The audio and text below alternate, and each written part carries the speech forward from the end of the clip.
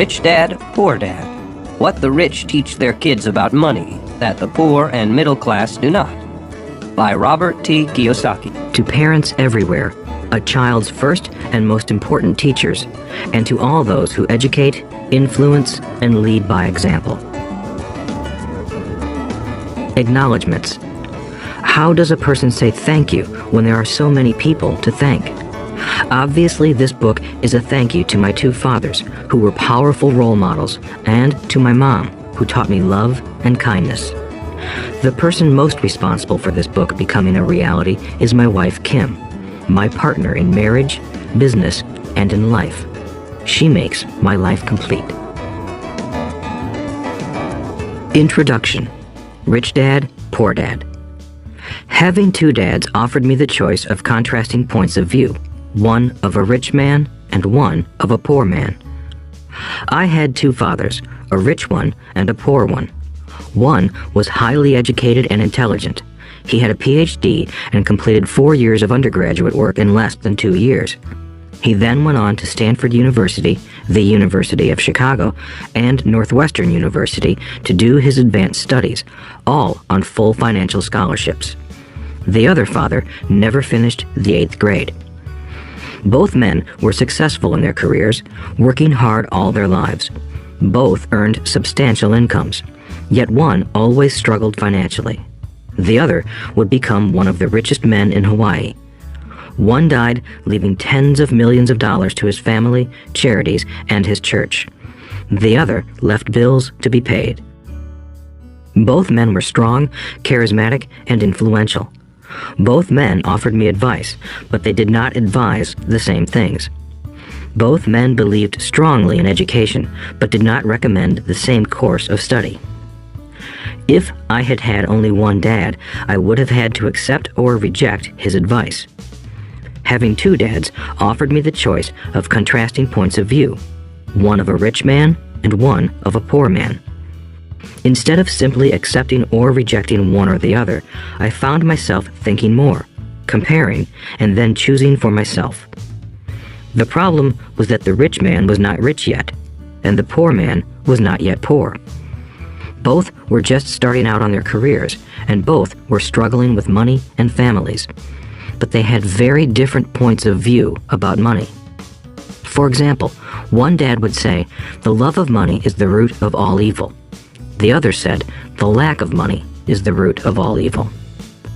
As a young boy, having two strong fathers, both influencing me, was difficult. I wanted to be a good son and listen, but the two fathers did not say the same things. The contrast in their points of view, particularly about money, was so extreme that I grew curious and intrigued. I began to start thinking for long periods of time about what each was saying. Much of my private time was spent reflecting, asking myself questions such as, why does he say that? And then asking the same question of the other dad's statement. It would have been much easier to simply say, yeah, he's right, I agree with that. Or to simply reject the point of view by saying, the old man doesn't know what he's talking about. Instead, having two dads whom I loved forced me to think and ultimately choose a way of thinking for myself. As a process, choosing for myself turned out to be much more valuable in the long run than simply accepting or rejecting a single point of view. One of the reasons the rich get richer, the poor get poorer, and the middle class struggles in debt is that the subject of money is taught at home, not in school. Most of us learn about money from our parents, so what can poor parents tell their child about money? They simply say, stay in school and study hard. The child may graduate with excellent grades, but with a poor person's financial programming and mindset. Sadly, money is not taught in schools. Schools focus on scholastic and professional skills, but not on financial skills. This explains how smart bankers, doctors, and accountants who earned excellent grades may struggle financially all of their lives. Our staggering national debt is due in large part to highly educated politicians and government officials making financial decisions with little or no training in the subject of money. Today, I often wonder what will soon happen when we have millions of people who need financial and medical assistance. They will be dependent upon their families or the government for financial support. What will happen when Medicare and Social Security run out of money? How will a nation survive if teaching children about money continues to be left to parents, most of whom will be, or already are, poor? Because I had two influential fathers, I learned from both of them. I had to think about each dad's advice, and in doing so, I gained valuable insight into the power and effect of one's thoughts on one's life. For example, one dad had a habit of saying, "I can't afford it." The other dad forbade those words to be used. He insisted I ask, "How can I afford it?" One is a statement, and the other is a question. One lets you off the hook, and the other forces you to think. My soon-to-be rich dad would explain that by automatically saying the words, "I can't afford it," your brain stops working. By asking the question, "How can I afford it?" your brain is put to work. He did not mean that you should buy everything you want. He was fanatical about exercising your mind, the most powerful computer in the world. He'd say, "My brain gets stronger every day because I exercise it. The stronger it gets, the more money I can make." He believed that automatically saying, "I can't afford it," was a sign of mental laziness. Although both dads worked hard, I noticed that one dad had a habit of putting his brain to sleep when it came to finances, and the other had a habit of exercising his brain. The long-term result was that one dad grew stronger financially, and the other grew weaker. It is not much different from a person who goes to the gym to exercise on a regular basis versus someone who sits on the couch watching television. Proper physical exercise increases your chances for health, and proper mental exercise increases your chances for wealth. My two dads had opposing attitudes, and that affected the way they thought. One dad thought that the rich should pay more in taxes to take care of those less fortunate. The other said, taxes punish those who produce and reward those who don't produce. One dad recommended, study hard so you can find a good company to work for. The other recommended, study hard so you can find a good company to buy. One dad said, the reason I'm not rich is because I have you kids. The other said, the reason I must be rich is because I have you kids. One encouraged talking about money and business at the dinner table, while the other forbade the subject of money to be discussed over a meal. One said, when it comes to money, play it safe, don't take risks. The other said, learn to manage risk. One believed, our home is our largest investment and our greatest asset. The other believed, my house is a liability, and if your house is your largest investment, you're in trouble. Both dads paid their bills on time, yet one paid his bills first, while the other paid his bills last. One dad believed in a company or the government taking care of you and your needs. He was always concerned about pay raises, retirement plans, medical benefits, sick leave, vacation days, and other perks. He was impressed with two of his uncles who joined the military and earned a retirement and entitlement package for life after 20 years of active service. He loved the idea of medical benefits and PX privileges the military provided its retirees. He also loved the tenure system available through the university. The idea of job protection for life and job benefits seemed more important at times than the job. He would often say, I've worked hard for the government and I'm entitled to these benefits. The other believed in total financial self-reliance. He spoke out against the entitlement mentality and how it created weak and financially needy people. He was emphatic about being financially competent. One dad struggled to save a few dollars. The other created investments. One dad taught me how to write an impressive resume so I could find a good job.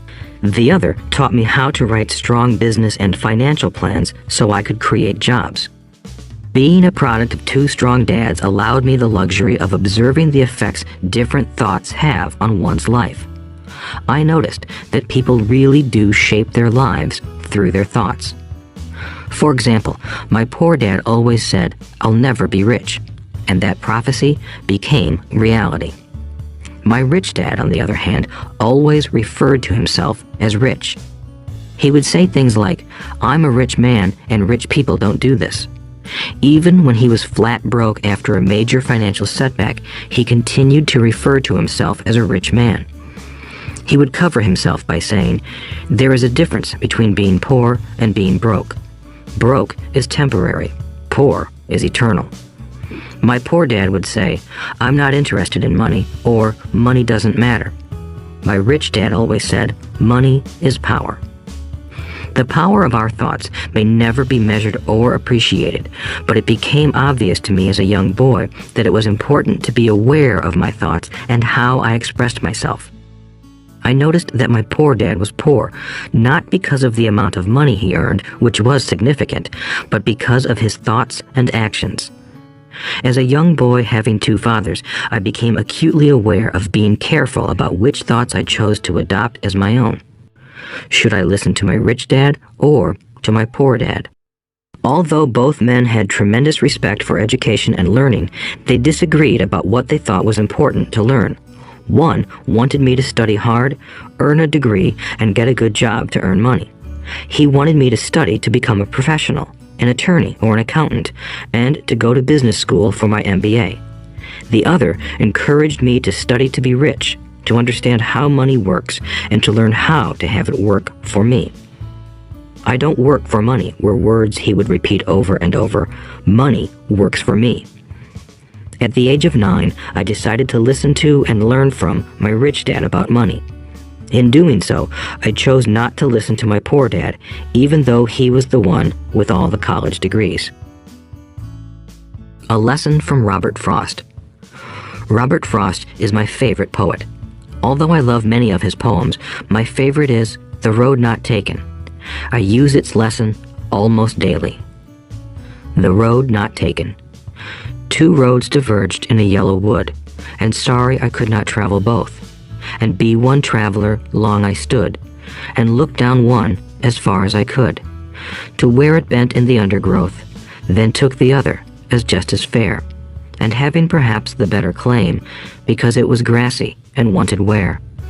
Though as for that the passing there had worn them really about the same, and both that morning equally lay in leaves no step had trodden black. Oh, I kept the first for another day, yet knowing how way leads on to way, I doubted if I should ever come back. I shall be telling this with a sigh, somewhere ages and ages hence. Two roads diverged in a wood, and I took the one less traveled by, and that has made all the difference. And that has made all the difference. Over the years, I have often reflected upon Robert Frost's poem. Choosing not to listen to my highly educated dad's advice and attitude about money was a painful decision, but it was a decision that shaped the rest of my life. Once I made up my mind about whom to listen to, my education about money began. My rich dad taught me over a period of 30 years until I was 39 years old. He stopped once he realized that I knew and fully understood what he had been trying to drum into my often thick skull. Money is one form of power, but what is more powerful is financial education. Money comes and goes, but if you have the education about how money works, you gain power over it and can begin building wealth. The reason positive thinking alone does not work is because most people went to school and never learned how money works, so they spend their lives working for money. Because I was only 9 years old when I started, the lessons my rich dad taught me were simple, and when it was all said and done, there were only 6 main lessons repeated over 30 years. This audiobook is about those 6 lessons, put as simply as possible, just as simply as my rich dad put forth those lessons to me. The lessons are meant not to be answers, but guideposts that will assist you and your children to grow wealthier no matter what happens in a world of increasing change and uncertainty.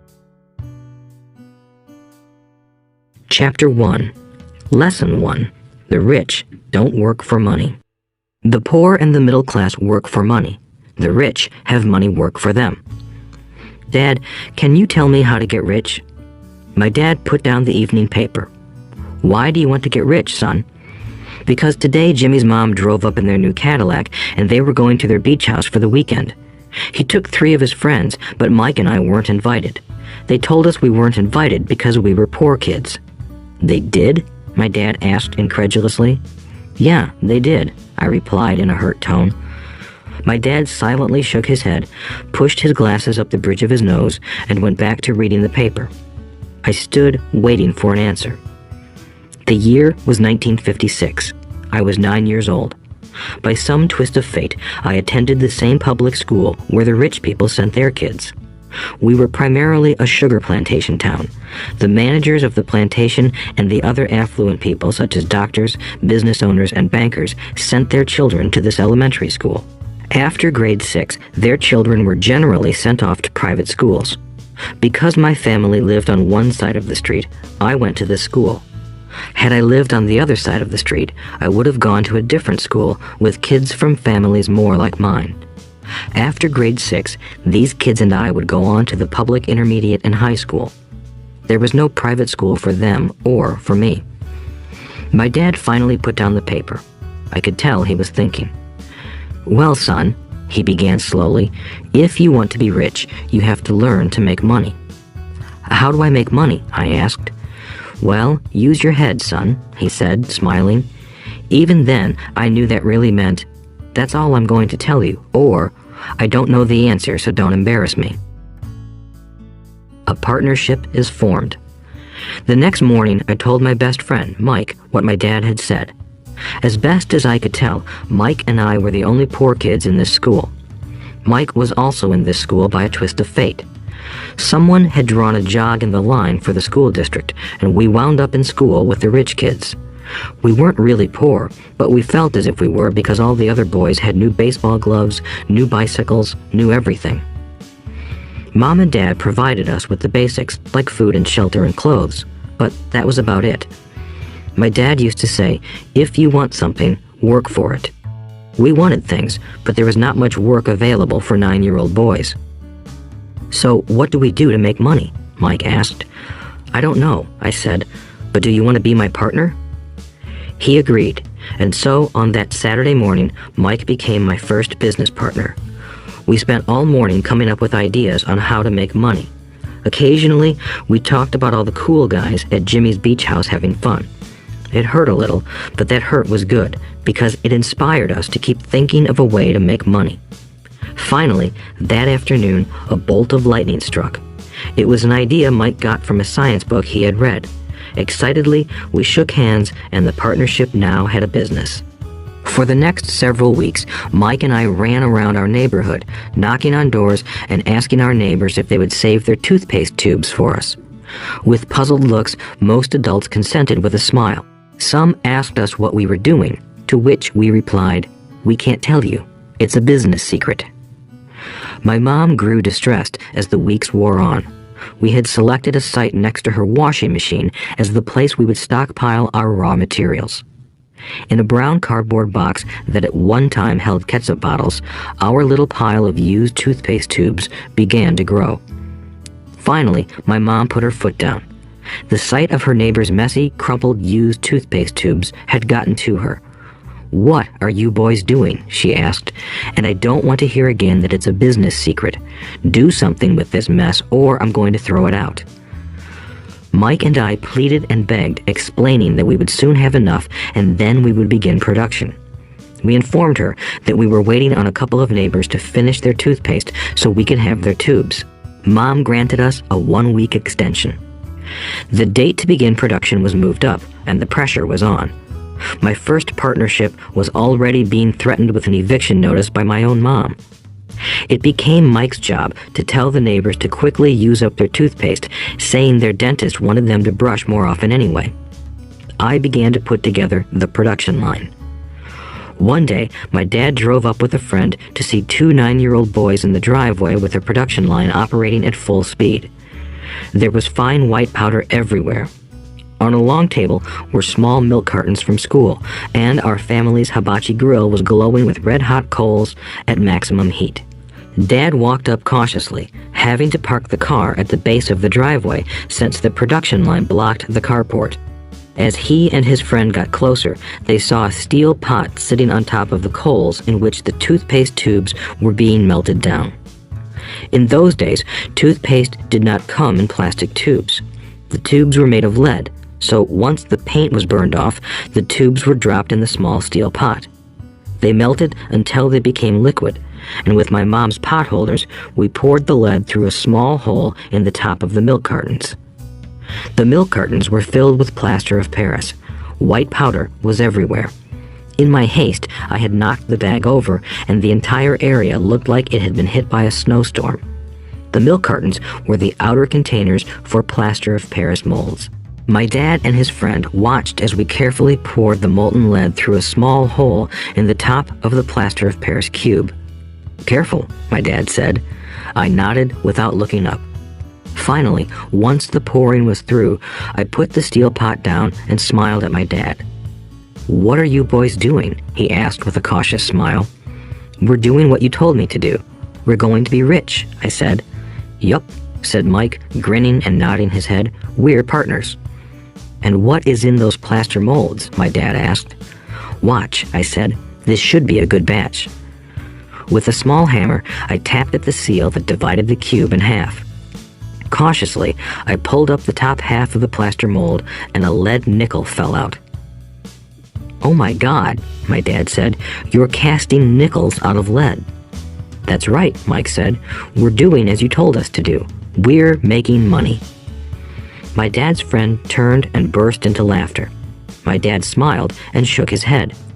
Along with a fire and a box of spent toothpaste tubes, in front of him were two little boys covered with white dust, smiling from ear to ear. He asked us to put everything down and sit with him on the front step of our house. With a smile, he gently explained what the word counterfeiting meant. Our dreams were dashed. "You mean this is illegal?" asked Mike in a quivering voice. "Let them go," my dad's friend said. "They might be developing a natural talent." My dad glared at him. "Yes, it is illegal," my dad said gently, "but you boys have shown great creativity and original thought. Keep going. I'm really proud of you." Disappointed, Mike and I sat in silence for about 20 minutes before we began cleaning up our mess. The business was over on opening day. Sweeping the powder up, I looked at Mike and said, "I guess Jimmy and his friends are right. We are poor." My father was just leaving as I said that. "Boys," he said, "you're only poor if you give up. The most important thing is that you did something. Most people only talk and dream of getting rich. You've done something. I'm very proud of the two of you. I will say it again. Keep going. Don't quit." Mike and I stood there in silence. They were nice words, but we still did not know what to do. "So how come you're not rich, Dad?" I asked. "Because I chose to be a school teacher. School teachers really don't think about being rich. We just like to teach. I wish I could help you, but I really don't know how to make money." Mike and I turned and continued our cleanup. "I know," said my dad. "If you boys want to learn how to be rich, don't ask me. Talk to your dad, Mike." "My dad?" asked Mike with a scrunched-up face. "Yeah, your dad," repeated my dad with a smile. "Your dad and I have the same banker, and he raves about your father. He's told me several times that your father is brilliant when it comes to making money." "My dad?" Mike asked again in disbelief. "Then how come we don't have a nice car and a nice house like the rich kids at school?" "A nice car and a nice house don't necessarily mean you're rich or you know how to make money," my dad replied. "Jimmy's dad works for the sugar plantation. He's not much different from me. He works for a company and I work for the government. The company buys the car for him. The sugar company is in financial trouble and Jimmy's dad may soon have nothing. Your dad is different, Mike. He seems to be building an empire, and I suspect in a few years he will be a very rich man." With that, Mike and I got excited again. With new vigor, we began cleaning up the mess caused by our now defunct first business. As we were cleaning, we made plans for how and when to talk to Mike's dad. The problem was that Mike's dad worked long hours and often did not come home until late. His father owned warehouses, a construction company, a chain of stores, and 3 restaurants. It was the restaurants that kept him out late. Mike caught the bus home after we had finished cleaning up. He was going to talk to his dad when he got home that night and ask him if he would teach us how to become rich. Mike promised to call as soon as he had talked to his dad, even if it was late. The phone rang at 8:30 p.m. "Okay," I said, "next Saturday." I put the phone down. Mike's dad had agreed to meet with us. On Saturday, I caught the 7:30 a.m. bus to the poor side of town. The lessons begin. Mike and I met with his dad that morning at 8 o'clock. He was already busy, having been at work for more than an hour. His construction supervisor was just leaving in his pickup truck as I walked up to his simple, small, and tidy home. Mike met me at the door. "Dad's on the phone, and he said to wait on the back porch," Mike said as he opened the door. The old wooden floor creaked as I stepped across the threshold of the aging house. There was a cheap mat just inside the door. The mat was there to hide the years of wear from countless footsteps that the floor had supported. Although clean, it needed to be replaced. I felt claustrophobic as I entered the narrow living room that was filled with old, musty, overstuffed furniture that today would be collector's items. Sitting on the couch were two women, both a little older than my mom. Across from the women sat a man in workman's clothes. He wore khaki slacks and a khaki shirt, neatly pressed but without starch, and polished work boots. He was about 10 years older than my dad. They smiled as Mike and I walked past them toward the back porch. I smiled back shyly. "Who are those people?" I asked. "Oh, they work for my dad. The older man runs his warehouses, and the women are the managers of the restaurants. And as you arrived, you saw the construction supervisor who was working on a road project about 50 miles from here. His other supervisor, who was building a track of houses, left before you got here." "Does this go on all the time?" I asked. "Not always, but quite often," said Mike, smiling as he pulled up a chair to sit down next to me. "I asked my dad if he would teach us to make money," Mike said. "Oh, and what did he say to that?" I asked with cautious curiosity. "Well, he had a funny look on his face at first, and then he said he would make us an offer." "Oh," I said, rocking my chair back against the wall. I sat there, perched on two rear legs of the chair. Mike did the same thing.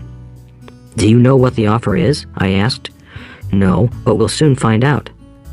Suddenly, Mike's dad burst through the rickety screen door and onto the porch.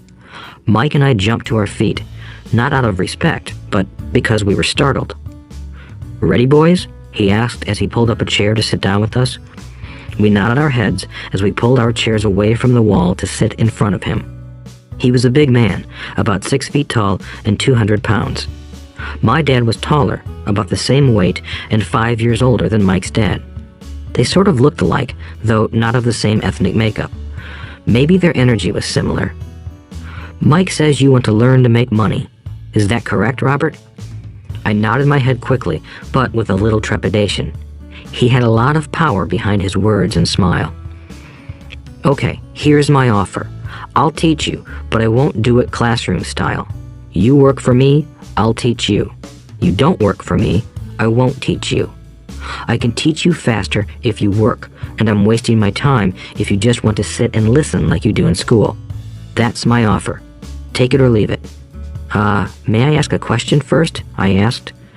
"No, take it or leave it. I've got too much work to do to waste my time. If you can't make up your mind decisively, then you'll never learn to make money anyway. Opportunities come and go. Being able to know when to make quick decisions is an important skill. You have the opportunity that you asked for. School is beginning, or it's over in 10 seconds, Mike's dad said with a teasing smile. "Take it," I said. "Take it," said Mike. "Good," said Mike's dad. "Mrs. Martin will be by in 10 minutes. After I'm through with her, you'll ride with her to my superette and you can begin working.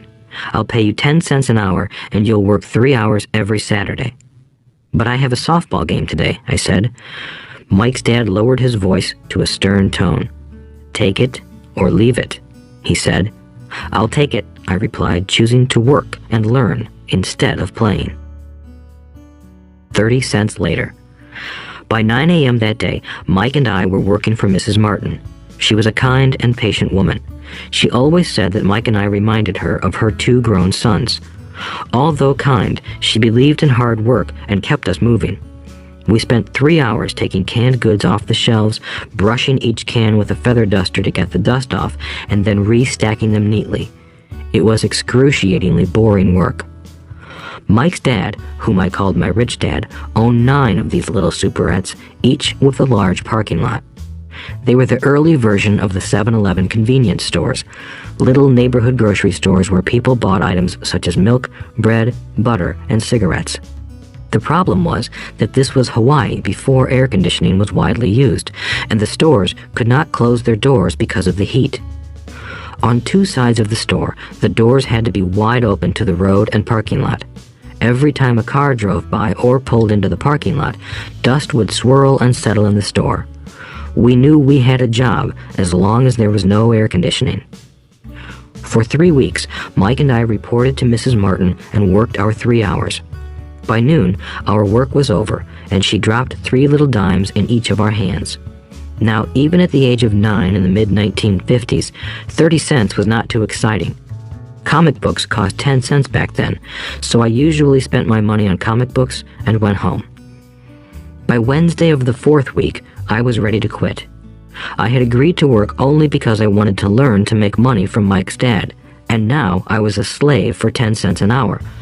On top of that, I had not seen Mike's dad since that first Saturday. "I'm quitting," I told Mike at lunchtime. School was boring, and now I did not even have my Saturdays to look forward to. But it was the 30 cents that really got to me. This time, Mike smiled. "What are you laughing at?" I asked with anger and frustration. "Dad said this would happen. He said to meet with him when you were ready to quit." "What?" I said indignantly. "He's been waiting for me to get fed up?" "Sort of," Mike said. "Dad's kind of different. He doesn't teach like your dad. Your mom and dad lecture a lot. My dad is quiet and a man of few words. You just wait till this Saturday. I'll tell him you're ready." "You mean I've been set up?" "No, not really. But maybe. Dad will explain on Saturday." Waiting in line on Saturday. I was ready to face Mike's dad. Even my real dad was angry with him. My real dad, the one I called the poor one, thought that my rich dad was violating child labor laws and should be investigated. My educated poor dad told me to demand what I deserve, at least 25 cents an hour. My poor dad told me that if I did not get a raise, I was to quit immediately. "You don't need that damn job anyway," said my poor dad with indignation. At 8 o'clock Saturday morning, I walked through the door of Mike's house when Mike's dad opened it. "Take a seat and wait in line," he said as I entered. He turned and disappeared into his little office next to a bedroom. I looked around the room and didn't see Mike anywhere. Feeling awkward, I cautiously sat down next to the same 2 women who were there 4 weeks earlier. They smiled and slid down the couch to make room for me. 45 minutes went by, and I was steaming. The 2 women had met with him and left 30 minutes earlier. An older gentleman was in there for 20 minutes and was also gone. The house was empty, and here I sat in a musty, dark living room on a beautiful, sunny Hawaiian day, waiting to talk to a cheapskate who exploited children. I could hear him rustling around the office, talking on the phone, and ignoring me. I was ready to walk out, but for some reason, I stayed. Finally, 15 minutes later, at exactly 9 o'clock, Rich Dad walked out of his office, said nothing, and signaled with his hand for me to enter. "I understand you want a raise or you're going to quit," Rich Dad said as he swiveled in his office chair. "Well, you're not keeping your end of the bargain," I blurted out, nearly in tears. It was really frightening for me to confront a grown-up. "You said that you would teach me if I worked for you. Well, I've worked for you. I've worked hard. I've given up my baseball games to work for you, but you haven't kept your word, and you haven't taught me anything. You are a crook like everyone in town thinks you are. You're greedy. You want all the money and don't take care of your employees. You made me wait and don't show me any respect. I'm only a little boy, but I deserve to be treated better." Rich Dad rocked back in his swivel chair, hands up to his chin, and stared at me. "Not bad," he said. "In less than a month, you sound like most of my employees." "What?" I asked. Not understanding what he was saying, I continued with my grievance. "I thought you were going to keep your end of the bargain and teach me. Instead, you want to torture me? That's cruel. That's really cruel." "I am teaching you," Rich Dad said quietly. "What have you taught me?" "Nothing," I said angrily. "You haven't even talked to me once since I agreed to work for peanuts. 10 cents an hour. Ha! I should notify the government about you. We have child labor laws, you know. My dad works for the government, you know." "Wow," said Rich Dad. "Now you sound just like most of the people who used to work for me. People I've either fired or who have quit." "So, what do you have to say?" I demanded, feeling pretty brave for a little kid. "You lied to me. I've worked for you, and you have not kept your word. You haven't taught me anything." "How do you know that I've not taught you anything?" asked Rich Dad calmly. "Well, you've never talked to me. I've worked for 3 weeks, and you have not taught me anything," I said with a pout. "Does teaching mean talking or a lecture?" Rich Dad asked. "Well, yes," I replied. "That's how they teach you in school," he said, smiling. "But that is not how life teaches you, and I would say that life is the best teacher of all. Most of the time, life does not talk to you. It just sort of pushes you around. Each push is life saying, 'Wake up, there's something I want you to learn.'" "What is this man talking about?" I asked myself silently. Life pushing me around was life talking to me? Now I knew I had to quit my job. I was talking to someone who needed to be locked up. If you learn life's lessons, you will do well. If not, life will just continue to push you around. People do 2 things. Some just let life push them around. Others get angry and push back. But they push back against their boss, or their job, or their husband or wife. They do not know it's life that's pushing. I had no idea what he was talking about. Life pushes all of us around. Some people give up and others fight. A few learn the lesson and move on. They welcome life pushing them around. To these few people, it means they need and want to learn something. They learn and move on. Most quit, and a few, like you, fight. Rich Dad stood and shut the creaky old wooden window that needed repair. "If you learn this lesson, you will grow into a wise, wealthy, and happy young man. If you don't, you will spend your life blaming a job, low pay, or your boss for your problems. You'll live life always hoping for that big break that will solve all your money problems." Rich Dad looked over at me to see if I was still listening. His eyes met mine. We stared at each other, communicating through our eyes. Finally, I looked away once I had absorbed his message. I knew he was right. I was blaming him, and I did ask to learn. I was fighting. Rich Dad continued. "Or, if you are the kind of person who has no guts, you just give up every time life pushes you. If you are that kind of person, you'll live all your life playing it safe, doing the right things, saving yourself for some event that never happens. Then you die a boring old man. You'll have lots of friends who really like you because you were such a nice, hard-working guy. But the truth is that you let life push you into submission. Deep down, you were terrified of taking risks. You really wanted to win, but the fear of losing was greater than the excitement of winning. Deep inside, you and only you will know you didn't go for it. You chose to play it safe." Our eyes met again. "You've been pushing me around?" I asked. "Some people might say that," smiled Rich Dad. "I would say that I just gave you a taste of life." "What taste of life?" I asked, still angry, but now curious and ready to learn.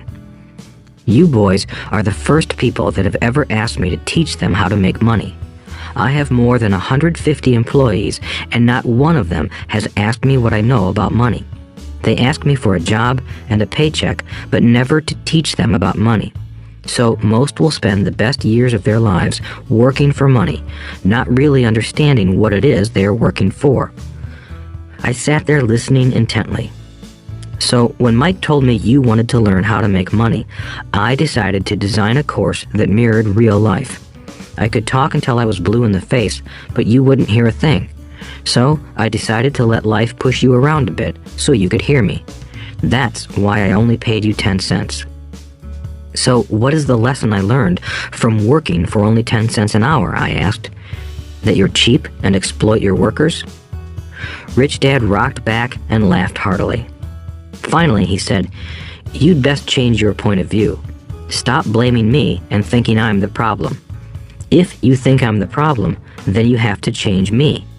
If you realize that you're the problem, then you can change yourself, learn something, and grow wiser." Most people want everyone else in the world to change but themselves.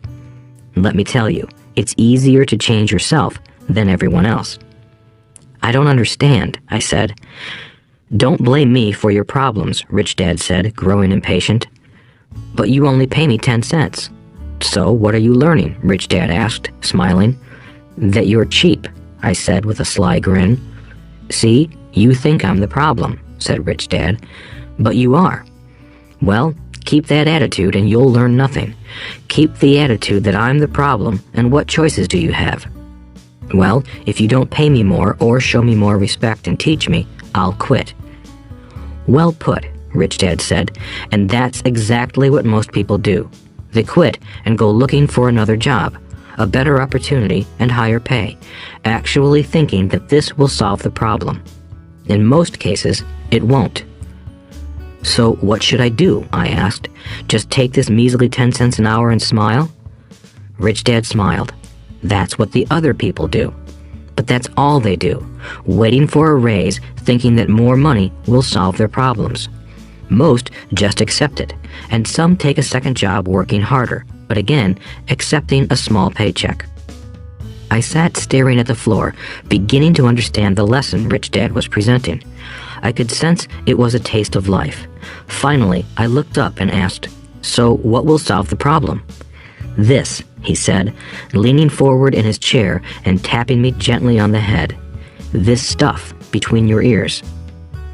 It was at that moment that Rich Dad shared the pivotal point of view that separated him from his employees and my poor dad, and led him to eventually become one of the richest men in Hawaii, while my highly educated but poor dad struggled financially all his life. It was a singular point of view that made all the difference over a lifetime.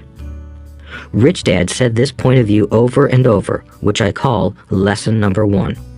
The poor and the middle class work for money. The rich have money work for them. On that bright Saturday morning, I learned a completely different point of view from what I had been taught by my poor dad. At the age of 9, I understood that both dads wanted me to learn. Both dads encouraged me to study, but not the same things. My highly educated dad recommended that I do what he did. "Son, I want you to study hard, get good grades so you can find a safe, secure job with a big company, and make sure it has excellent benefits." My rich dad wanted me to learn how money works so I could make it work for me. These lessons I would learn through life with his guidance, not because of a classroom. My rich dad continued my first lesson. "I'm glad you got angry about working for 10 cents an hour. If you hadn't got angry and had simply accepted it, I would have to tell you that I could not teach you. You see, true learning takes energy, passion, and a burning desire. Anger is a big part of that formula, for passion is anger and love combined. When it comes to money, most people want to play it safe and feel secure, so passion does not direct them. Fear does." "So is that why they'll take jobs with low pay?" I asked. "Yes," said Rich Dad. "Some people say I exploit people because I don't pay as much as the sugar plantation or the government. I say the people exploit themselves. It's their fear, not mine." "But don't you feel you should pay them more?" I asked. "I don't have to. And besides, more money will not solve their problems. Just look at your dad. He makes a lot of money, and he still can't pay his bills. Most people, given more money, only get into more debt." "So that's why the 10 cents an hour," I said, smiling. "It's part of the lesson." "That's right," smiled Rich Dad. "You see, your dad went to school and got an excellent education so he could get a high-paying job. But he still has money problems because he never learned anything about money in school. On top of that, he believes in working for money." "And you don't?" I asked. "No, not really," said Rich Dad. "If you want to learn to work for money, then stay in school. That is a great place to learn to do that. But if you want to learn how to have money work for you, then I will teach you that. But only if you want to learn." "Wouldn't everyone want to learn that?" I asked. "No," said Rich Dad, "simply because it's easier to learn to work for money, especially if fear is your primary emotion when the subject of money is discussed." "I don't understand," I said with a frown. "Don't worry about that for now. Just know that it's fear that keeps most people working at a job. The fear of not paying their bills, the fear of being fired, the fear of not having enough money, and the fear of starting over. That's the price of studying to learn a profession or trade and then working for money. Most people become a slave to money and then get angry at their boss. Learning to have money work for you is a completely different course of study?" I asked. "Absolutely," Rich Dad answered. "Absolutely." We sat in the silence on that beautiful Hawaiian Saturday morning. My friends had just started their Little League baseball game, but for some reason, I was now thankful I had decided to work for 10 cents an hour. I sensed that I was about to learn something my friends wouldn't learn in school. "Ready to learn?" asked Rich Dad. "Absolutely," I said with a grin. "I have kept my promise. I've been teaching you from afar," my Rich Dad said. "At 9 years old, you've gotten a taste of what it feels like to work for money. Just multiply your last month by 50 years, and you will have an idea of what most people spend their life doing." "I don't understand," I said. "How did you feel waiting in line to see me, once to get hired and once to ask for more money?" "Terrible," I said. "If you choose to work for money, that is what life will be like," said Rich Dad. "And how did you feel when Mrs. Martin dropped 3 dimes in your hand for 3 hours of work?" "I felt like it wasn't enough. It seemed like nothing. I was disappointed," I said. "And that is how most employees feel when they look at their paychecks, especially after all the tax and other deductions are taken out. At least you got 100%. "You mean most workers don't get paid everything?" I asked with amazement. "Heavens no," said Rich Dad. "The government always takes its share first." "How do they do that?" I asked. "Taxes," said Rich Dad. "You're taxed when you earn. You're taxed when you spend. You're taxed when you save. You're taxed when you die." "Why do people let the government do that to them?" "The rich don't," said Rich Dad with a smile. "The poor and the middle class do. I'll bet you that I earn more than your dad, yet he pays more in taxes." "How can that be?" I asked. At my age, that made no sense to me. Why would someone let the government do that to them? Rich Dad rocked slowly and silently in his chair, just looking at me. "Ready to learn?" he asked. I nodded my head slowly. As I said, there is a lot to learn. Learning how to have money work for you is a lifetime study. Most people go to college for 4 years and their education ends. I already know that my study of money will continue over my lifetime, simply because the more I find out I need to know. Most people never study the subject. They go to work, get their paycheck, balance their checkbooks, and that's it. Then they wonder why they have money problems. They think that more money will solve the problem, and don't realize that it's their lack of financial education that is the problem. "So my dad has tax problems because he doesn't understand money?" I asked, confused. "Look," said Rich Dad, "taxes are just one small section on learning how to have money work for you. Today, I just wanted to find out if you still have the passion to learn about money. Most people don't. They want to go to school, learn a profession, have fun at their work, and earn lots of money. One day they wake up with big money problems, and then they can't stop working. That's the price of only knowing how to work for money instead of studying how to have money work for you." "So, do you still have the passion to learn?" asked Rich Dad. I nodded my head. "Good," said Rich Dad. "Now get back to work. This time, I will pay you nothing." "What?" I asked in amazement. "You heard me. Nothing. You will work the same 3 hours every Saturday, but this time you will not be paid 10 cents per hour. You said you wanted to learn to not work for money, so I'm not going to pay you anything." I couldn't believe what I was hearing. I've already had this conversation with Mike, and he's already working. dusting and stacking canned goods for free. You better hurry and get back there." "That's not fair," I shouted. "You've got to pay something." "You said you wanted to learn. If you don't learn this now, you'll grow up to be like the two women and the older man sitting in my living room, working for money and hoping I don't fire them. Or, like your dad, earning lots of money only to be in debt up to his eyeballs, hoping more money will solve the problem. If that's what you want, I'll go back to our original deal of 10 cents an hour. Or you can do what most adults do. Complain that there is not enough pay, quit, and go looking for another job." "But what do I do?" I asked. Rich Dad tapped me on the head. "Use this," he said. "If you use it well, you will soon thank me for giving you an opportunity, and you will grow into a rich man." I stood there, still not believing what a raw deal I was handed. I came to ask for a raise, and somehow I was instead working for nothing. Rich Dad tapped me on the head again and said, "Use this. Now, get out of here and get back to work." Lesson number 1. The rich don't work for money. I didn't tell my poor dad I wasn't being paid. He wouldn't have understood, and I didn't want to try to explain something I didn't understand myself. For 3 more weeks, Mike and I worked 3 hours every Saturday for nothing. The work didn't bother me, and the routine got easier.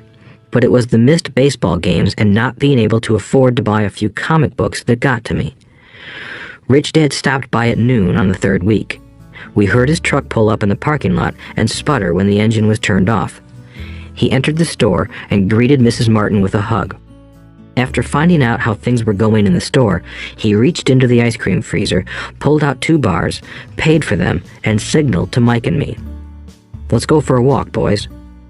We crossed the street, dodging a few cars, and walked across a large grassy field where a few adults were playing softball. Sitting down at a lone picnic table, he handed Mike and me the treats. "How's it going, boys?" "Okay," Mike said. I nodded in agreement. "Learn anything yet?" Rich Dad asked. Mike and I looked at each other, shrugged our shoulders, and shook our heads in unison. Avoiding one of life's biggest traps. Well, you boys had better start thinking. You're staring at one of life's biggest lessons.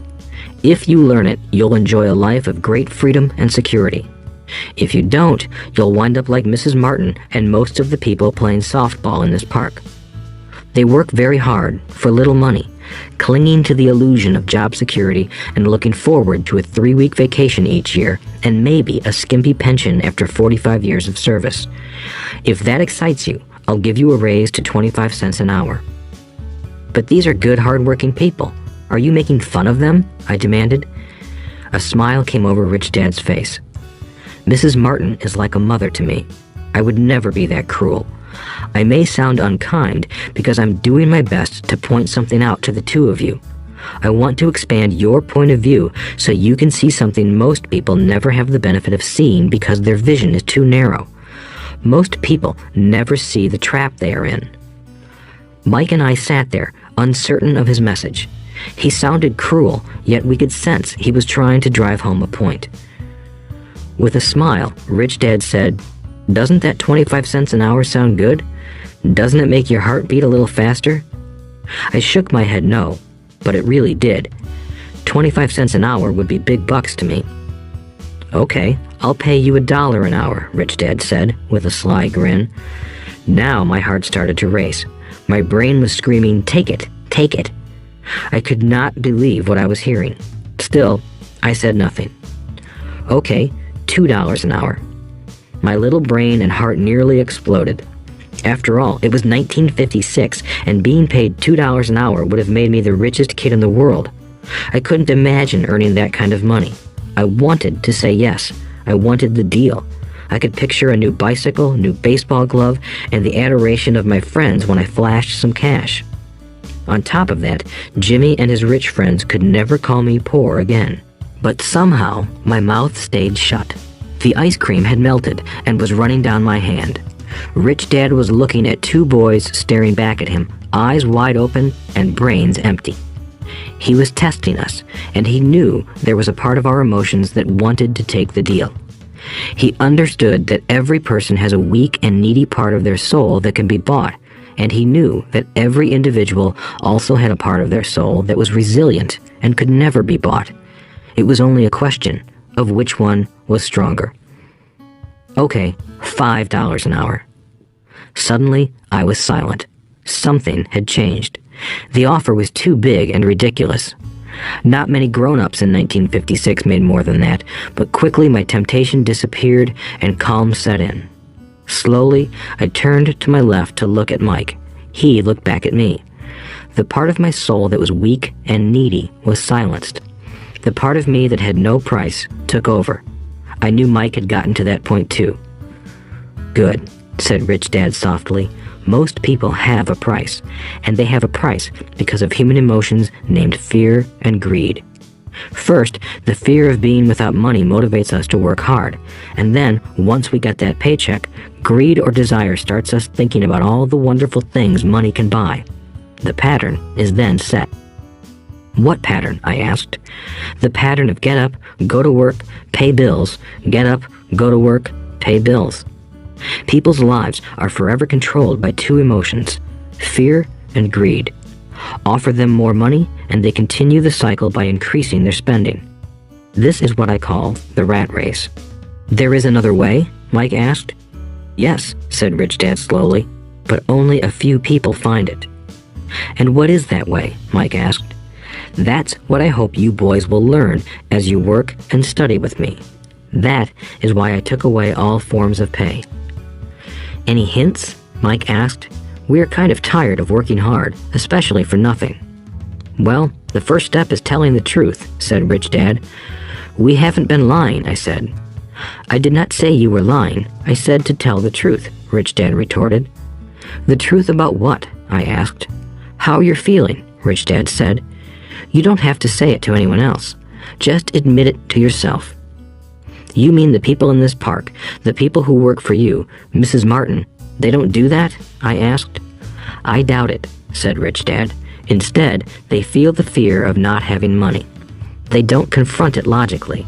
They react emotionally instead of using their heads," Rich Dad said. "Then, they get a few bucks in their hands, and again, the emotions of joy, desire, and greed take over.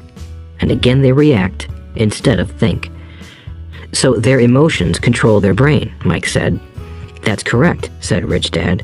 "Instead of admitting the truth about how they feel, they react to their feelings and fail to think. They feel the fear, so they go to work, hoping that money will soothe the fear, but it doesn't. It continues to haunt them, and they return to work, hoping again that money will calm their fears, and again it doesn't. Fear keeps them in this trap of working, earning money, working, earning money, hoping the fear will go away. But every day they get up, and that old fear wakes up with them. For millions of people, that old fear keeps them awake all night, causing a night of turmoil and worry. So they get up and go to work, hoping that a paycheck will kill that fear gnawing at their souls. Money is running their lives, and they refuse to tell the truth about that. Money is in control of their emotions and their souls." Rich Dad sat quietly, letting his words sink in. Mike and I had heard what he said, but didn't understand fully what he was talking about. I just knew that I often wondered why grown-ups hurried off to work. It did not seem like much fun, and they never looked that happy, but something kept them going. Realizing we had absorbed as much as possible of what he was talking about, Rich Dad said, "I want you boys to avoid that trap. That is really what I want to teach you. Not just to be rich, because being rich does not solve the problem." "It doesn't?" I asked, surprised. "No, it doesn't. Let me explain the other emotion, desire. Some call it greed, but I prefer desire. It's perfectly normal to desire something better, prettier, more fun, or exciting. So people also work for money because of desire. They desire money for the joy they think it can buy. But the joy that money brings is often short-lived, and they soon need more money for more joy, more pleasure, more comfort, and more security. So they keep working, thinking money will soothe their souls that are troubled by fear and desire. But money can't do that. Even rich people do this? Mike asked.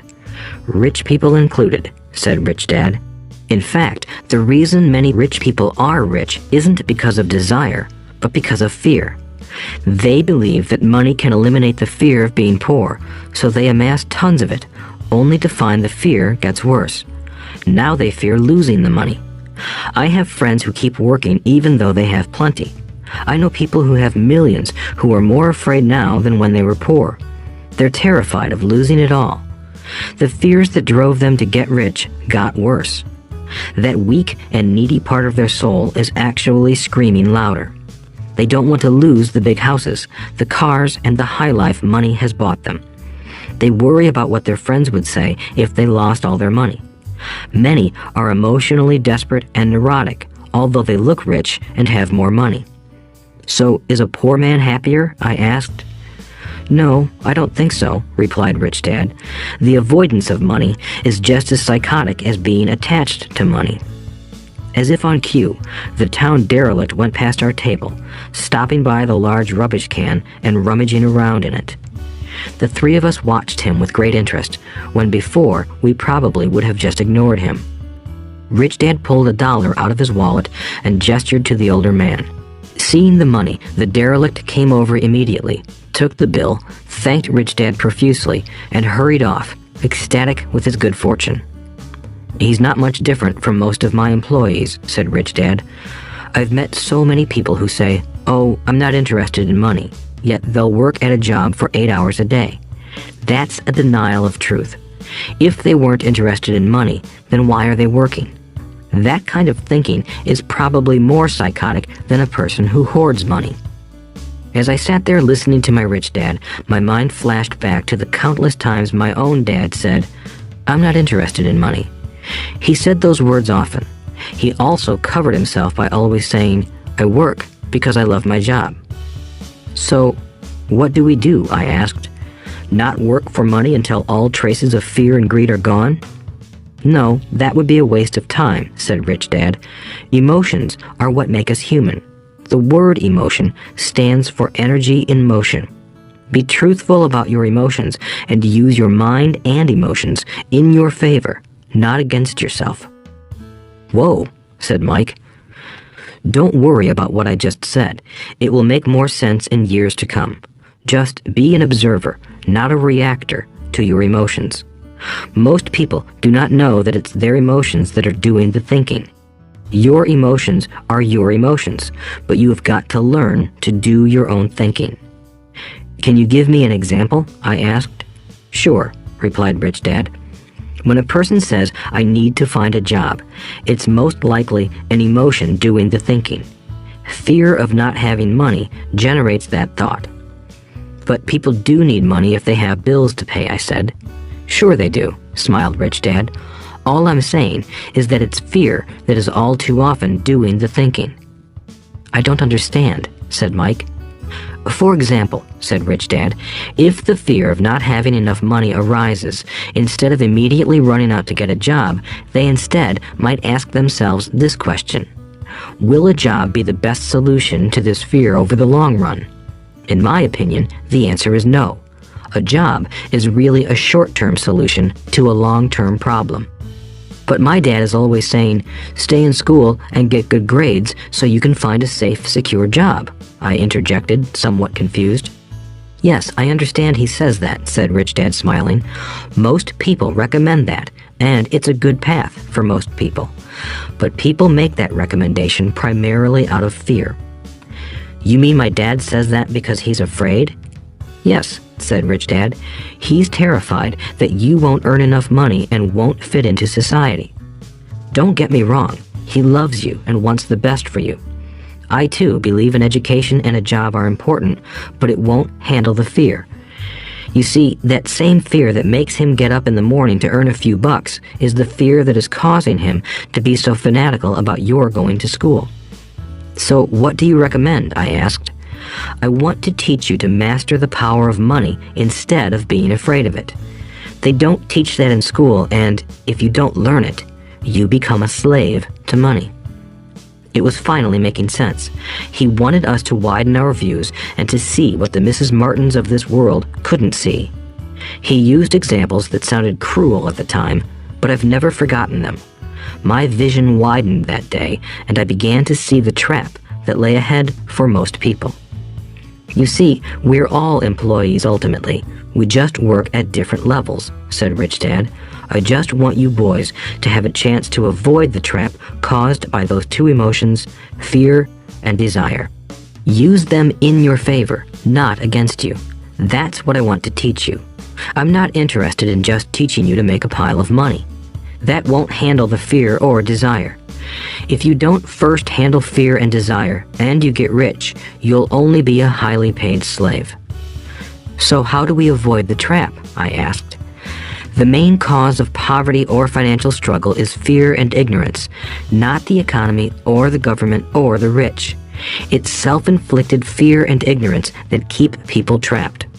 So you boys go to school and get your college degrees, and I'll teach you how to stay out of the trap. The pieces of the puzzle were appearing.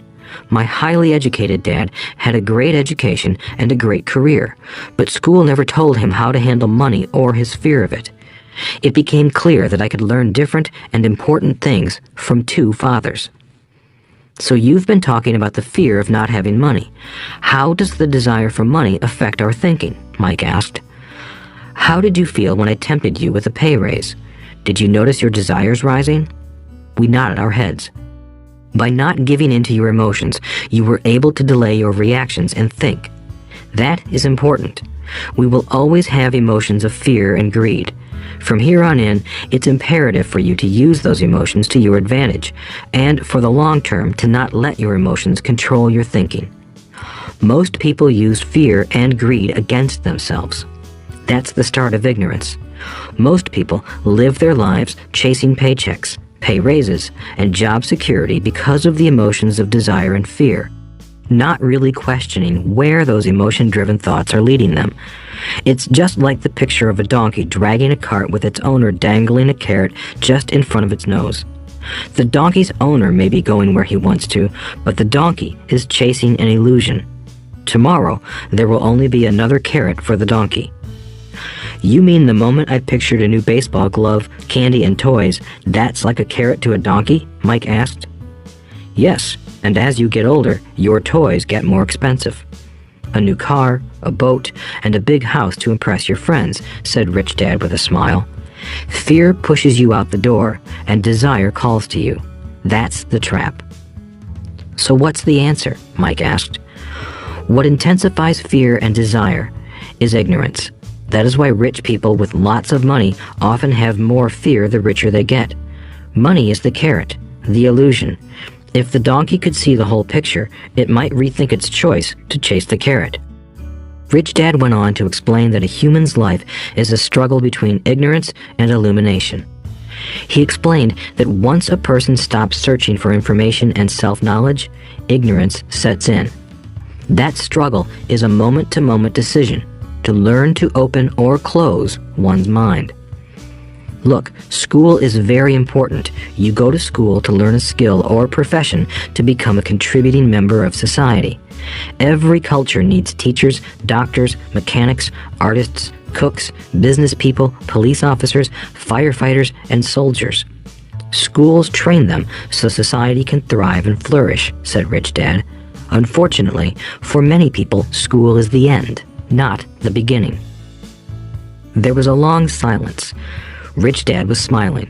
I didn't comprehend everything he said that day, but as with most great teachers, his words continued to teach for years. I've been a little cruel today, said Rich Dad, but I want you to always remember this talk. I want you to always think of Mrs. Martin, and I want you always to remember that donkey. Never forget that fear and desire can lead you into life's biggest trap if you are not aware of them controlling your thinking. To spend your life living in fear, never exploring your dreams, is cruel. To work hard for money, thinking that it will buy you things that will make you happy, is also cruel. To wake up in the middle of the night terrified about paying bills is a horrible way to live. To live a life dictated by the size of a paycheck is not really living a life. Thinking that a job makes you secure is lying to yourself. That's cruel, and that's the trap I want you to avoid. I've seen how money runs people's lives. Don't let that happen to you. Please, don't let money run your life. A softball rolled under our table. Rich Dad picked it up and threw it back. So what does ignorance have to do with greed and fear? I asked. Because it is ignorance about money that causes so much greed and fear, said Rich Dad. Let me give you some examples. A doctor, wanting more money to better provide for his family, raises his fees. By raising his fees, it makes healthcare more expensive for everyone. It hurts the poor people the most, so they have worse health than those with money. Because the doctors raise their fees, the attorneys raise their fees. Because the attorneys' fees have gone up, school teachers want a raise, which raises our taxes, and on and on and on. Soon, there will be such a horrifying gap between the rich and the poor that chaos will break out and another great civilization will collapse. History proves that great civilizations collapse when the gap between the haves and have-nots is too great. Sadly, America is on that same course because we haven't learned from history. We only memorize historical dates and names, not the lesson. Aren't prices supposed to go up? I asked. In an educated society with a well-run government, prices should actually come down. Of course, that is often only true in theory. Prices go up because of greed and fear caused by ignorance. If schools taught people about money, there would be more money and lower prices. But schools focus only on teaching people to work for money, not how to harness money's power. But don't we have business schools? Mike asked. And haven't you encouraged me to go for my MBA? Yes, said Rich Dad, but all too often business schools train employees to become sophisticated bean counters. Heaven forbid a bean counter takes over a business. All they do is look at the numbers, fire people, and kill the business. I know this because I hire bean counters. All they think about is cutting costs and raising prices, which cause more problems. Bean counting is important. I wish more people knew it, but it, too, is not the whole picture, added Rich Dad angrily. So, is there an answer? Asked Mike. Yes, said Rich Dad. Learn to use your emotions to think, not think with your emotions. When you boys mastered your emotions by agreeing to work for free, I knew there was hope. When you again resisted your emotions when I tempted you with more money, you were again learning to think in spite of being emotionally charged. That's the first step. Why is that step so important? I asked. Well, that's up to you to find out. If you want to learn, I'll take you boys into the briar patch, a place almost everyone else avoids. If you go with me, you'll let go of the idea of working for money and instead learn to have money work for you. And what will we get if we go with you? What if we agree to learn from you? What will we get? I asked. The same thing Brer Rabbit got, said Rich Dad, referring to the classic children's story. Is there a briar patch? I asked. Yes, said Rich Dad. The briar patch is our fear and greed. Confronting fear, weaknesses, and neediness by choosing our own thoughts is the way out. Choosing our thoughts? Mike asked, puzzled. Yes, choosing what we think rather than reacting to our emotions. Instead of just getting up and going to work because not having the money to pay your bills is scaring you, ask yourself, is working harder at this the best solution to this problem? Most people are too afraid to rationally think things through and instead run out the door to a job they hate. The tar baby is in control. That's what I mean by choosing your thoughts. And how do we do that? Mike asked. That's what I will teach you. I'll teach you to have a choice of thoughts rather than a knee-jerk reaction, like gulping down your morning coffee and running out the door. Remember what I said before. A job is only a short-term solution to a long-term problem. Most people have only one problem in mind, and it's short-term. It's the bills at the end of the month, the tar baby. Money controls their lives, or should I say the fear and ignorance about money controls it. So they do as their parents did. They get up every day and go work for money, not taking the time to ask the question, is there another way? Their emotions now control their thinking, not their heads. Can you tell the difference between emotions thinking and the head thinking? Mike asked. "Oh yes, I hear it all the time," said Rich Dad. "I hear things like, well, everyone has to work, or the rich are crooks, or I'll get another job, I deserve this raise, you can't push me around, or I like this job because it's secure." No one asks, "Is there something I'm missing here?" which would break through the emotional thought and give you time to think clearly. As we headed back to the store, Rich Dad explained that the rich really did make money. They did not work for it. He went on to explain that when Mike and I were casting 5-cent pieces out of lead, thinking we were making money, we were very close to thinking the way the rich think. The problem was that creating money is legal for the government and banks to do, but illegal for us to do. There are legal ways to create money from nothing, he told us. Rich Dad went on to explain that the rich know that money is an illusion, truly like the carrot for the donkey. It's only out of fear and greed that the illusion of money is held together by billions of people who believe that money is real. It's not. Money is really made up. It is only because of the illusion of confidence and the ignorance of the masses that this house of cards stands. He talked about the gold standard that America was on, and that each dollar bill was actually a silver certificate. What concerned him was the rumor that we would someday go off the gold standard and our dollars would no longer be backed by something tangible. If that happens, boys, all hell will break loose. The poor, the middle class, and the ignorant will have their lives ruined simply because they will continue to believe that money is real and that the company they work for, or the government, will look after them. We really did not understand what he was saying that day, but over the years, it made more and more sense. Seeing what others miss. As he climbed into his pickup truck outside his convenience store, Rich Dad said, "Keep working, boys, but the sooner you forget about needing a paycheck, the easier your adult life will be.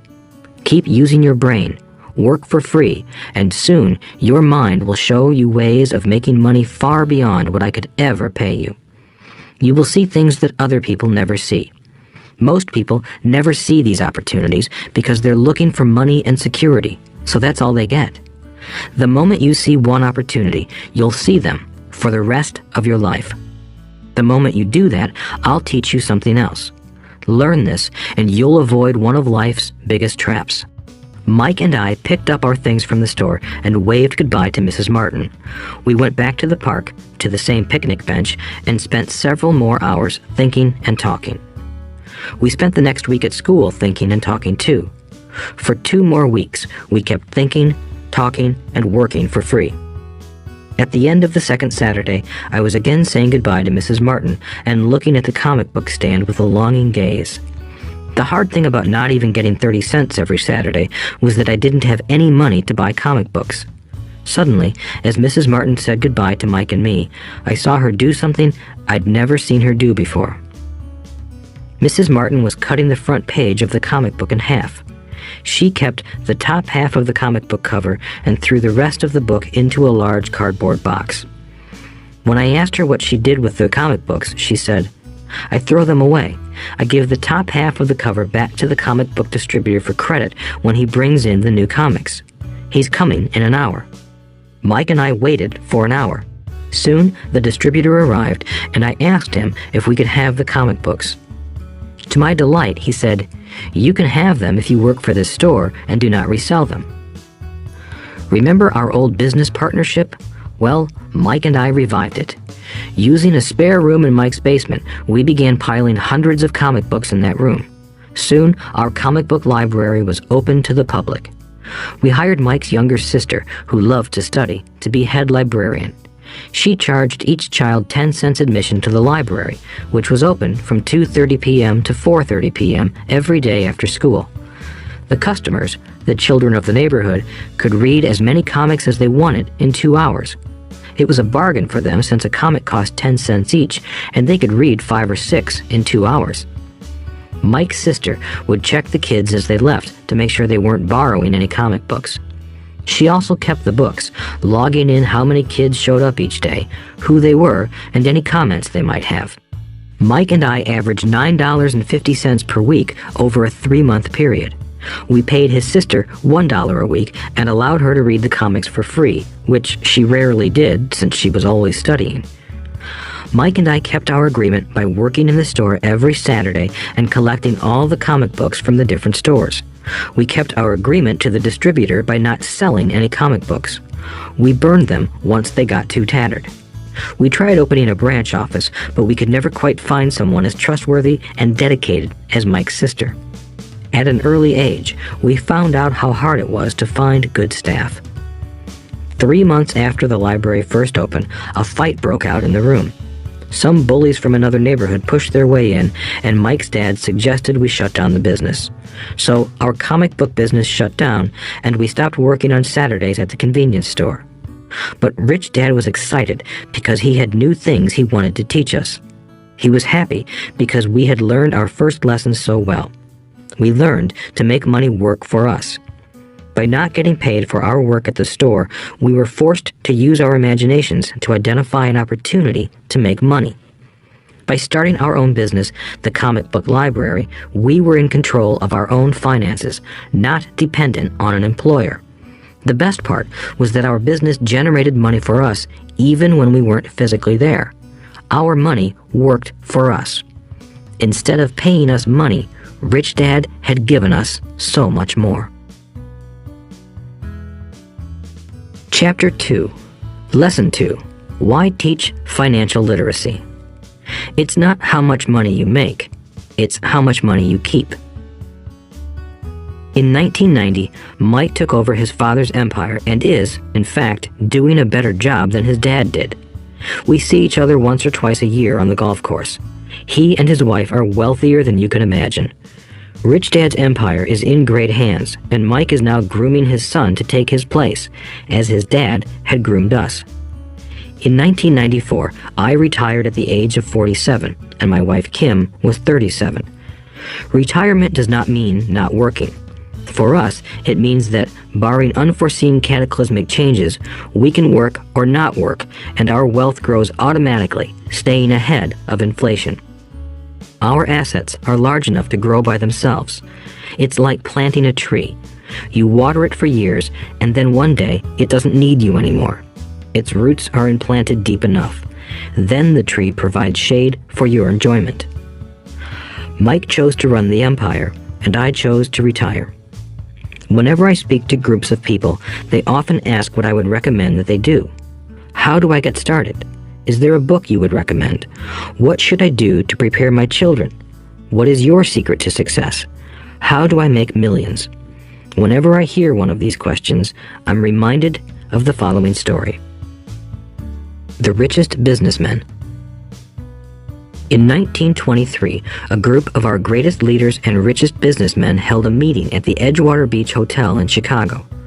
Among them were Charles Schwab, head of the largest independent steel company; Samuel Insull, president of the world's largest utility; Howard Hobson, head of the largest gas company; Ivar Kruger, president of International Match Company, one of the world's largest companies at that time; Leon Fraser, president of the Bank of International Settlements; Richard Whitney, president of the New York Stock Exchange; Arthur Cotton and Jesse Livermore, two of the biggest stock speculators; and Albert Fall, a member of President Harding's cabinet. 25 years later, 9 of these titans ended their lives as follows. Schwab died penniless after living for 5 years on borrowed money. Insull died broke in a foreign land, and Kruger and Cotton also died broke. Hobson went insane. Whitney and Albert Fall were released from prison, and Fraser and Livermore committed suicide. I doubt if anyone can say what really happened to these men. If you look at the date, 1923, it was just before the 1929 market crash and the Great Depression, which I suspect had a great impact on these men and their lives. The point is this. Today, we live in times of greater and faster change than these men did.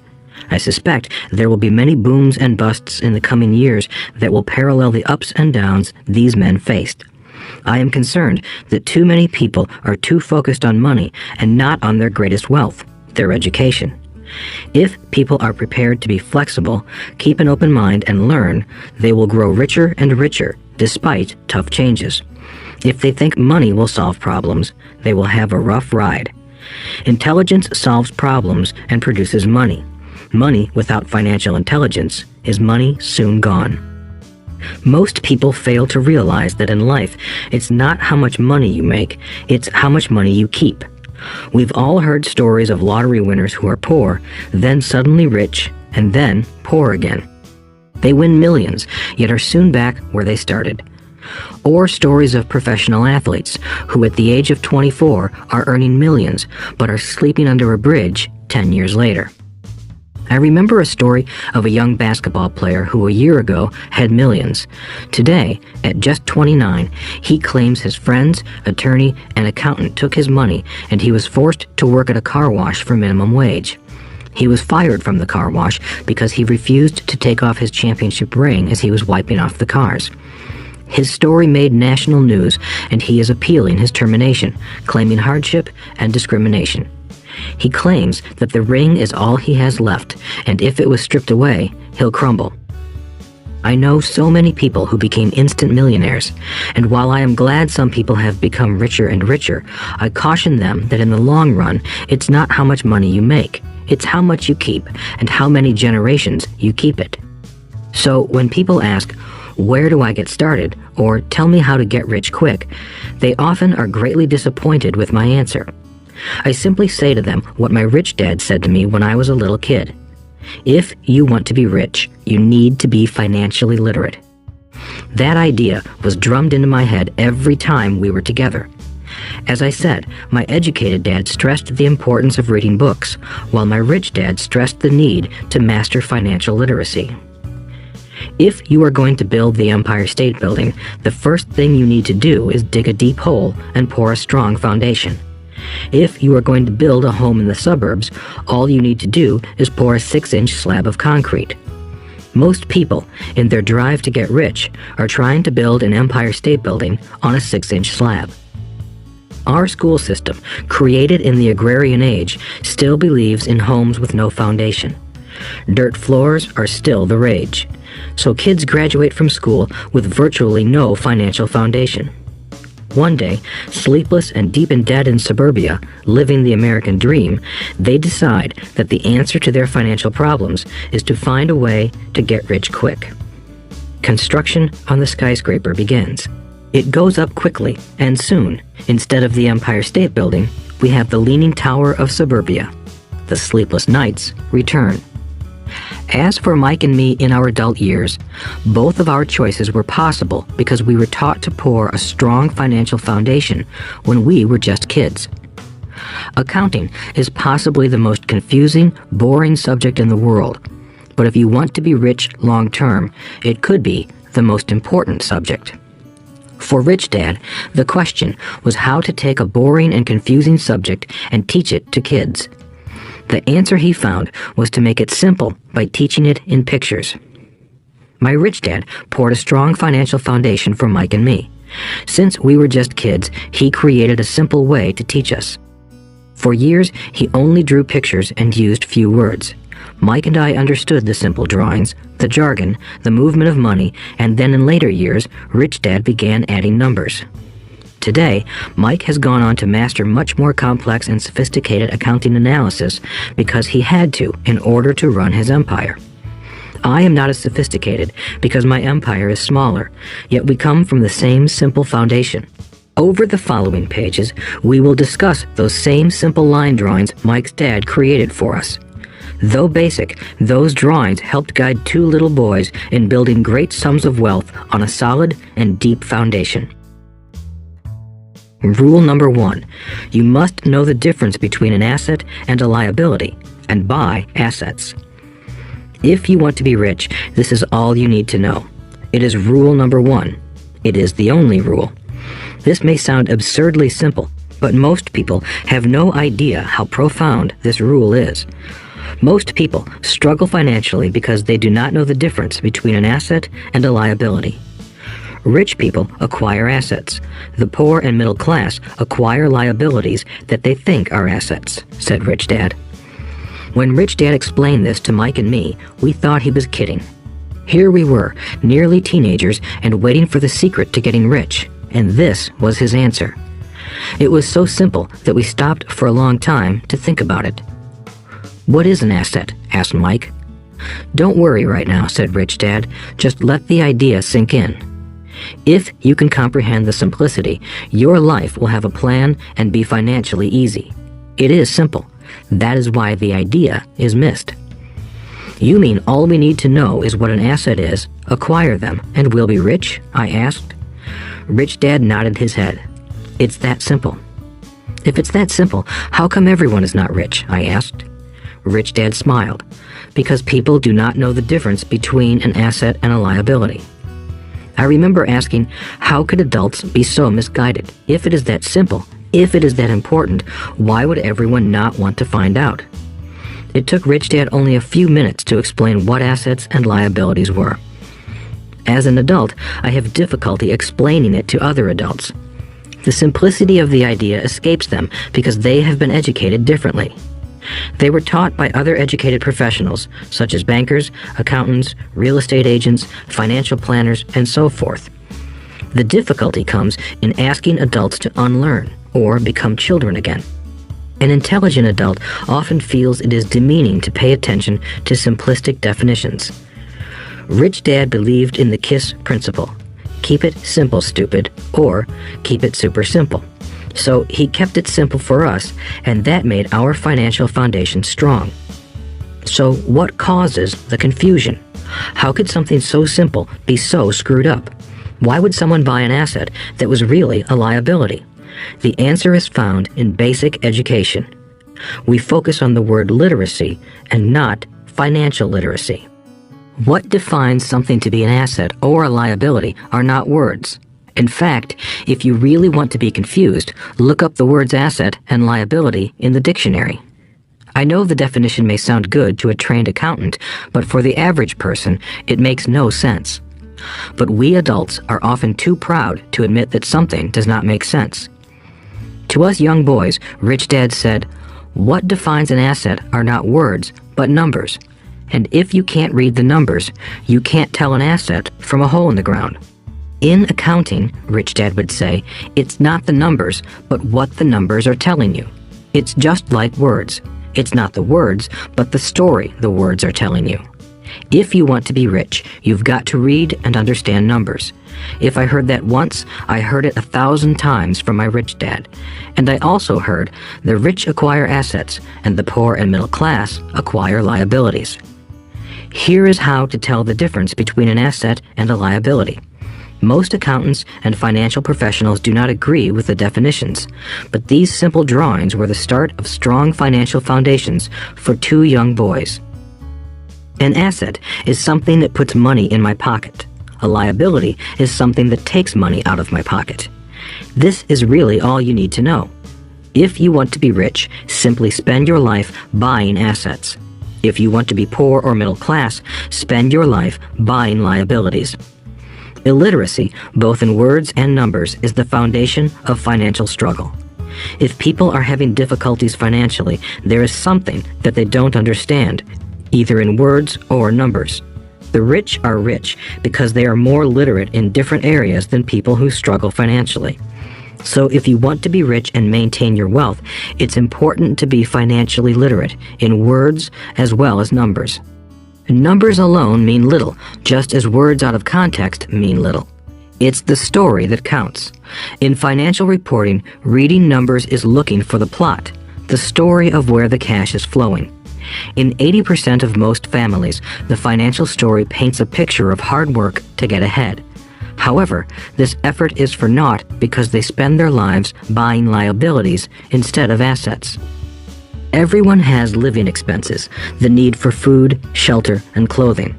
It is the cash flow that tells the story of how a person handles their money. The reason I started with the story of the richest men in America is to illustrate the flaw in believing that money will solve all problems. That is why I cringe whenever I hear people ask me how to get rich quicker or where they should start. I often hear, "I'm in debt, so I need to make more money." But more money will often not solve the problem. In fact, it may compound the problem. Money often makes obvious our tragic human flaws, putting a spotlight on what we don't know. That is why, all too often, a person who comes into a sudden windfall of cash, let's say an inheritance, a pay raise, or lottery winnings, soon returns to the same financial mess, if not worse than the mess they were in before. Money only accentuates the cash flow pattern running in your head. If your pattern is to spend everything you get, most likely an increase in cash will just result in an increase in spending. Thus the saying, "A fool and his money is one big party." I have said many times that we go to school to gain scholastic and professional skills, both of which are important. We learn to make money with our professional skills. In the 1960s, when I was in high school, if someone did well academically, people assumed this bright student would go on to be a medical doctor because it was the profession with the promise of the greatest financial reward. Today, doctors face financial challenges I wouldn't wish on my worst enemy. Insurance companies taking control of the business, managed healthcare, government intervention, and malpractice suits. Today, kids want to be famous athletes, movie stars, rock stars, beauty queens, or CEOs because that is where the fame, money, and prestige are. That is the reason it is so hard to motivate kids in school today.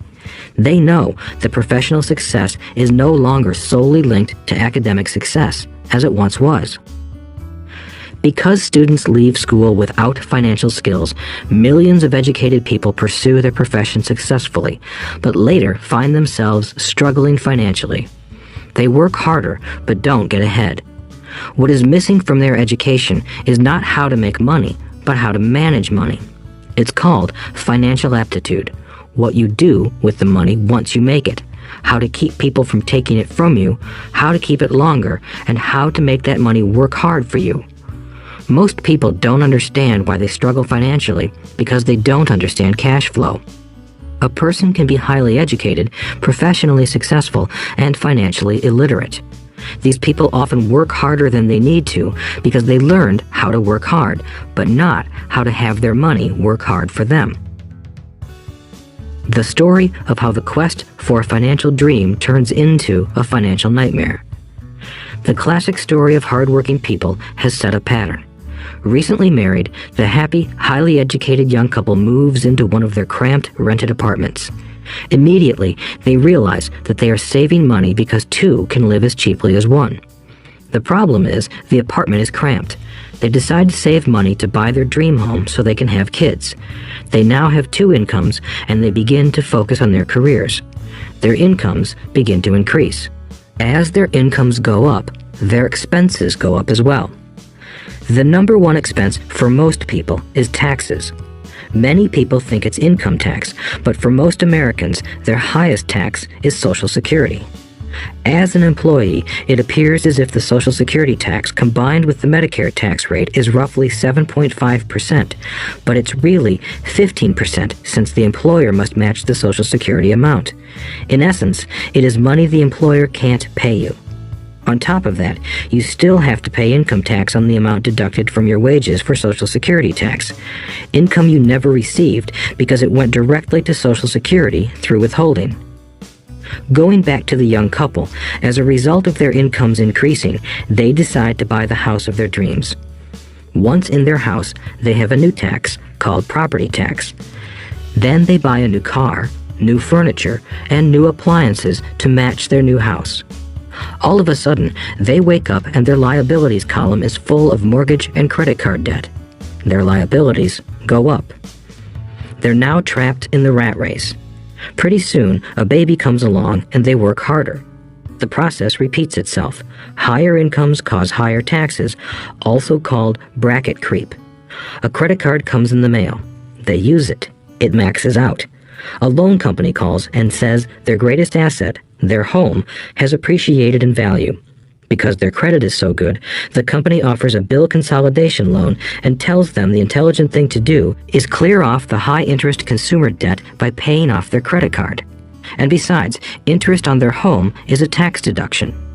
They go for it and pay off those high-interest credit cards. They breathe a sigh of relief. Their credit cards are paid off. They've now folded their consumer debt into their home mortgage. Their payments go down because they extend their debt over 30 years. It is the smart thing to do.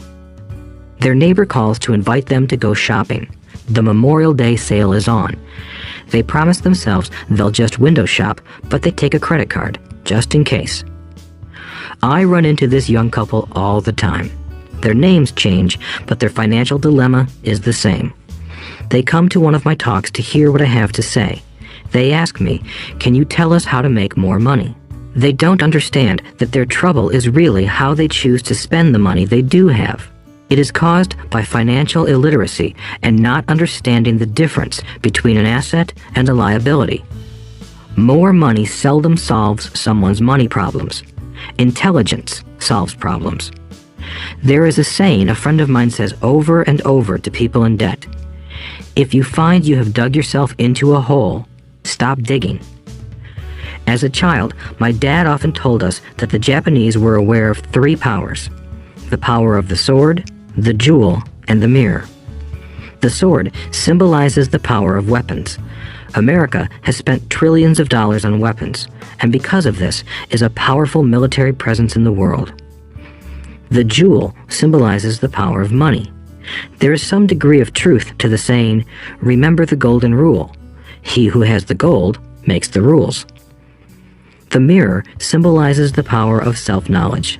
This self-knowledge, according to Japanese legend, was the most treasured of the 3. All too often, the poor and middle class allow the power of money to control them. By simply getting up and working harder, failing to ask themselves if what they do makes sense, they shoot themselves in the foot as they leave for work every morning. By not fully understanding money, the vast majority of people allow its awesome power to control them. If they used the power of the mirror, they would have asked themselves, "Does this make sense?" All too often, instead of trusting their inner wisdom, that genius inside, most people follow the crowd. They do things because everybody else does them. They conform rather than question. Often, they mindlessly repeat what they have been told. Diversify. Your home is an asset. Your home is your biggest investment. You get a tax break for going into greater debt. Get a safe job. Don't make mistakes. Don't take risks. It is said that the fear of public speaking is a fear greater than death for most people. According to psychiatrists, the fear of public speaking is caused by the fear of ostracism, the fear of standing out, the fear of criticism, the fear of ridicule, and the fear of being an outcast. The fear of being different prevents most people from seeking new ways to solve their problems. That is why my educated dad said the Japanese valued the power of the mirror the most, for it is only when we look into it that we find truth. Fear is the main reason that people say, play it safe. That goes for anything, be it sports, relationships, careers, or money. It is that same fear, the fear of ostracism, that causes people to conform to, and not question, commonly accepted opinions or popular trends. Your home is an asset. Get a bill consolidation loan and get out of debt. Work harder. It's a promotion. Someday, I'll be a vice president. Save money. When I get a raise, I'll buy us a bigger house. Mutual funds are safe. Many financial problems are caused by trying to keep up with the Joneses. Occasionally, we all need to look in the mirror and be true to our inner wisdom rather than our fears. By the time Mike and I were 16 years old, we began to have problems in school. We were not bad kids. We just began to separate from the crowd. We worked for Mike's dad after school and on weekends. Mike and I often spent hours after work just sitting at a table with his dad while he held meetings with his bankers, attorneys, accountants, brokers, investors, managers, and employees. Here was a man who had left school at 13, who was now directing, instructing, ordering, and asking questions of educated people. They came at his beck and call and cringed when he didn't approve of them. Here was a man who had not gone along with the crowd. He was a man who did his own thinking and detested the words, "We have to do it this way because that's the way everyone else does it." He also hated the word "can't." If you wanted him to do something, just say, "I don't think you can do it." Mike and I learned more sitting in on his meetings than we did in all our years of school, college included. Mike's dad was not book smart, but he was financially educated and successful as a result. He told us over and over again, an intelligent person hires people who are more intelligent than he is. So Mike and I had the benefit of spending hours listening to and learning from intelligent people. But because of this, Mike and I couldn't go along with the standard dogma our teachers preached, and that caused problems. Whenever the teacher said, "If you don't get good grades, you won't do well in the real world," Mike and I just raised our eyebrows. When we were told to follow set procedures and not deviate from the rules, we could see how school discouraged creativity. We started to understand why our rich dad told us that schools were designed to produce good employees instead of employers. Occasionally, Mike or I would ask our teachers how what we studied was applicable to the real world, or why we never studied money and how it worked. To the latter question, we often got the answer that money was not important, that if we excelled in our education, the money would follow. The more we knew about the power of money, the more distant we grew from the teachers and our classmates. My highly educated dad never pressured me about my grades, but we did begin to argue about money. By the time I was 16, I probably had a far better foundation with money than both my parents. I could keep books, I listened to tax accountants, corporate attorneys, bankers, real estate brokers, investors, and so forth. By contrast, my dad talked to other teachers. One day, my dad told me that our home was his greatest investment. A not-too-pleasant argument took place when I showed him why I thought a house was not a good investment. I showed him the ancillary expenses that went along with owning the home. A bigger home meant bigger expenses, and the cash flow kept going out through the expense column. Today, people still challenge me on the idea of a house not being an asset. I know that for many people, it is their dream as well as their largest investment. And owning your own home is better than nothing. I simply offer an alternative way of looking at this popular dogma. If my wife and I were to buy a bigger, flashier house, we realize it wouldn't be an asset. It would be a liability since it would take money out of our pocket. So here is the argument I put forth. I really don't expect most people to agree with it because your home is an emotional thing, and when it comes to money, high emotions tend to lower financial intelligence. I know from personal experience that money has a way of making every decision emotional. 1. When it comes to houses, most people work all their lives paying for a home they never own. In other words, most people buy a new house every few years, each time incurring a new 30-year loan to pay off the previous one. 2. Even though people receive a tax deduction for interest on mortgage payments, they pay for all their other expenses with after-tax dollars, even after they pay off their mortgage. 3. My wife's parents were shocked when the property taxes on their home increased to $1,000 a month. This was after they had retired, so the increase put a strain on their retirement budget and they felt forced to move. 4. Houses do not always go up in value. I have friends who owe $1 million for a home that today would sell for far less. 5. The greatest losses of all are those from missed opportunities. If all your money is tied up in your house, you may be forced to work harder because your money continues blowing out of the expense column instead of adding to the asset column, the classic middle-class cash flow pattern.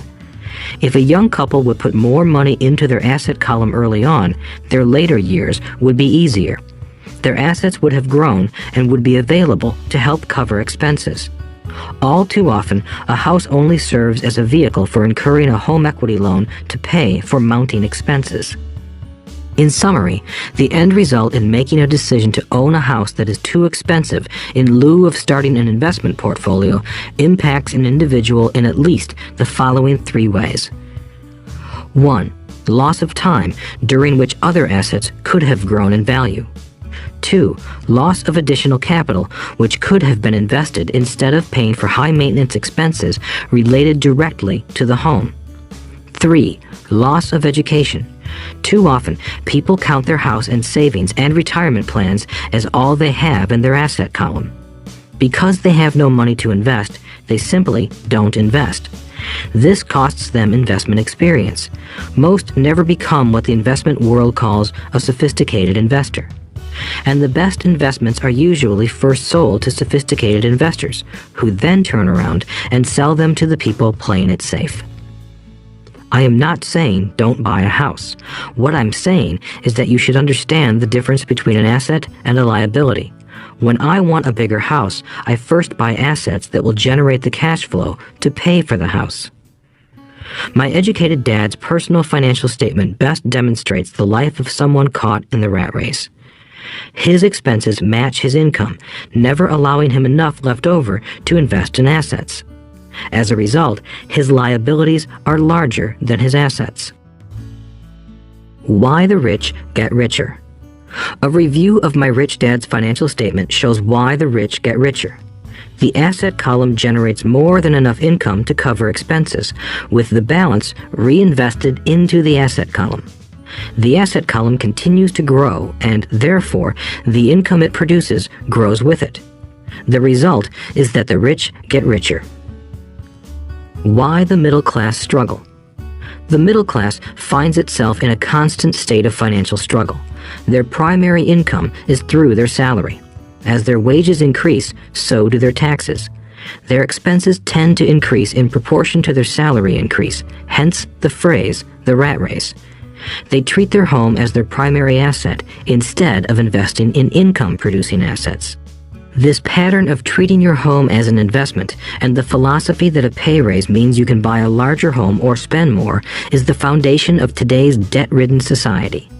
Increased spending throws families into greater debt and into more financial uncertainty, even though they may be advancing in their jobs and receiving raises on a regular basis. This is high-risk living caused by weak financial education. The massive loss of jobs in recent times proves how shaky the middle class really is financially. Company pension plans are being replaced by 401k plans. Social Security is obviously in trouble and can't be relied upon as a source for retirement. Panic has set in for the middle class. Today, mutual funds are popular because they supposedly represent safety. Average mutual fund buyers are too busy working to pay taxes and mortgages, save for their children's college, and pay off credit cards. They do not have time to study investing, so they rely on the expertise of the manager of a mutual fund. Also, because the mutual fund includes many different types of investments, they feel their money is safer because it is diversified. This educated middle class subscribes to the dogma put out by mutual fund brokers and financial planners. Play it safe, avoid risk. The real tragedy is that the lack of early financial education is what creates the risk faced by average middle-class people. The reason they have to play it safe is because their financial positions are tenuous at best. Their balance sheets are not balanced. Instead, they are loaded with liabilities and have no real assets that generate income. Typically, their only source of income is their paycheck. Their livelihood becomes entirely dependent on their employer. So when genuine deals of a lifetime come along, these people can't take advantage of them because they are working so hard, are taxed to the max, and are loaded with debt. As I said at the start of this section, the most important rule is to know the difference between an asset and a liability. Once you understand the difference, concentrate your efforts on buying income-generating assets. That's the best way to get started on a path to becoming rich. Keep doing that, and your asset column will grow. Keep liabilities and expenses down so more money is available to continue pouring into the asset column. Soon, the asset base will be so deep that you can afford to look at more speculative investments. Investments that may have returns of 100% to infinity. $5,000 investments that are soon turned into $1 million or more. Investments that the middle class calls too risky. The investment is not risky for the financially literate. As an employee who is also a homeowner, your working efforts are generally as follows. 1. You work for the company. Employees make their business owner or the shareholders rich, not themselves. Your efforts and success will help provide for the owner's success and retirement. 2. You work for the government. The government takes its share from your paycheck before you even see it. By working harder, you simply increase the amount of taxes taken by the government. Most people work from January to May just for the government. 3. You work for the bank. After taxes, your next largest expense is usually your mortgage and credit card debt. The problem with simply working harder is that each of these 3 levels takes a greater share of your increased efforts. You need to learn how to have your increased efforts benefit you and your family directly. Once you have decided to concentrate on minding your own business, focusing your efforts on acquiring assets instead of a bigger paycheck, how do you set your goals? Most people must keep their job and rely on their wages to fund their acquisition of assets.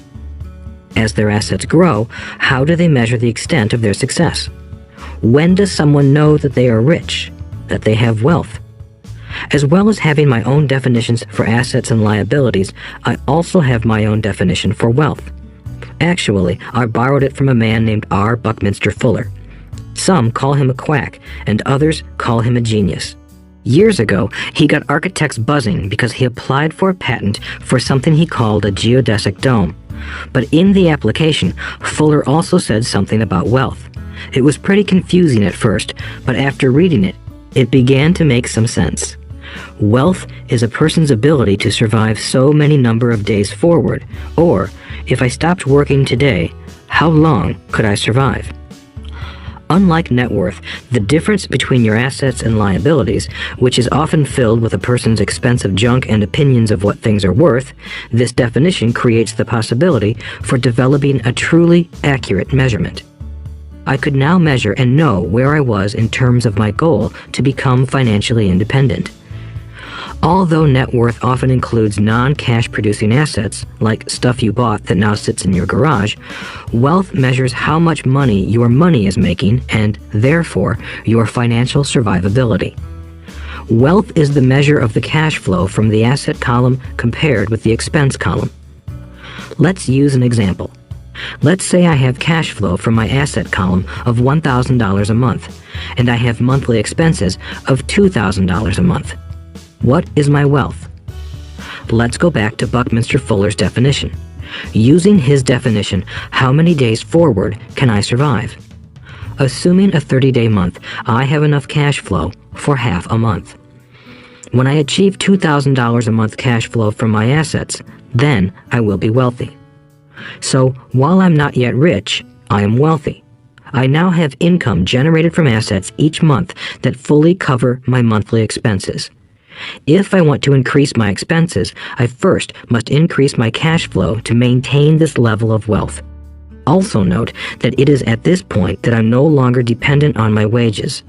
I have focused on and been successful in building an asset column that has made me financially independent. If I quit my job today, I would be able to cover my monthly expenses with the cash flow from my assets. My next goal would be to have the excess cash flow from my assets reinvested into the asset column. The more money that goes into my asset column, the more my asset column grows. The more my assets grow, the more my cash flow grows. And as long as I keep my expenses less than the cash flow from these assets, I grow richer with more and more income from sources other than my physical labor. As this reinvestment process continues, I am well on my way to becoming rich. Just remember this simple observation. The rich buy assets. The poor only have expenses. The middle class buy liabilities they think are assets. So how do I start minding my own business? What is the answer? Listen to the founder of McDonald's in the next chapter. Chapter 3. Lesson 3. Mind your own business. The rich focus on their asset columns while everyone else focuses on their income statements. In 1974, Ray Kroc, the founder of McDonald's, was asked to speak to the MBA class at the University of Texas at Austin. A friend of mine was a student in that MBA class. After a powerful and inspiring talk, the class adjourned and the students asked Ray if he would join them at their favorite hangout to have a few beers. Ray graciously accepted. "What business am I in?" Ray asked once the group had all their beers in hand. Everyone laughed, my friend said. Most of the MBA students thought Ray was just fooling around. No one answered, so Ray asked again, "What business do you think I'm in?" The students laughed again, and finally one brave soul yelled out, "Ray, who in the world doesn't know that you're in the hamburger business?" Ray chuckled. "That's what I thought you would say." He paused and then quickly added, "Ladies and gentlemen, I'm not in the hamburger business. My business is real estate." As my friend tells the story, Ray spent a good amount of time explaining his viewpoint. In his business plan, Ray knew that the primary business focus was to sell hamburger franchises, but what he never lost sight of was the location of each franchise. He knew that the land and its location were the most significant factors in the success of each franchise. Basically, the person who bought the franchise was also buying the real estate under the franchise for Ray Kroc's organization. Today, McDonald's is the largest single owner of real estate in the world, owning even more than the Catholic Church. McDonald's owns some of the most valuable intersections and street corners in America and around the globe. My friend considers this as one of the most important lessons in his life. Today, he owns car washes, but his business is the real estate under those car washes. The previous chapter presented that most people work for everyone but themselves. They work first for the owners of the company, then for the government through taxes, and finally for the bank that owns their mortgage. When I was a young boy, we did not have a McDonald's nearby. Yet my rich dad was responsible for teaching Mike and me the same lesson that Ray Kroc talked about at the University of Texas. It is secret number 3 of the rich. The secret is mind your own business. Financial struggle is often directly the result of people working all their lives for someone else. Many people will simply have nothing at the end of their working days to show for their efforts. Our current educational system focuses on preparing today's youth to get good jobs by developing scholastic skills. Their lives will revolve around their wages or, as described earlier, their income column.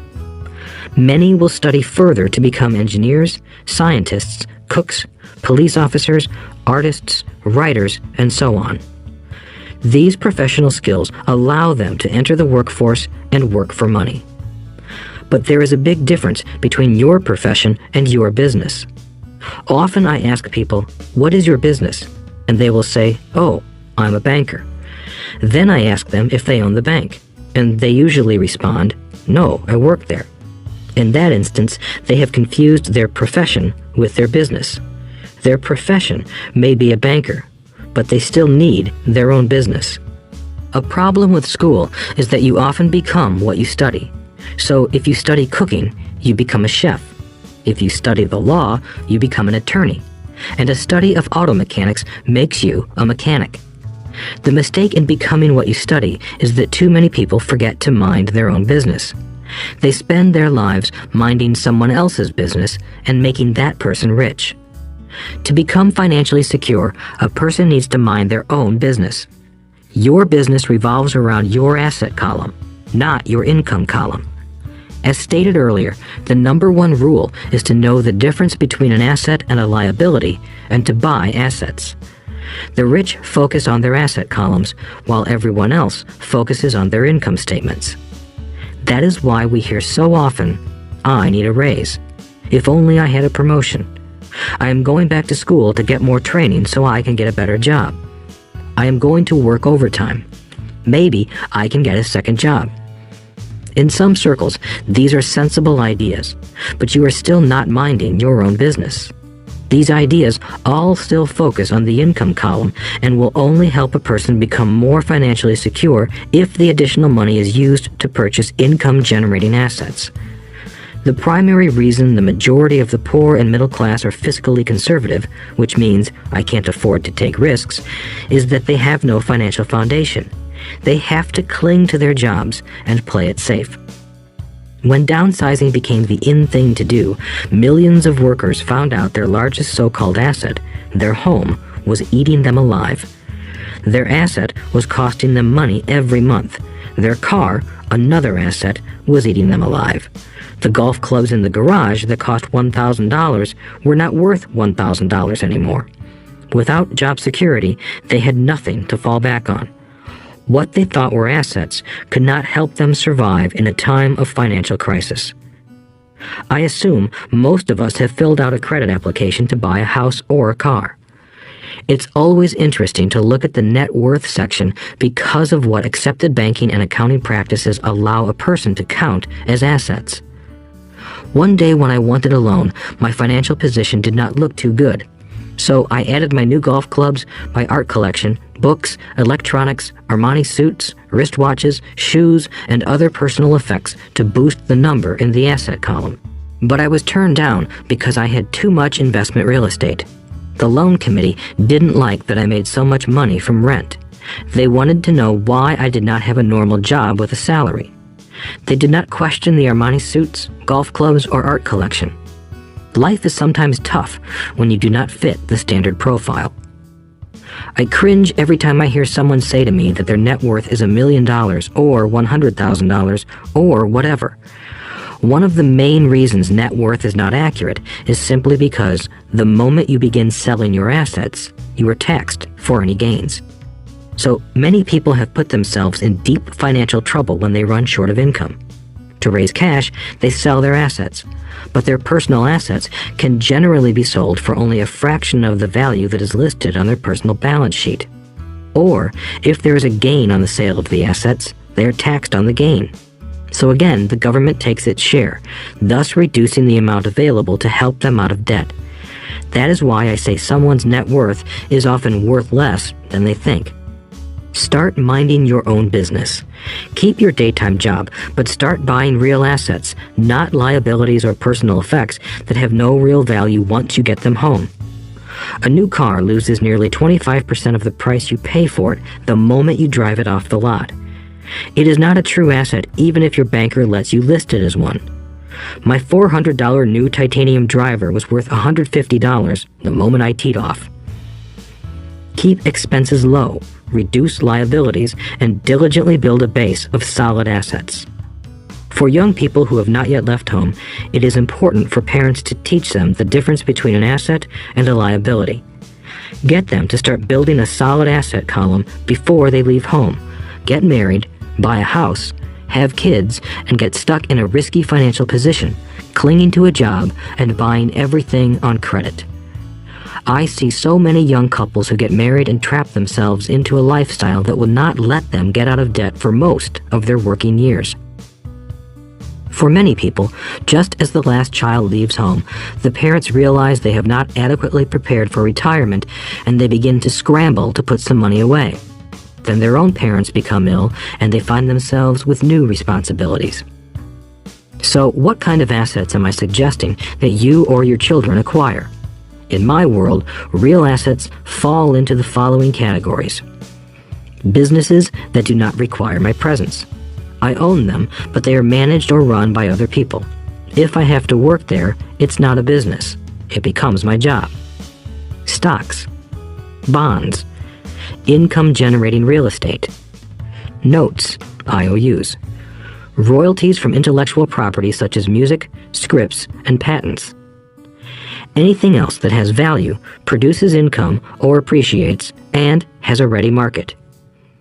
As a young boy, my educated dad encouraged me to find a safe job, but my rich dad encouraged me to begin acquiring assets that I loved. If you don't love it, you won't take care of it. I collect real estate simply because I love buildings and land. I love shopping for them, and I could look at them all day long. When problems arise, the problems aren't so bad that it changes my love for real estate. For people who hate real estate, they shouldn't buy it. I also love stocks of small companies, especially startups, because I am an entrepreneur, not a corporate person. In my early years, I worked in large organizations such as Standard Oil of California, the U.S. Marine Corps, and Xerox Corporation. I enjoyed my time with those organizations and have fond memories. But I know deep down I am not a company man. I like starting companies, not running them. So my stock buys are usually of small companies. Sometimes I even start the company and take it public. Fortunes are made in new stock issues, and I love the game. Many people are afraid of small cap companies and call them risky, and they are. But that risk is diminished if you love what the investment is, understand it, and know the game. With small companies, my investment strategy is to be out of the stock in a year. On the other hand, my real estate strategy is to start small and keep trading up for bigger properties, and, therefore, delay paying taxes on the gain. This allows the value to increase dramatically. I generally hold real estate less than 7 years. For years, even while I was with the Marine Corps and Xerox, I did what my rich dad recommended. I kept my day job, but I still minded my own business. I was active in my asset column trading real estate and small stocks. Rich Dad always stressed the importance of financial literacy. The better I was at understanding the accounting and cash management, the better I would be at analyzing investments and eventually starting and building my own company. I don't encourage anyone to start a company unless they really want to. Knowing what I know about running a company, I wouldn't wish that task on anyone. There are times when people can't find employment and starting a company seems like the best solution. But the odds are against success. 9 out of 10 companies fail in 5 years. Of those that survive the first 5 years, 9 out of every 10 of those eventually fail as well. So only if you really have the desire to own your own company do I recommend it. Otherwise, keep your day job and mind your own business. When I say mind your own business, I mean to build and keep your asset column strong. Once a dollar goes into it, never let it come out. Think of it this way. Once a dollar goes into your asset column, it becomes your employee. The best thing about money is that it works 24 hours a day and can work for generations. Keep your day job, be a great hard-working employee, but keep building that asset column. As your cash flow grows, you can indulge in some luxuries. An important distinction is that rich people buy luxuries last, while the poor and middle class tend to buy luxuries first. The poor and the middle class often buy luxury items like big houses, diamonds, furs, jewelry, or boats because they want to look rich. They look rich, but in reality they just get deeper in debt on credit. The old money people, the long-term rich, build their asset column first. Then the income generated from the asset column buys their luxuries. The poor and middle class buy luxuries with their own sweat, blood, and children's inheritance. A true luxury is a reward for investing in and developing a real asset. For example, when my wife Kim and I had extra money coming from our apartment houses, she went out and bought her Mercedes. It didn't take any extra work or risk on her part because the apartment house bought the car. She did, however, have to wait 4 years while the real estate investment portfolio grew and began generating enough extra cash flow to pay for the car. But the luxury, the Mercedes, was a true reward because she proved she knew how to grow her asset column. That car now means a lot more to her than simply another pretty car. It means she used her financial intelligence to afford it. Instead, most people impulsively go out and buy a new car or some other luxury on credit. They may feel bored and just want a new toy. Buying a luxury on credit often causes a person to eventually resent that luxury because the debt becomes a financial burden.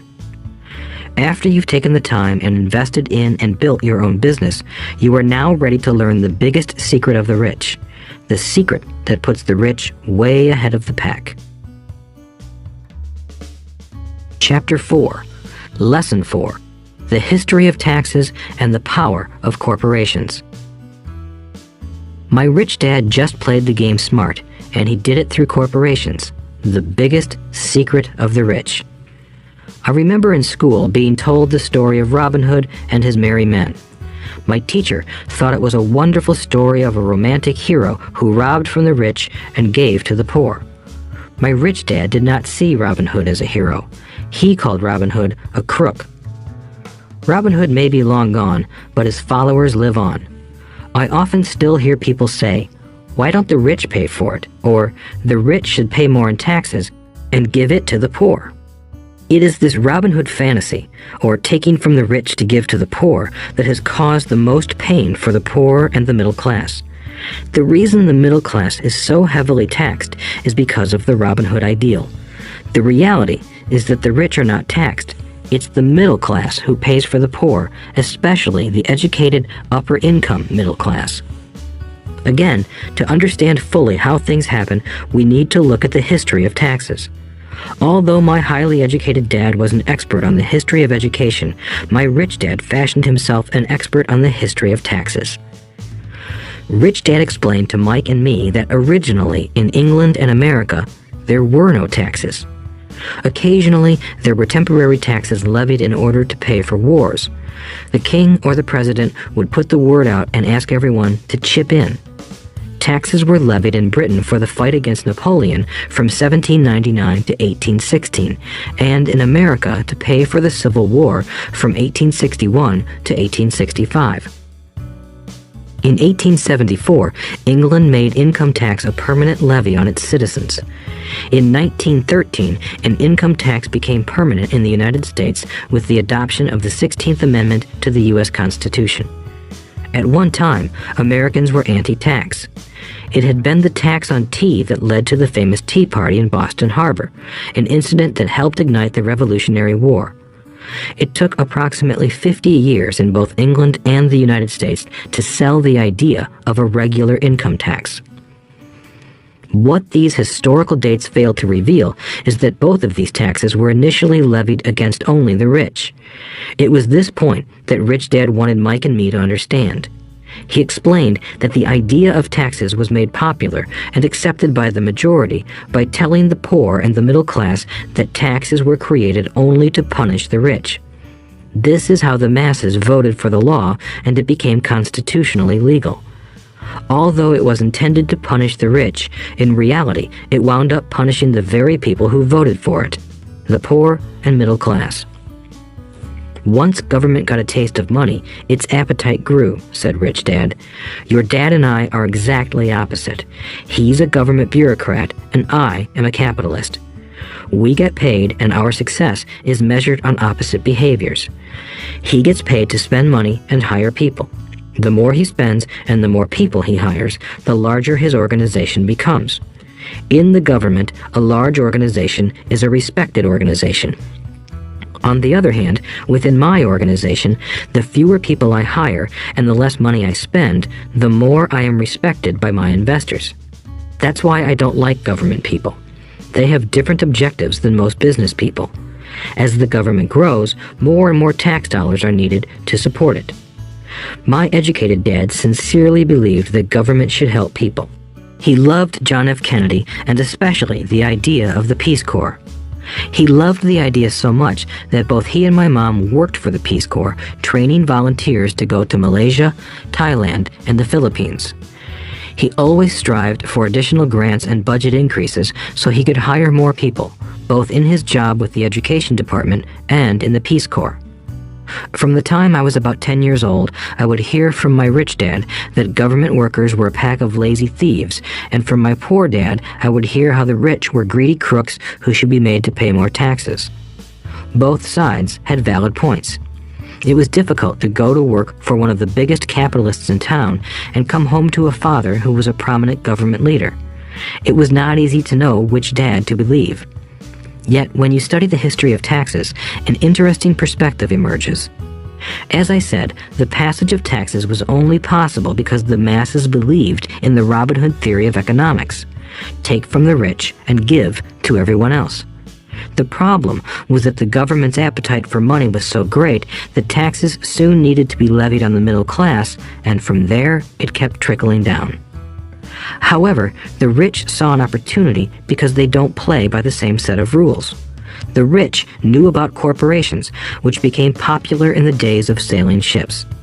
The rich created the corporation as a vehicle to limit their risk to the assets of each voyage. The rich put their money into a corporation to finance the voyage. The corporation would then hire a crew to sail to the New World to look for treasure. If the ship was lost, the crew lost their lives, but the loss to the rich would be limited only to the money they invested for that particular voyage. It is the knowledge of the legal corporate structure that really gives the rich a vast advantage over the poor and middle class. Having two fathers teaching me, one a socialist and the other a capitalist, I quickly began to realize that the philosophy of the capitalist made more financial sense to me. It seemed to me that the socialists ultimately penalized themselves due to their lack of financial education.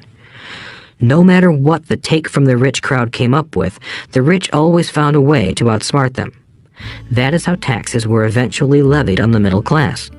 The rich outsmarted the intellectuals solely because they understood the power of money, a subject not taught in schools.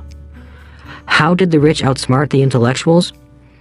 Once the take from the rich tax was passed, cash started flowing into government coffers. Initially, people were happy.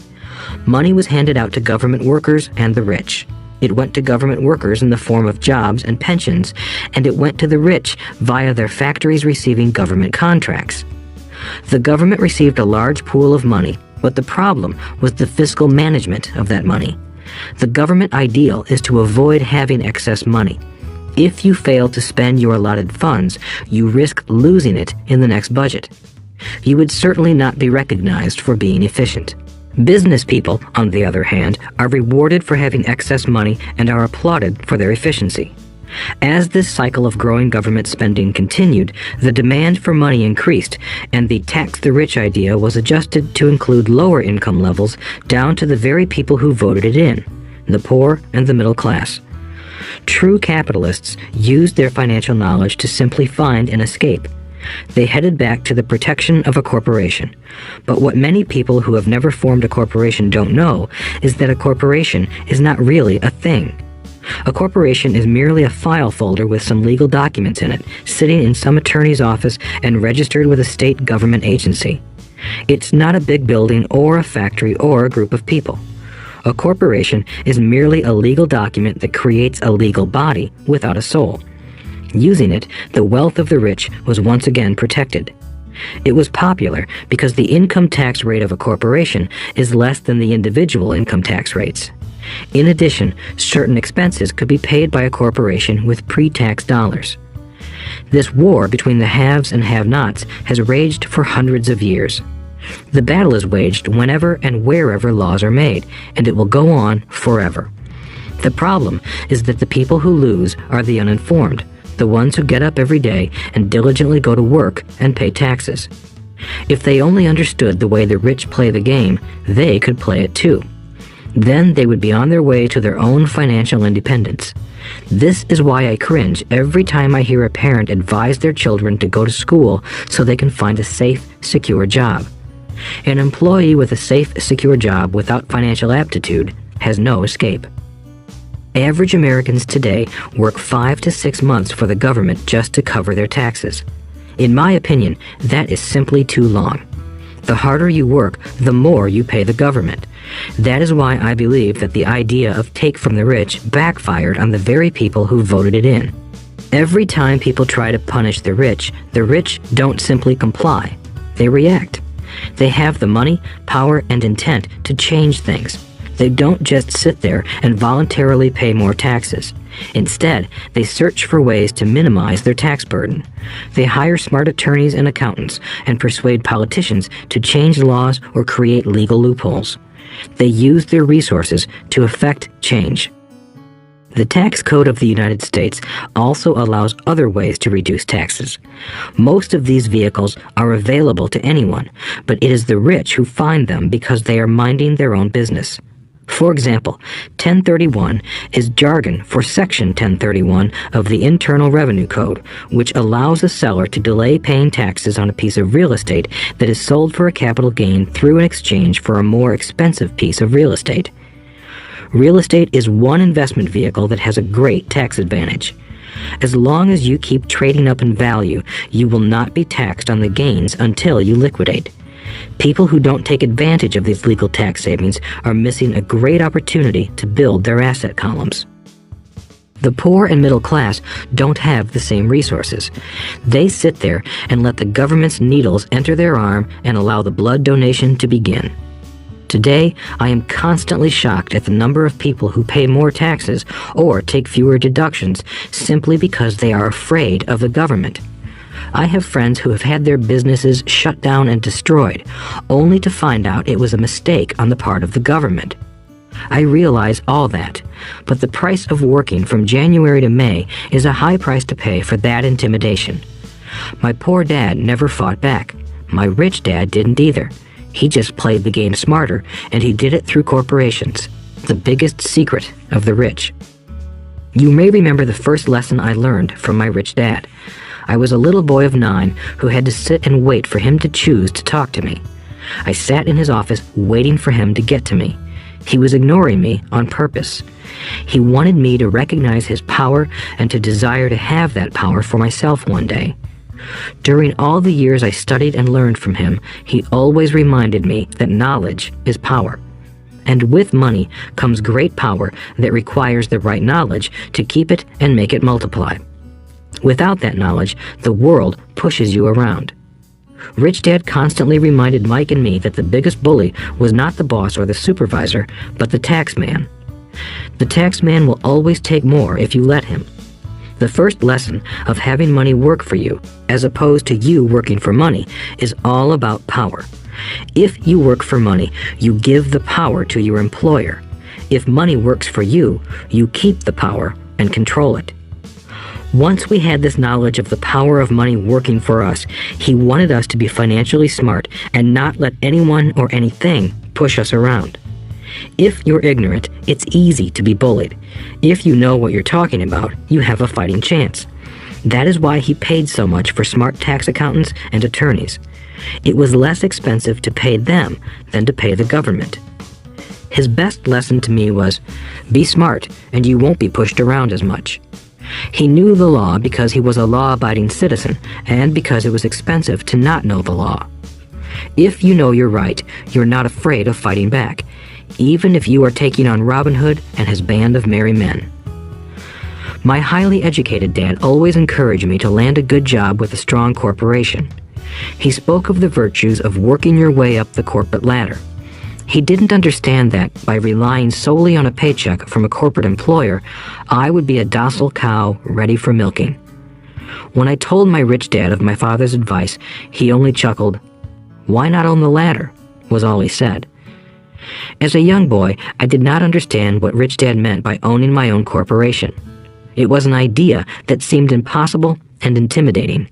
Although I was excited by the idea, my inexperience wouldn't let me envision the possibility that grown-ups would someday work for a company I would own.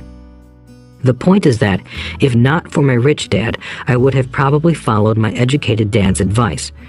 It was merely the occasional reminder of my rich dad that kept the idea of owning my own corporation alive and kept me on a different path. By the time I was 15 or 16, I knew I wasn't going to continue down the path my educated dad recommended. I didn't know how I was going to do it, but I was determined not to head in the direction most of my classmates were heading. That decision changed my life. It was not until my mid-20s that my rich dad's advice began to make more sense to me. I was just out of the Marine Corps and working for Xerox. I was making a lot of money, but every time I looked at my paycheck, I was disappointed. The deductions were so large, and the more I worked, the greater they became. As I became more successful, my bosses talked about promotions and raises. It was flattering, but I could hear my rich dad asking in my ear, "Who are you working for? Who are you making rich?" In 1974, while still an employee for Xerox, I formed my first corporation and began minding my own business. There were already a few assets in my asset column, but now I was determined to focus on making it bigger. Those paychecks, with all the deductions, made all the years of my rich dad's advice make total sense. I could see the future if I followed my educated dad's advice. Many employers feel that advising their workers to mind their own business is bad for business. But for me, focusing on my own business and developing assets made me a better employee because I now had a purpose. I came in early and worked diligently, amassing as much money as possible so I could invest in real estate. Hawaii was just set to boom, and there were fortunes to be made. The more I realized that we were in the beginning stages of a boom, the more Xerox machines I sold. The more I sold, the more money I made, and, of course, the more deductions came out of my paycheck. It was inspiring. I wanted out of the employee trap so badly that I worked even harder so I could invest more. By 1978, I was consistently one of the top 5 salespeople at the company. I badly wanted out of the rat race. In less than 3 years, I was making more in my real estate holding corporation than I was making at Xerox. And the money I was making in my asset column in my own corporation was money working for me, not me pounding on doors selling copiers. My rich dad's advice made much more sense. Soon, the cash flow from my properties were so strong that my company bought me my first Porsche. My fellow Xerox salespeople thought I was spending my commissions. I wasn't. I was investing my commissions in assets. My money was working hard to make more money. Each dollar in my asset column was a great employee, working hard to make more employees and buy the boss a new Porsche with before tax dollars. I began to work harder for Xerox. The plan was working, and my Porsche was the proof. By using the lessons I learned from my rich dad, I was able to get out of the proverbial rat race at an early age. It was made possible because of the strong financial knowledge I had acquired through Rich Dad's lessons. Without this financial knowledge, which I call financial intelligence or financial IQ, my road to financial independence would have been much more difficult. I now teach others in the hope that I may share my knowledge with them. I remind people that financial IQ is made up of knowledge from 4 broad areas of expertise. 1. Accounting. Accounting is financial literacy or the ability to read numbers. This is a vital skill if you want to build an empire. The more money you are responsible for, the more accuracy is required, or the house comes tumbling down. This is the left brain side, or the details. Financial literacy is the ability to read and understand financial statements, which allows you to identify the strengths and weaknesses of any business. 2. Investing. Investing is the science of money making money. This involves strategies and formulas which use the creative right brain side. 3. Understanding markets. Understanding markets is the science of supply and demand. You need to know the technical aspects of the market, which are emotion-driven, in addition to the fundamental or economic aspects of an investment. Does an investment make sense or does it not make sense based on current market conditions? 4. The law. A corporation wrapped around the technical skills of accounting, investing, and markets can contribute to explosive growth. A person who understands the tax advantages and protections provided by a corporation can get rich so much faster than someone who is an employee or a small business sole proprietor. It's like the difference between someone walking and someone flying. The difference is profound when it comes to long-term wealth. Tax advantages. A corporation can do many things that an employee cannot, like pay expenses before paying taxes.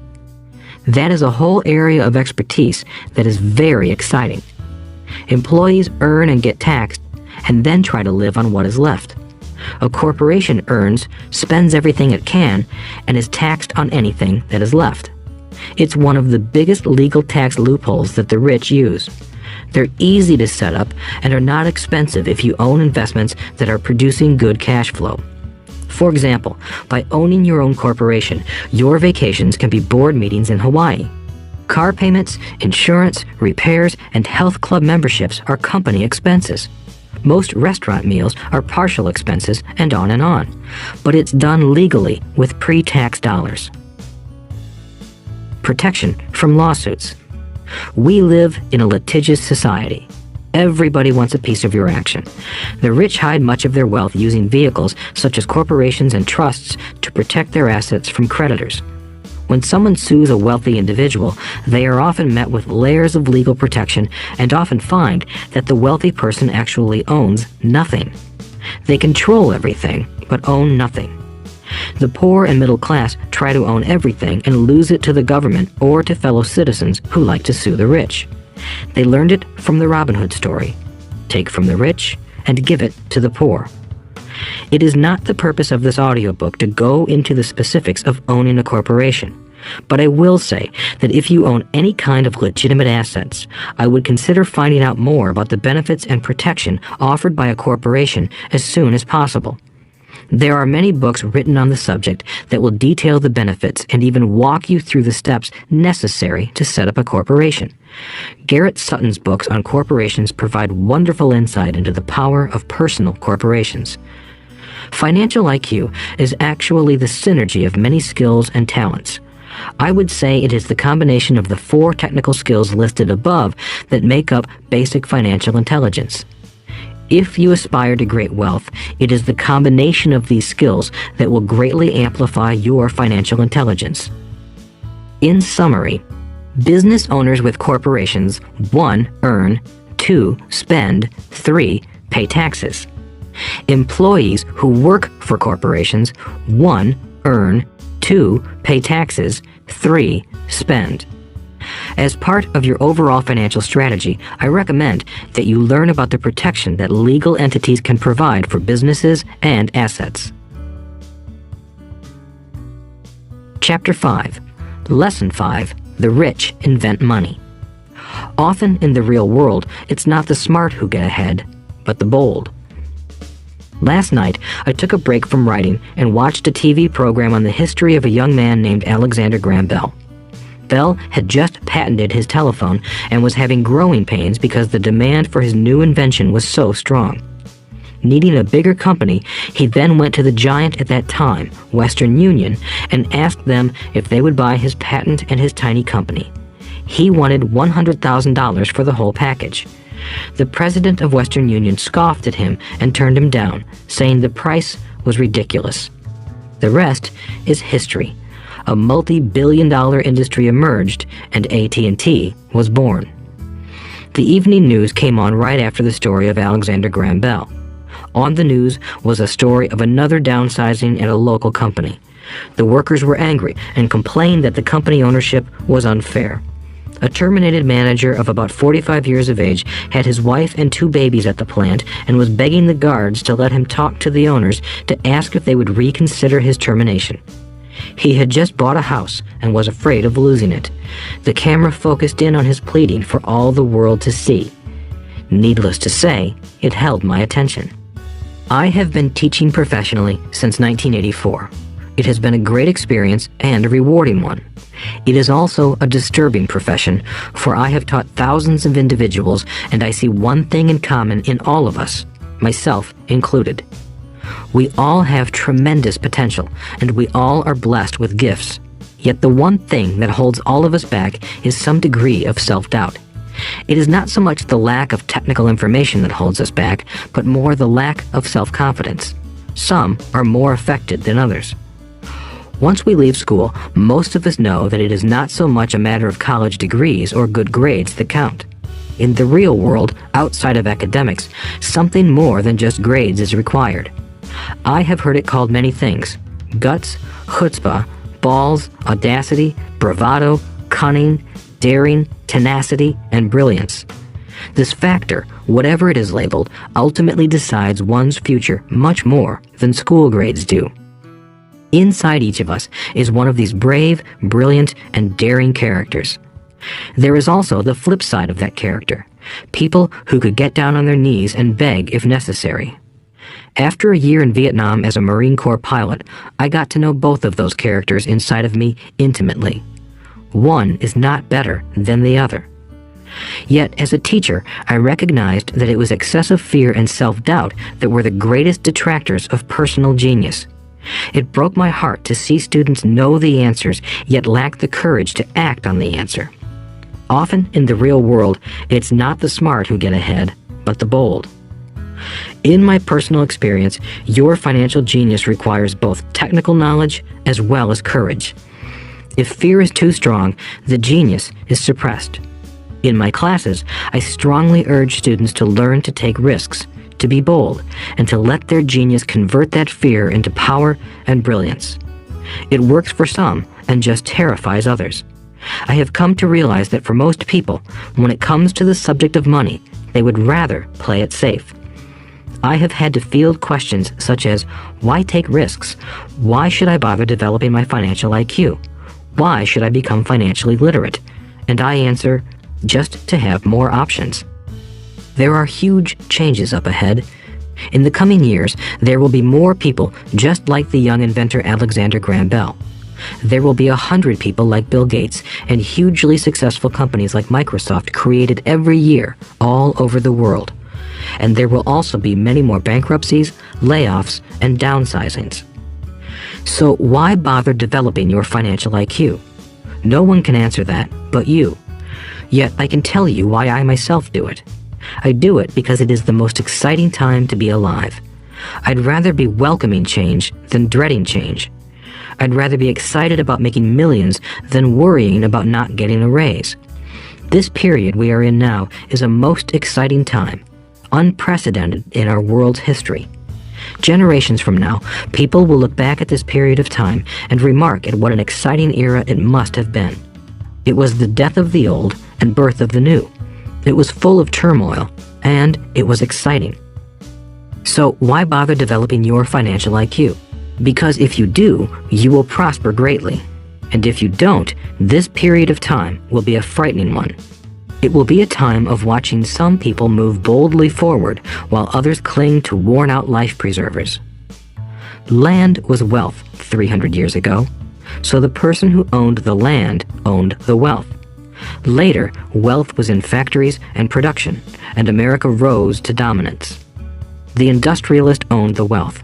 Today, wealth is in information, and the person who has the most timely information owns the wealth. The problem is that information flies around the world at the speed of light. The new wealth cannot be contained by boundaries and borders as land and factories were. The changes will be faster and more dramatic. There will be a dramatic increase in the number of new multimillionaires.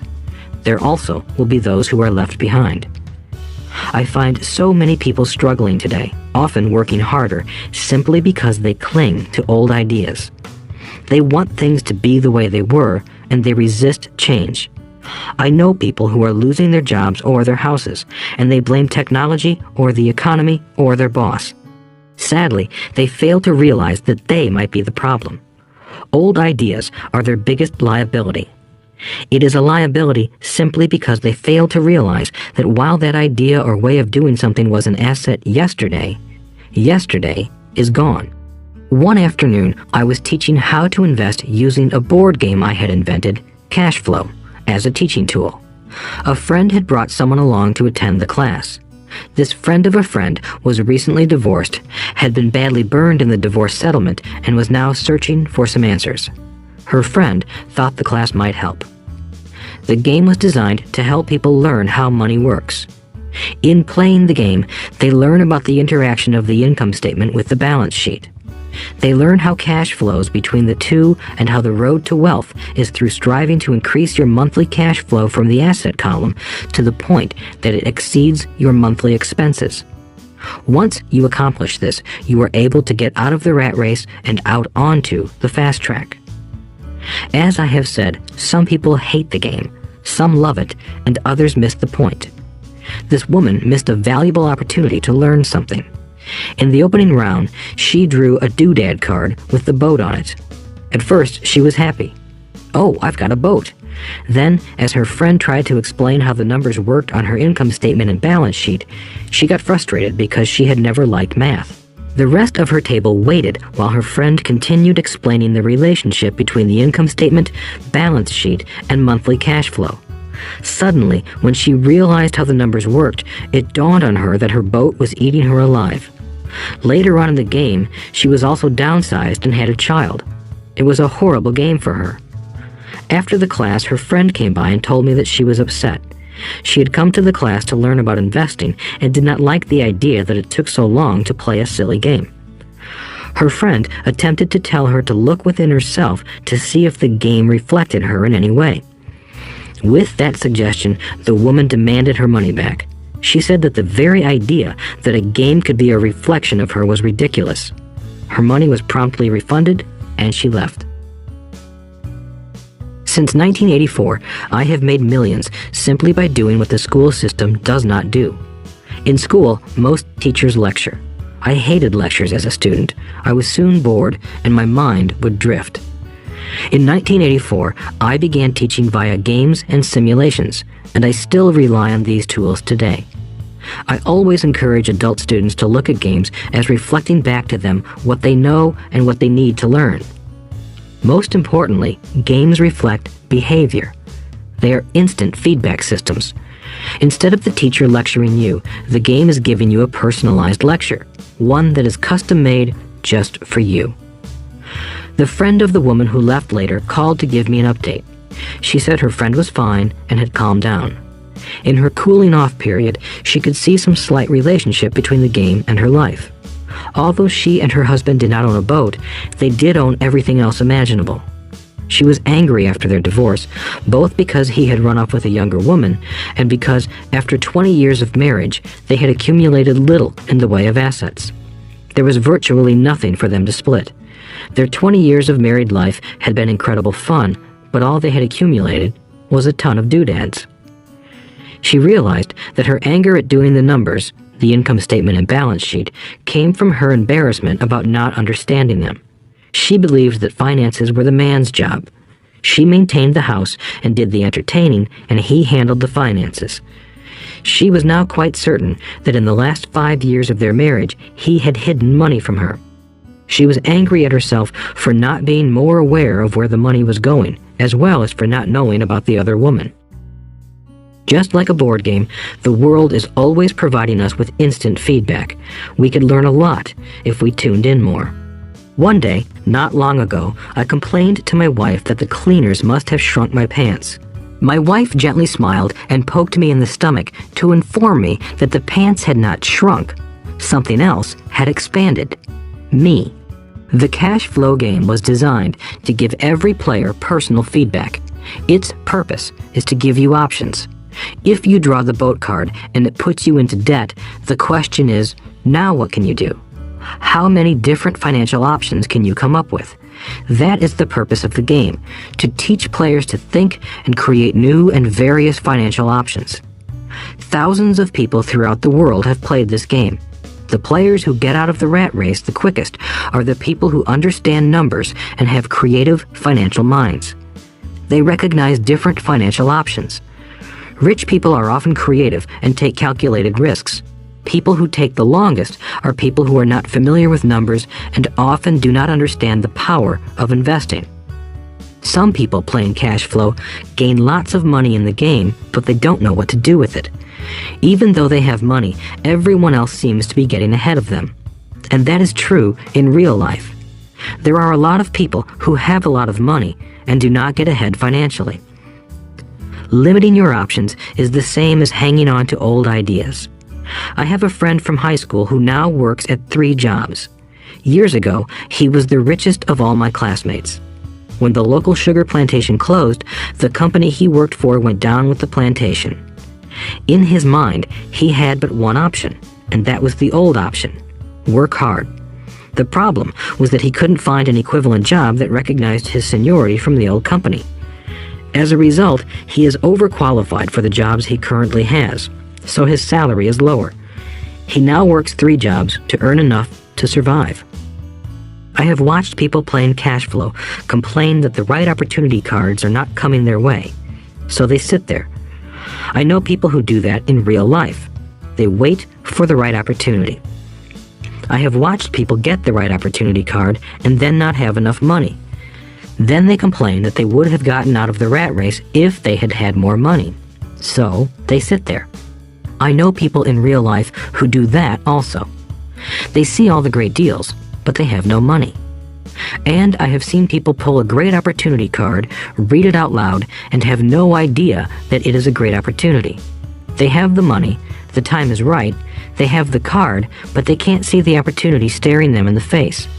They fail to see how it fits into their financial plan for escaping the rat race. And I know more people like that than all the others combined.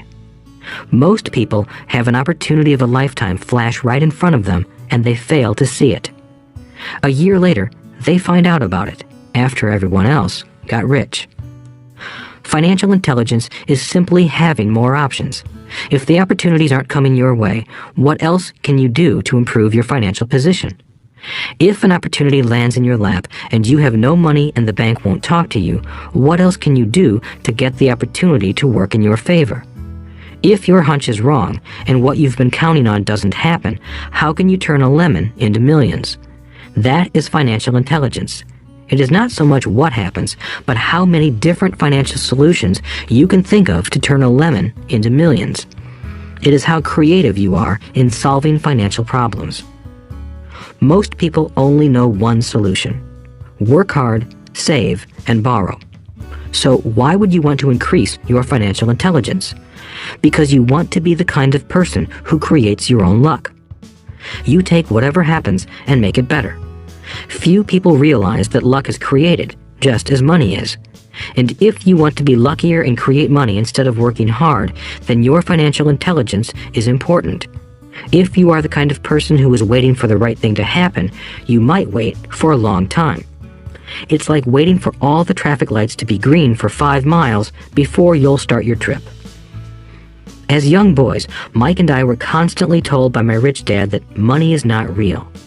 Rich Dad occasionally reminded us of how close we came to the secret of money on that first day we got together and began making money out of plaster of Paris. The poor and middle class work for money, he would say. The rich make money. The more real you think money is, the harder you will work for it. If you can grasp the idea that money is not real, you will grow richer faster. What is it? Was a question Mike and I often came back with. What is money if it is not real? What we agree it is, was all Rich Dad would say. The single most powerful asset we all have is our mind. If it is trained well, it can create enormous wealth seemingly instantaneously. An untrained mind can also create extreme poverty that can crush a family for generations. In the information age, money is increasing exponentially. A few individuals are getting ridiculously rich from nothing, just ideas and agreements. If you ask many people who trade stocks or other investments for a living, they see it done all the time. Often, millions can be made instantaneously from nothing. And by nothing, I mean no money was exchanged. It is done via agreement, a hand signal in a trading pit, a blip on a trader's screen in Lisbon from a trader's screen in Toronto and back to Lisbon, a call to my broker to buy and a moment later to sell. Money did not change hands. Agreements did.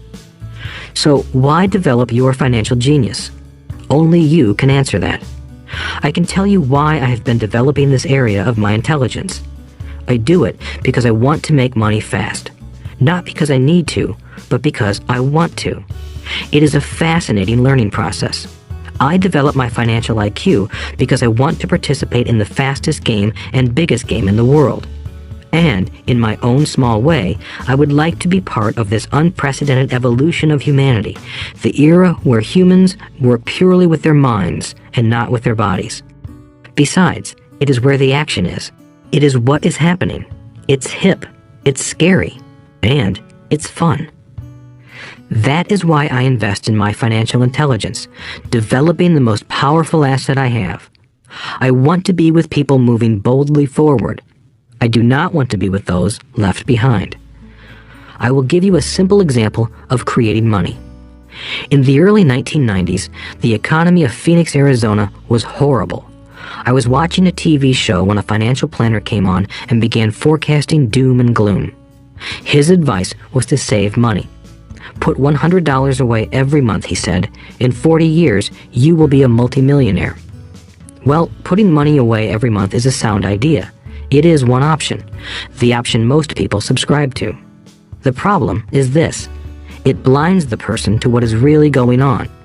It causes them to miss major opportunities for much more significant growth of their money.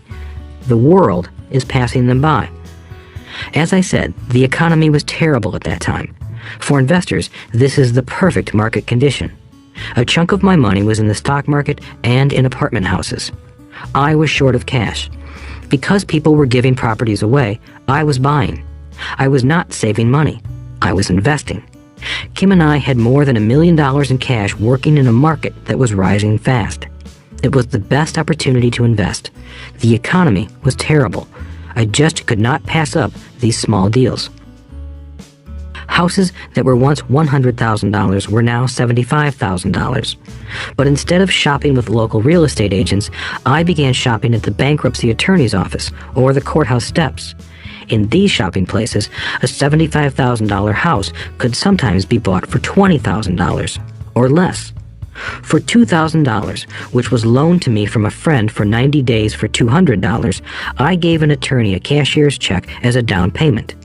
While the acquisition was being processed, I ran an ad advertising a $75,000 house for only $60,000 and no money down. The phone rang hard and heavy. Prospective buyers were screened, and once the property was legally mine, all the prospective buyers were allowed to look at the house. It was a feeding frenzy. The house sold in a few minutes. I asked for a $2,500 processing fee, which they gladly handed over, and the escrow and title company took over from there. I returned the $2,000 to my friend with an additional $200. He was happy, the home buyer was happy, the attorney was happy, and I was happy. I had sold a house for $60,000 that cost me $20,000. The $40,000 was created from money in my asset column in the form of a promissory note from the buyer. Total working time, 5 hours. So, now that you are on your way to becoming more financially literate and skilled at reading numbers, I will tell you why this is an example of money being invented. During this depressed market, Kim and I were able to do 6 of these simple transactions in our spare time. While the bulk of our money was in larger properties and the stock market, we were able to create more than $190,000 in assets, notes at 10% interest, in those 6 buy, create, and sell transactions. That comes to approximately $19,000 a year income, much of it sheltered through our private corporation. Much of that $19,000 a year goes to pay for our company cars, gas, trips, insurance, dinners with clients, and other things. By the time the government gets a chance to tax that income, it's been spent on legally allowed pre-tax expenses. This was a simple example of how money is invented, created, and protected using financial intelligence. Ask yourself, how long would it take to save $190,000? Would the bank pay you 10% interest on your money? And the promissory note is good for 30 years. I hope they never pay me the $190,000.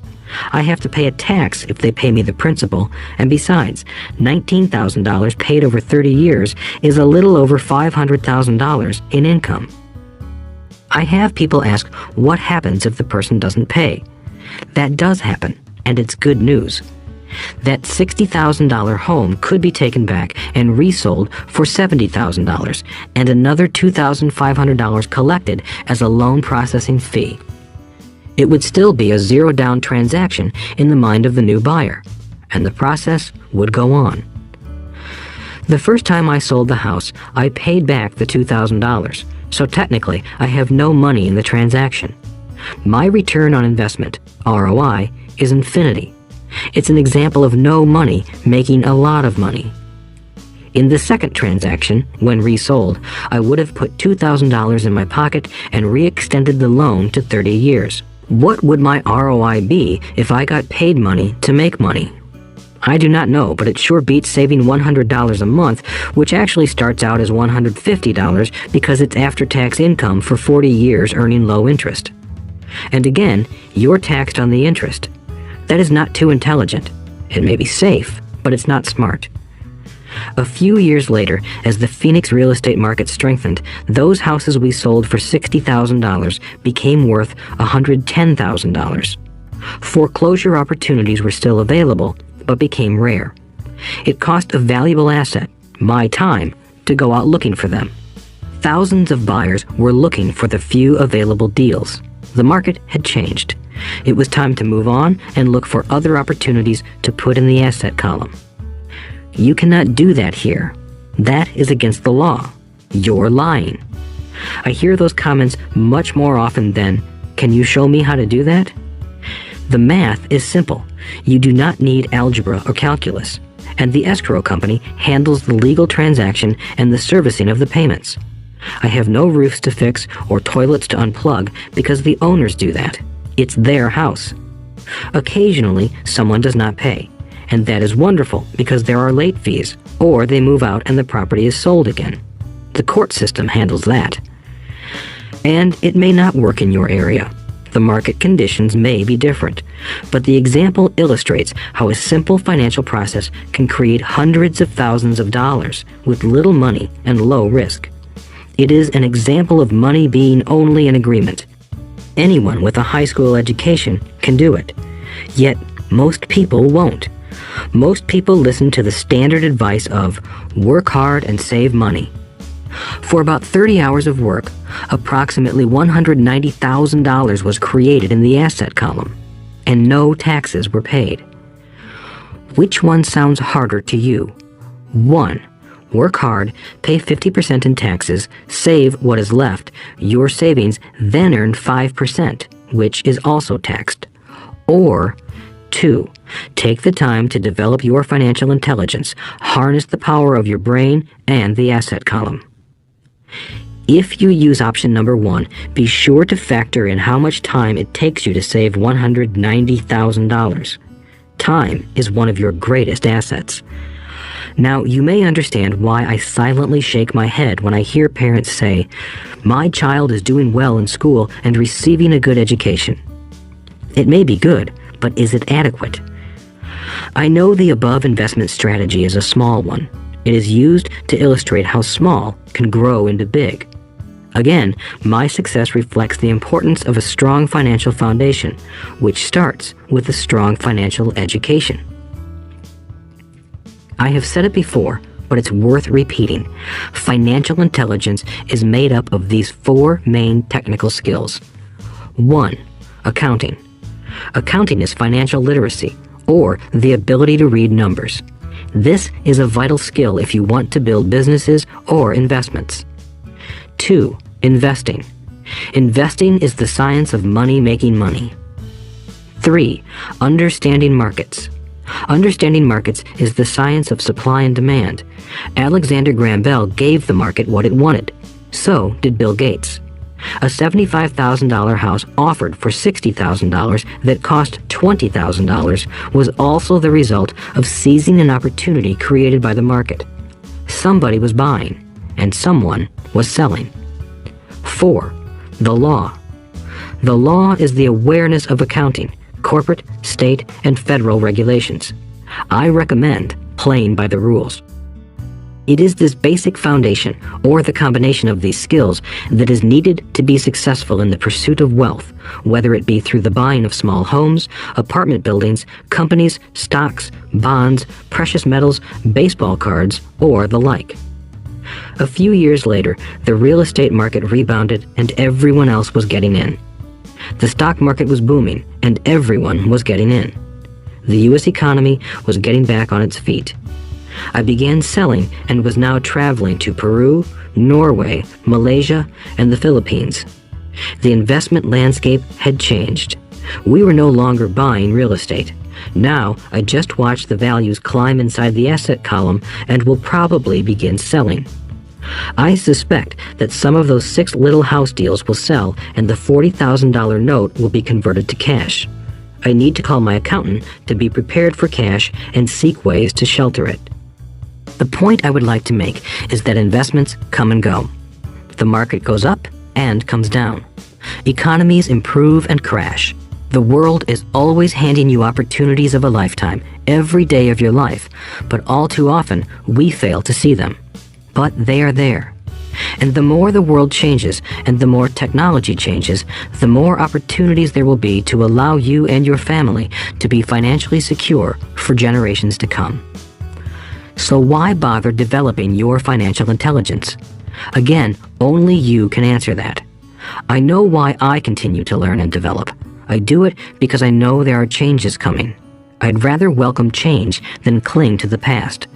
I know there will be market booms and market crashes. I want to continually develop my financial intelligence because at each market change, some people will be on their knees begging for their jobs. Others, meanwhile, will take the lemons that life hands them, and we are all handed lemons occasionally, and turn them into millions. That's financial intelligence. I am often asked about the lemons I have turned into millions. I hesitate using many more examples of personal investments because I am afraid it comes across as bragging or tooting my own horn. That is not my intention. I use the examples only as numerical and chronological illustrations of actual and simple cases. I use the examples because I want you to know that it is easy. And the more familiar you become with the 4 pillars of financial intelligence, the easier it becomes. Personally, I use 2 main vehicles to achieve financial growth: real estate and small cap stocks. I use real estate as my foundation. Day in and day out, my properties provide cash flow and occasional spurts of growth and value. The small cap stocks are used for fast growth. I do not recommend anything that I do. The examples are just that, examples. If the opportunity is too complex and I do not understand the investment, I don't do it. Simple math and common sense are all you need to do well financially. There are 5 reasons for using examples. 1. To inspire people to learn more. 2. To let people know it is easy if the foundation is strong. 3. To show that anyone can achieve great wealth. 4. To show that there are millions of ways to achieve your goals. 5. To show that it's not rocket science. In 1989, I used to jog through a lovely neighborhood in Portland, Oregon. It was a suburb that had little gingerbread houses. They were small and cute. I almost expected to see Little Red Riding Hood skipping down the sidewalk on her way to Granny's. There were for sale signs everywhere. The timber market was terrible. The stock market had just crashed, and the economy was depressed. On one street, I noticed a for sale sign that was up longer than most. It looked old. Jogging past it one day, I ran into the owner, who looked troubled. "What are you asking for your house?" I asked. The owner turned and smiled weakly. "Make me an offer," he said. "It's been for sale for over a year. Nobody even comes by anymore to look at it." "I'll look," I said, and I bought the house a half hour later for $20,000 less than his asking price. It was a cute little 2-bedroom home with gingerbread trim on all the windows. It was light blue with gray accents and had been built in 1930. Inside, there was a beautiful rock fireplace, as well as 2 tiny bedrooms. It was a perfect rental house. I gave the owner $5,000 down for a $45,000 house that was really worth $65,000, except that no one wanted to buy it. The owner moved out in a week, happy to be free, and my first tenant moved in, a local college professor. After the mortgage, expenses, and management fees were paid, I put a little less than $40 in my pocket at the end of each month. Hardly exciting. A year later, the depressed Oregon real estate market had begun to pick up. California investors, flush with money from their still booming real estate market, were moving north and buying up Oregon and Washington. I sold that little house for $95,000 to a young couple from California who thought it was a bargain. My capital gains of approximately $40,000 were placed into a 1031 tax-deferred exchange, and I went shopping for a place to put my money. In about a month, I found a 12-unit apartment house right next to the Intel plant in Beaverton, Oregon. The owners lived in Germany, had no idea what the place was worth, and again, just wanted to get out of it. I offered $275,000 for a $450,000 building. They agreed to $300,000. I bought it and held it for 2 years. Utilizing the same 1031 exchange process, we sold the building for $495,000 and bought a 30-unit apartment building in Phoenix, Arizona. We had moved to Phoenix by then to get out of the rain and needed to sell anyway. Like the former Oregon market, the real estate market in Phoenix was depressed. The price of the 30-unit apartment building in Phoenix was $875,000, with $225,000 down. The cash flow from the 30 units was a little over $5,000 a month. The Arizona market began moving up, and a few years later, a Colorado investor offered us $1.2 million for the property. The point of this example is how a small amount can grow into a large amount.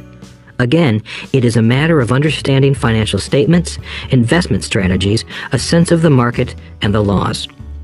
If people are not versed in these subjects, then obviously they must follow standard dogma, which is to play it safe, diversify, and only invest in secure investments.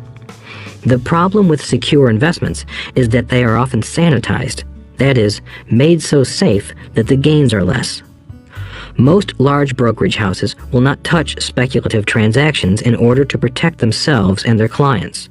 and that is a wise policy. The really hot deals are not offered to people who are novices. Often, the best deals that make the rich even richer are reserved for those who understand the game. It is technically illegal to offer speculative deals to someone who is considered not sophisticated, but of course, it happens. The more sophisticated I get, the more opportunities come my way. Another case for developing your financial intelligence over a lifetime is simply that more opportunities are presented to you. And the greater your financial intelligence, the easier it is to tell whether a deal is good. It's your intelligence that can spot a bad deal or make a bad deal good. The more I learn, and there is a lot to learn, the more money I make simply because I gain experience and wisdom as the years go on. I have friends who are playing it safe, working hard at their profession and failing to gain financial wisdom, which does take time to develop. My overall philosophy is to plant seeds inside my asset column. That is my formula. I start small and plant seeds. Some grow, some don't. Inside our real estate corporation, we have property worth several $1 million. It is our own right, or real estate investment trust. The point I'm making is that most of those millions started out as little $5,000 to $10,000 investments. All of those down payments were fortunate to catch a fast-rising market and increase tax-free. We traded in and out several times over a number of years. We also own a stock portfolio, surrounded by a corporation that Kim and I call our personal mutual fund. We have friends who deal specifically with investors like us who have extra money each month to invest. We buy high-risk, speculative private companies that are just about to go public on a stock exchange in the United States or Canada. An example of how fast gains can be made are 100,000 shares purchased for 25 cents each before the company goes public. 6 months later, the company is listed, and the 100,000 shares now are worth $2 each.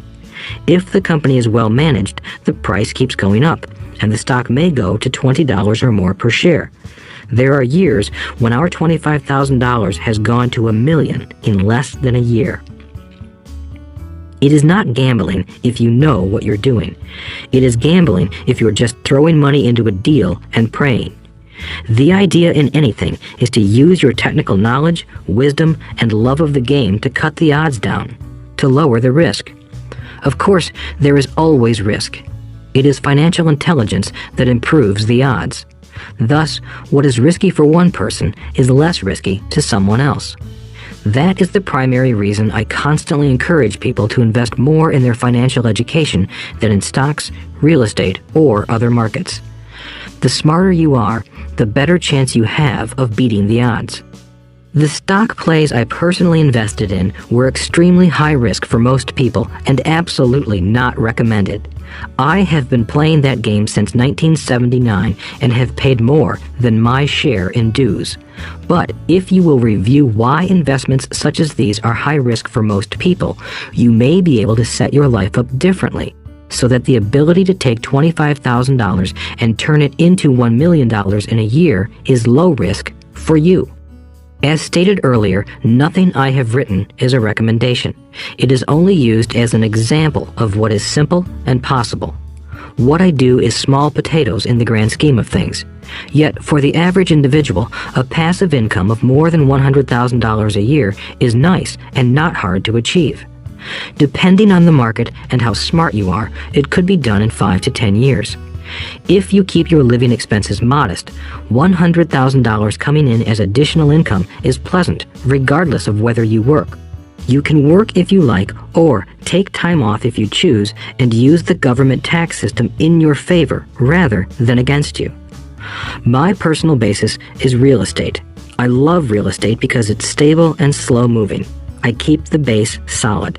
The cash flow is fairly steady and, if properly managed, has a good chance of increasing in value.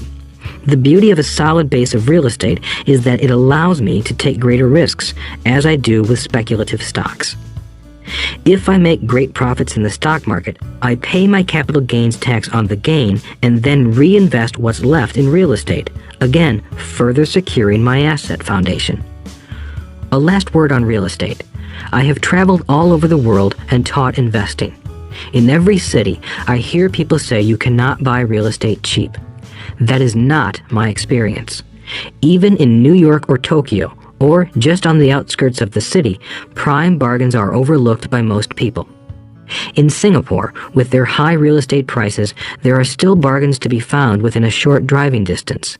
So whenever I hear someone say, "You can't do that here," pointing at me, I remind them that maybe the real statement is, "I don't know how to do that here. Yet." Great opportunities are not seen with your eyes. They are seen with your mind. Most people never get wealthy simply because they are not trained financially to recognize opportunities right in front of them. I am often asked, how do I start? In the final chapter of this audiobook, I offer 10 steps that I followed on the road to my financial freedom. But always remember to have fun. When you learn the rules and the vocabulary of investing and begin to build your asset column, I think you'll find that it's as fun a game as you've ever played. Sometimes you win, and sometimes you learn. But have fun. Most people never win because they're more afraid of losing. That is why I found school so silly. In school, we learn that mistakes are bad, and we are punished for making them. Yet if you look at the way humans are designed to learn, we learn by making mistakes. We learn to walk by falling down. If we never fell down, we would never walk. The same is true for learning to ride a bike. I still have scars on my knees, but today I can ride a bike without thinking. The same is true for getting rich. Unfortunately, the main reason most people are not rich is because they are terrified of losing. Winners are not afraid of losing, but losers are. Failure is part of the process of success. People who avoid failure also avoid success. I look at money much like my game of tennis. I play hard, make mistakes, correct, make more mistakes, correct, and I get better. If I lose the game, I reach across the net, shake my opponent's hand, smile, and say, "See you next Saturday." There are two kinds of investors. One, the first and most common type is a person who buys a packaged investment. They call a retail outlet, such as a real estate company, a stockbroker, or a financial planner, and they buy something. It could be a mutual fund, a right, a stock, or bond. It is a clean and simple way of investing. An analogy would be a shopper who goes to a computer store and buys a computer right off the shelf. 2. The second type is an investor who creates investments. This investor usually assembles a deal in the same way a person who buys components builds a computer. I do not know the first thing about putting components of a computer together, but I do know how to put pieces of opportunities together, or know people who know how. It is this second type of investor who is the more professional investor. Sometimes it may take years for all the pieces to come together. And sometimes they never do. It is this second type of investor that my rich dad encouraged me to be. It is important to learn how to put the pieces together, because that is where the huge wins reside, and sometimes some huge losses if the tide goes against you. If you want to be the second type of investor, you need to develop 3 main skills. These skills are in addition to those required to become financially intelligent. 1. Find an opportunity that everyone else missed. You see with your mind what others miss with their eyes. For example, a friend bought this run-down old house. It was spooky to look at. Everyone wondered why he bought it. What he saw that we did not was that the house came with 4 extra empty lots. He discovered that after going to the title company.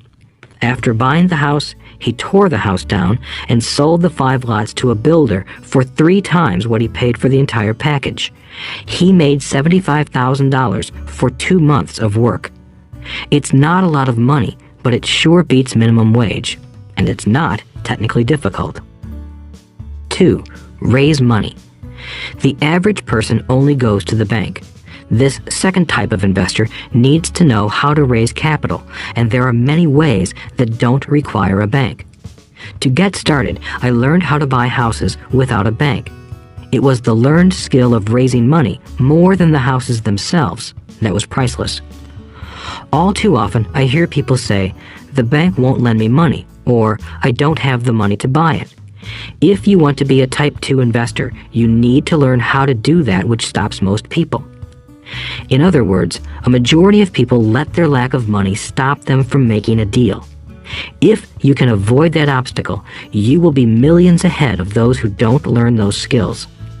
There have been many times I have bought a house, a stock, or an apartment building without a penny in the bank. I once bought an apartment house for $1.2 million. I did what is called tying it up with a written contract between seller and buyer. I then raised the $100,000 deposit, which bought me 90 days to raise the rest of the money. Why did I do it? Simply because I knew it was worth $2 million. I never raised the money. Instead, the person who put up the $100,000 gave me $50,000 for finding the deal, took over my position, and I walked away. Total working time? 3 days. Again, it's what you know more than what you buy. Investing is not buying. It's more a case of knowing. 3. Organize smart people. Intelligent people are those who work with or hire a person who is more intelligent than they are. When you need advice, make sure you choose your advisor wisely. There is a lot to learn, but the rewards can be astronomical. If you do not want to learn those skills, then being a Type 1 investor is highly recommended. It is what you know that is your greatest wealth. It is what you do not know that is your greatest risk. There is always risk, so learn to manage risk instead of avoiding it. Chapter 6. Lesson 6. Work to learn, don't work for money. Job security meant everything to my educated dad. Learning meant everything to my rich dad. A few years ago, I granted an interview with a newspaper in Singapore. The young female reporter was on time, and the interview got underway immediately. We sat in the lobby of a luxurious hotel, sipping coffee and discussing the purpose of my visit to Singapore. I was to share the platform with Zig Ziglar. He was speaking on motivation, and I was speaking on the secrets of the rich. Someday, I would like to be a best-selling author like you, she said. I had seen some of the articles she had written for the paper, and I was impressed. She had a tough, clear style of writing. Her articles held a reader's interest. You have a great style, I said in reply. What holds you back from achieving your dream? My work does not seem to go anywhere, she said quietly. Everyone says that my novels are excellent, but nothing happens. So I keep my job with the paper. At least it pays the bills. Do you have any suggestions? Yes, I do, I said brightly. A friend of mine here in Singapore runs a school that trains people to sell. He runs sales training courses for many of the top corporations here in Singapore, and I think attending one of his courses would greatly enhance your career. She stiffened.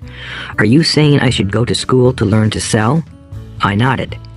You aren't serious, are you? Again, I nodded. What is wrong with that?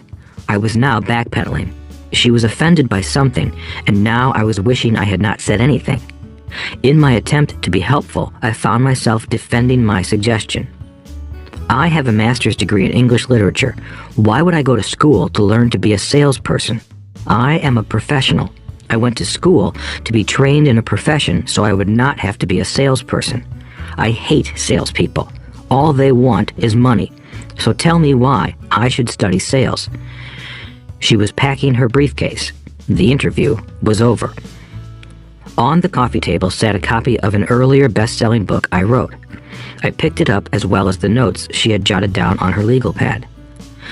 Do you see this? I said, pointing to her notes. She looked down at her notes. What? She said, confused. Again, I pointed deliberately to her notes. On her pad she had written, Robert Kiyosaki, best-selling author. It says best-selling author, not best writing author, I said quietly. Her eyes widened. I am a terrible writer, I said. You are a great writer. I went to sales school. You have a master's degree.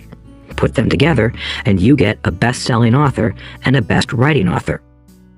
Anger flared from her eyes. I'll never stoop so low as to learn how to sell. People like you have no business writing. I'm a professionally trained writer, and you are a salesman. It is not fair, she fumed. She put the rest of her notes away and hurried out through the large glass doors into the humid Singapore morning. At least she gave me a fair and favorable write-up the next morning. The world is filled with smart, talented, educated, and gifted people. We meet them every day. They are all around us. A few days ago, my car was not running well. I pulled into a garage, and the young mechanic had it fixed in just a few minutes. He knew what was wrong by simply listening to the engine. I was amazed. I am constantly shocked at how little talented people earn. I have met brilliant, highly educated people who earn less than $20,000 a year. A business consultant who specializes in the medical trade was telling me how many doctors, dentists, and chiropractors struggle financially. All this time, I thought that when they graduated, the dollars would pour in. It was this business consultant who gave me the phrase, "They are one skill away from great wealth." What this phrase means is that most people need only to learn and master one more skill, and their income would jump exponentially. I have mentioned before that financial intelligence is a synergy of accounting, investing, marketing, and law. Combine those 4 technical skills, and making money with money is easier than most people would believe. When it comes to money, the only skill most people know is to work hard. The classic example of a synergy of skills was that young writer for the newspaper. If she diligently learned the skills of sales and marketing, her income would jump dramatically. If I were her, I would take some courses in advertising copywriting as well as sales. Then, instead of working at the newspaper, I would seek a job at an advertising agency. Even if it were a cut in pay, she would learn how to communicate in shortcuts that are used in successful advertising. She also would spend time learning public relations, an important skill. She would learn how to get millions in free publicity. Then, at night and on weekends, she could be writing her great novel. When it was finished, she would be better able to sell her book. Then, in a short while, she could be a best-selling author. When I came out with my first book, If You Want to Be Rich and Happy, Don't Go to School, a publisher suggested I change the title to The Economics of Education. I told the publisher that, with a title like that, I would sell 2 books, one to my family and one to my best friend. The problem is that they would expect it for free. The obnoxious title, If You Want to Be Rich and Happy, Don't Go to School, was chosen because we knew it would get tons of publicity. I am pro-education and believe in education reform.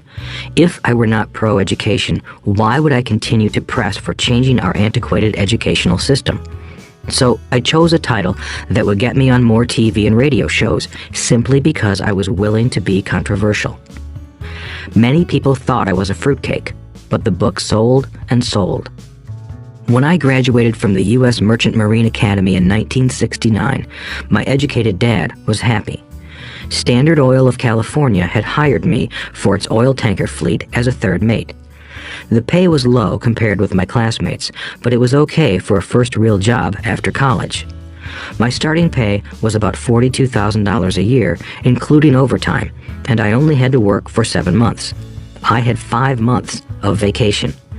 If I had wanted to, I could have taken the run to Vietnam with a subsidiary shipping company and easily doubled my pay instead of taking 5 months of vacation. I had a great career ahead of me, yet I resigned after 6 months with the company and joined the Marine Corps to learn how to fly. My educated dad was devastated. Rich Dad congratulated me. In school and in the workplace, the popular opinion is the idea of specialization. That is, in order to make more money or get promoted, you need to specialize. That is why medical doctors immediately begin to seek a specialty such as orthopedics or pediatrics. The same is true for accountants, architects, lawyers, pilots, and others. My educated dad believed in the same dogma. That is why he was thrilled when he eventually achieved his doctorate. He often admitted that schools reward people who study more and more about less and less. Rich Dad encouraged me to do exactly the opposite. You want to know a little about a lot, was his suggestion. That is why for years I worked in different areas of his companies. For a while, I worked in his accounting department. Although I would probably never have been an accountant, he wanted me to learn via osmosis. Rich Dad knew I would pick up jargon and a sense of what is important and what is not. I also worked as a busboy and construction worker, as well as in sales, reservations, and marketing. He was grooming Mike and me. That is why he insisted we sit in on the meetings with his bankers, lawyers, accountants, and brokers. He wanted us to know a little about every aspect of his empire. When I quit my high-paying job with Standard Oil, my educated dad had a heart-to-heart talk with me. He was bewildered. He could not understand my decision to resign from a career that offered high pay, great benefits, lots of time off, and opportunity for promotion. When he asked me one evening, "Why did you quit?" I could not explain it to him, though I tried hard to. My logic did not fit his logic. The big problem was that my logic was my rich dad's logic. Job security meant everything to my educated dad. Learning meant everything to my rich dad. Educated dad thought I went to school to learn to be a ship's officer.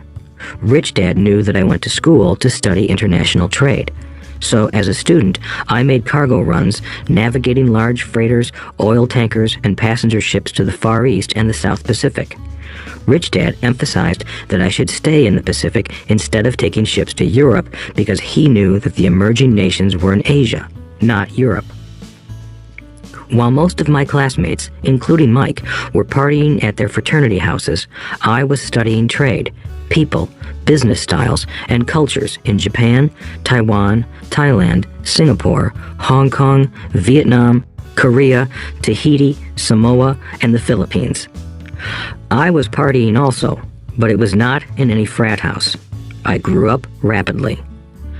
Educated Dad just could not understand why I decided to quit and join the Marine Corps. I told him I wanted to learn to fly, but really, I wanted to learn to lead troops. Rich Dad explained to me that the hardest part of running a company is managing people. He had spent 3 years in the Army. My educated dad was draft exempt. Rich Dad valued learning to lead men into dangerous situations. Leadership is what you need to learn next, he said. If you are not a good leader, you'll get shot in the back, just like they do in business. Returning from Vietnam in 1973, I resigned my commission, even though I loved flying. I found a job with Xerox Corporation. I joined it for one reason, and it was not for the benefits. I was a shy person, and the thought of selling was the most frightening subject in the world. Xerox has one of the best sales training programs in America. Rich Dad was proud of me. My educated dad was ashamed. Being an intellectual, he thought that salespeople were below him. I worked with Xerox for 4 years until I overcame my fear of knocking on doors and being rejected. Once I could consistently be in the top 5 in sales, I again resigned and moved on, leaving behind another great career with an excellent company. In 1977, I formed my first company. Rich Dad had groomed Mike and me to take over companies, so I now had to learn to form them and put them together. My first product, the nylon and Velcro wallet, was manufactured in the Far East and shipped to a warehouse in New York, near where I had gone to school. My formal education was complete, and it was time to test my wings. If I failed, I would go broke. Rich Dad thought it best to go broke before 30. You still have time to recover, was his advice. On the eve of my 30th birthday, my first shipment left Korea for New York. Today, I still do business internationally, and as my rich dad encouraged me to do, I keep seeking the emerging nations. Today, my investment company invests in South American countries and Asian countries, as well as in Norway and Russia. There is an old cliche that goes, "Job is an acronym for just over broke." Unfortunately, I would say that applies to millions of people.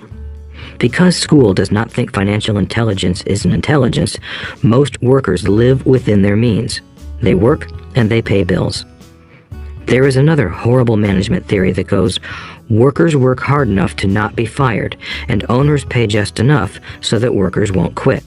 And if you look at the pay scales of most companies, again, I would say there is a degree of truth to that statement. The net result is that most workers never get ahead. They do what they've been taught to do, get a secure job. Most workers focus on working for pay and benefits that reward them in the short term, but are often disastrous in the long run. Instead, I recommend to young people to seek work for what they will learn more than what they will earn. Look down the road at what skills they want to acquire before choosing a specific profession and before getting trapped in the rat race. Once people are trapped in the lifelong process of bill paying, they become like those little hamsters running around in those metal wheels. Their little furry legs are spinning furiously, the wheel is turning furiously, but come tomorrow morning, they'll still be in the same cage. Great job. In the movie Jerry Maguire, starring Tom Cruise, there are many great one-liners. Probably the most memorable is, "Show me the money." But there is one line I thought most truthful. It comes from the scene where Tom Cruise is leaving the firm. He has just been fired, and he is asking the entire company, "Who wants to come with me?" And the whole place is silent and frozen. Only one woman speaks up and says, "I'd like to, but I'm due for a promotion in 3 months." That statement is probably the most truthful statement in the whole movie. It is the type of statement that people use to keep themselves busy, working away to pay bills. I know my educated dad looked forward to his pay raise every year, and every year he was disappointed. So he would go back to school to earn more qualifications so he could get another raise. Then, once again, there would be another disappointment. The question I often ask people is, where is this daily activity taking you? Just like the little hamster, I wonder if people look at where their hard work is taking them. What does the future hold? In his book, The Retirement Myth, Craig S. Carpel writes, "I visited the headquarters of a major national pension consulting firm and met with a managing director who specializes in designing lush retirement plans for top management. When I asked her what people who don't have corner offices will be able to expect in the way of pension income, she said with a confident smile, 'The silver bullet.'" "What," I asked, "is the silver bullet?" She shrugged and said, "If baby boomers discover they don't have enough money to live on when they're older, they can always blow their brains out." Carpel goes on to explain the difference between the old defined benefit retirement plans and the new 401k plans that are riskier. It is not a pretty picture for most people working today, and that is just for retirement. Add medical fees and long-term nursing home care, and the picture is frightening. Already, many hospitals in countries with socialized medicine need to make tough decisions such as who will live and who will die. They make those decisions purely on how much money they have and how old the patients are. If the patient is old, they often will give the medical care to someone younger. The older, poor patient gets put to the back of the line. Just as the rich can afford better education, the rich will be able to keep themselves alive, while those who have little wealth will die. So I wonder, are workers looking into the future or just until their next paycheck, never questioning where they are headed? When I speak to adults who want to earn more money, I always recommend the same thing. I suggest taking a long view of their life. Instead of simply working for the money and security, which I admit are important, I suggest they take a second job that will teach them a second skill. Often I recommend joining a network marketing company, also called multi-level marketing, if they want to learn sales skills. Some of these companies have excellent training programs that help people get over their fear of failure and rejection, which are the main reasons people are unsuccessful. Education is more valuable than money in the long run. When I offer this suggestion, I often hear in response, "Oh, that is too much hassle," or "I only want to do what I am interested in." If they say it's too much of a hassle, I ask, "So you would rather work all your life giving 50% of what you earn to the government?" If they tell me, "I only do what I am interested in," I say, "I'm not interested in going to the gym, but I go because I want to feel better and live longer." Unfortunately, there is some truth to the old statement, "You can't teach an old dog new tricks." Unless a person is used to changing, it's hard to change. But for those of you who might be on the fence when it comes to the idea of working to learn something new, I offer this word of encouragement. Life is much like going to the gym. The most painful part is deciding to go. Once you get past that, it's easy. There have been many days I have dreaded going to the gym, but once I am there and in motion, it is a pleasure.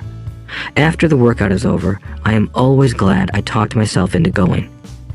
If you are unwilling to work to learn something new and instead insist on becoming highly specialized within your field, make sure the company you work for is unionized. Labor unions are designed to protect specialists. My educated dad, after falling from grace with the governor, became the head of the teachers' union in Hawaii. He told me that it was the hardest job he ever held. My rich dad, on the other hand, spent his life doing his best to keep his companies from becoming unionized. He was successful. Although the unions came close, Rich Dad was always able to fight them off. Personally, I take no sides because I can see the need for and the benefits of both sides. If you do as school recommends, become highly specialized, then seek union protection. For example, had I continued with my flying career, I would have sought a company that had a strong pilots union. Why? Because my life would be dedicated to learning a skill that was valuable in only one industry.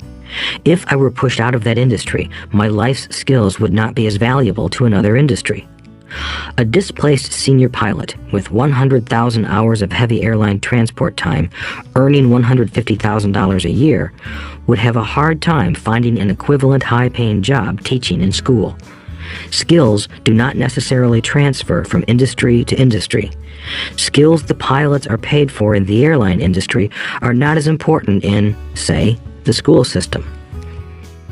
The same is true even for doctors today. With all the changes in medicine, many medical specialists are needing to conform to medical organizations such as HMOs. School teachers definitely need to be union members. Today in America, the teachers' union is the largest and the richest labor union of all.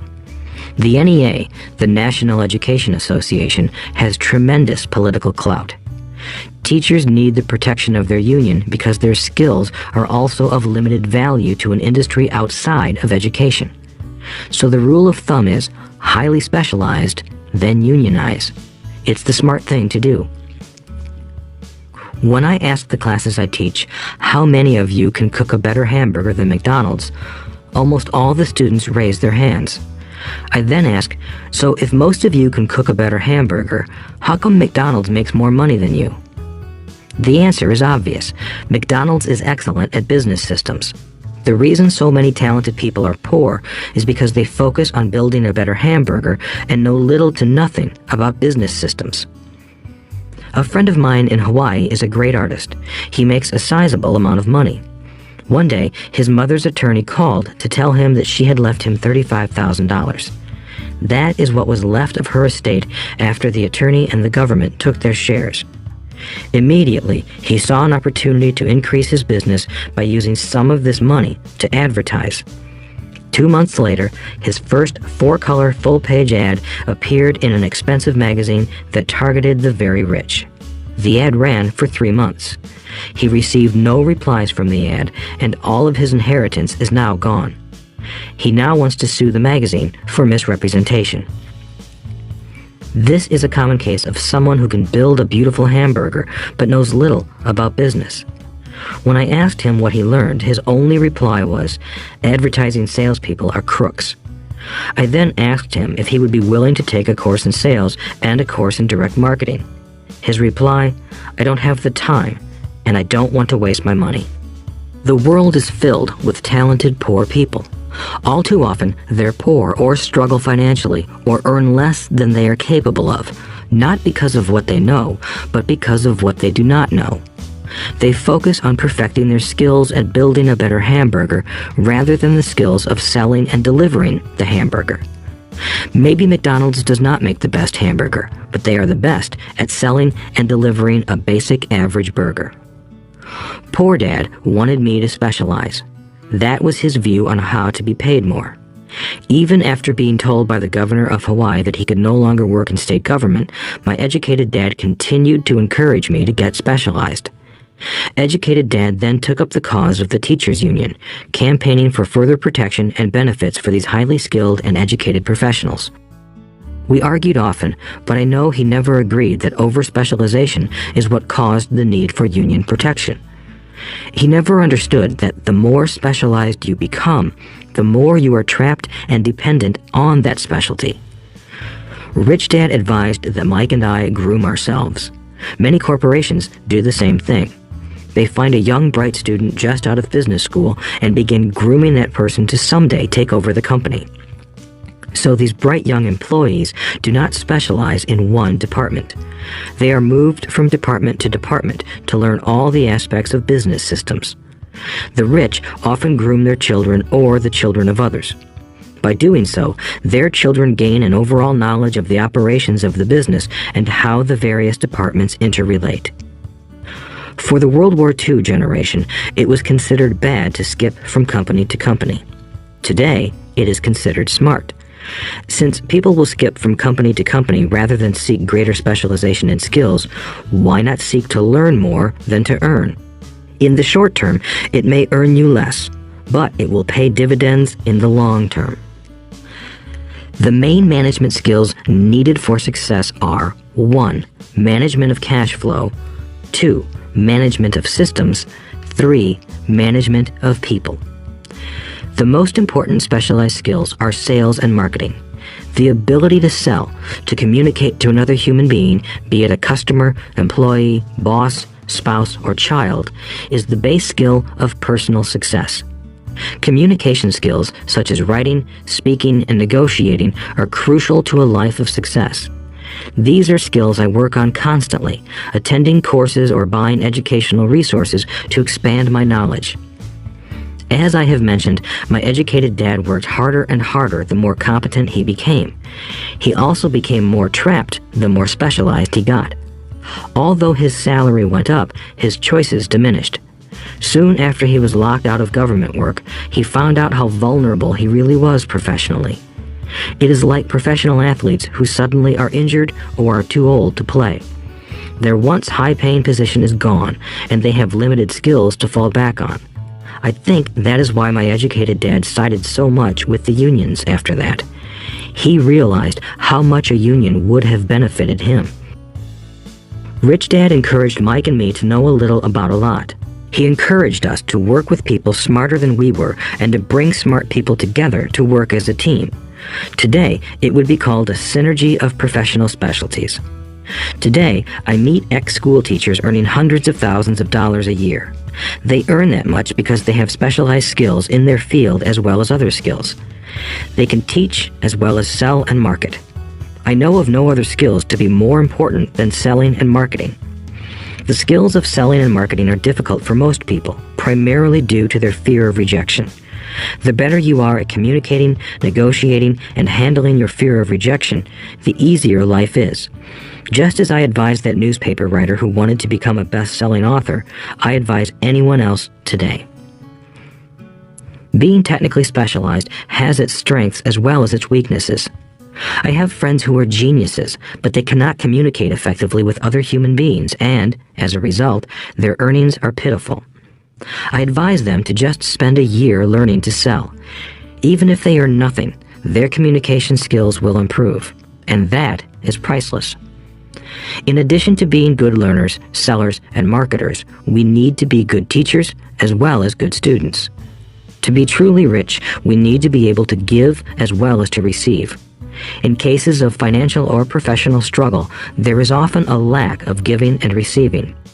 I know many people who are poor because they are neither good students nor good teachers. Both of my dads were generous men. Both made it a practice to give first. Teaching was one of their ways of giving. The more they gave, the more they received. One glaring difference was in the giving of money. My rich dad gave lots of money away. He gave to his church, to charities, and to his foundation. He knew that to receive money, you had to give money. Giving money is the secret to most great wealthy families. That is why there are organizations like the Rockefeller Foundation and the Ford Foundation. These are organizations designed to take their wealth and increase it, as well as give it away in perpetuity. My educated dad always said, "When I have some extra money, I'll give it." The problem was that there was never any extra. So he worked harder to draw more money in rather than focus on the most important law of money. Give and you shall receive. Instead, he believed in receive and then you give. In conclusion, I became both dads. One part of me is a hardcore capitalist who loves the game of money making money. The other part is a socially responsible teacher who is deeply concerned with this ever-widening gap between the haves and have-nots. I personally hold the archaic educational system primarily responsible for this growing gap. Chapter 7. Overcoming Obstacles. The primary difference between a rich person and a poor person is how they manage fear. Once people have studied and become financially literate, they may still face roadblocks to becoming financially independent. There are 5 main reasons why financially literate people may still not develop abundant asset columns that could produce a large cash flow. The 5 reasons are: 1. Fear. 2. Cynicism. 3. Laziness. 4. Bad habits. 5. Arrogance. Overcoming fear. I have never met anyone who really likes losing money. And in all my years, I have never met a rich person who has never lost money. But I have met a lot of poor people who have never lost a dime. Investing, that is. The fear of losing money is real. Everyone has it, even the rich. But it's not having fear that is the problem. It's how you handle fear. It's how you handle losing.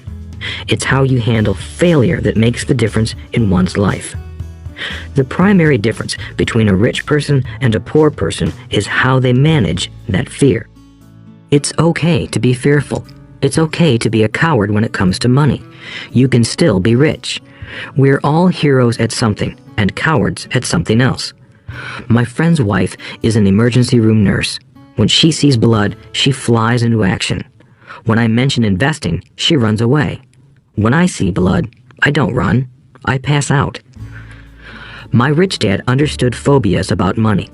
Some people are terrified of snakes. Some people are terrified about losing money. Both are phobias, he would say. So his solution to the phobia of losing money was this little rhyme. If you hate risk and worry, start early. If you start young, it's easier to be rich. I won't go into it here, but there is a staggering difference between a person who starts investing at age 20 versus age 30. The purchase of Manhattan Island is said to be one of the greatest bargains of all time. New York was purchased for $24 in trinkets and beads. Yet if that $24 had been invested at 8% annually, that $24 would have been worth more than $28 trillion by 1995.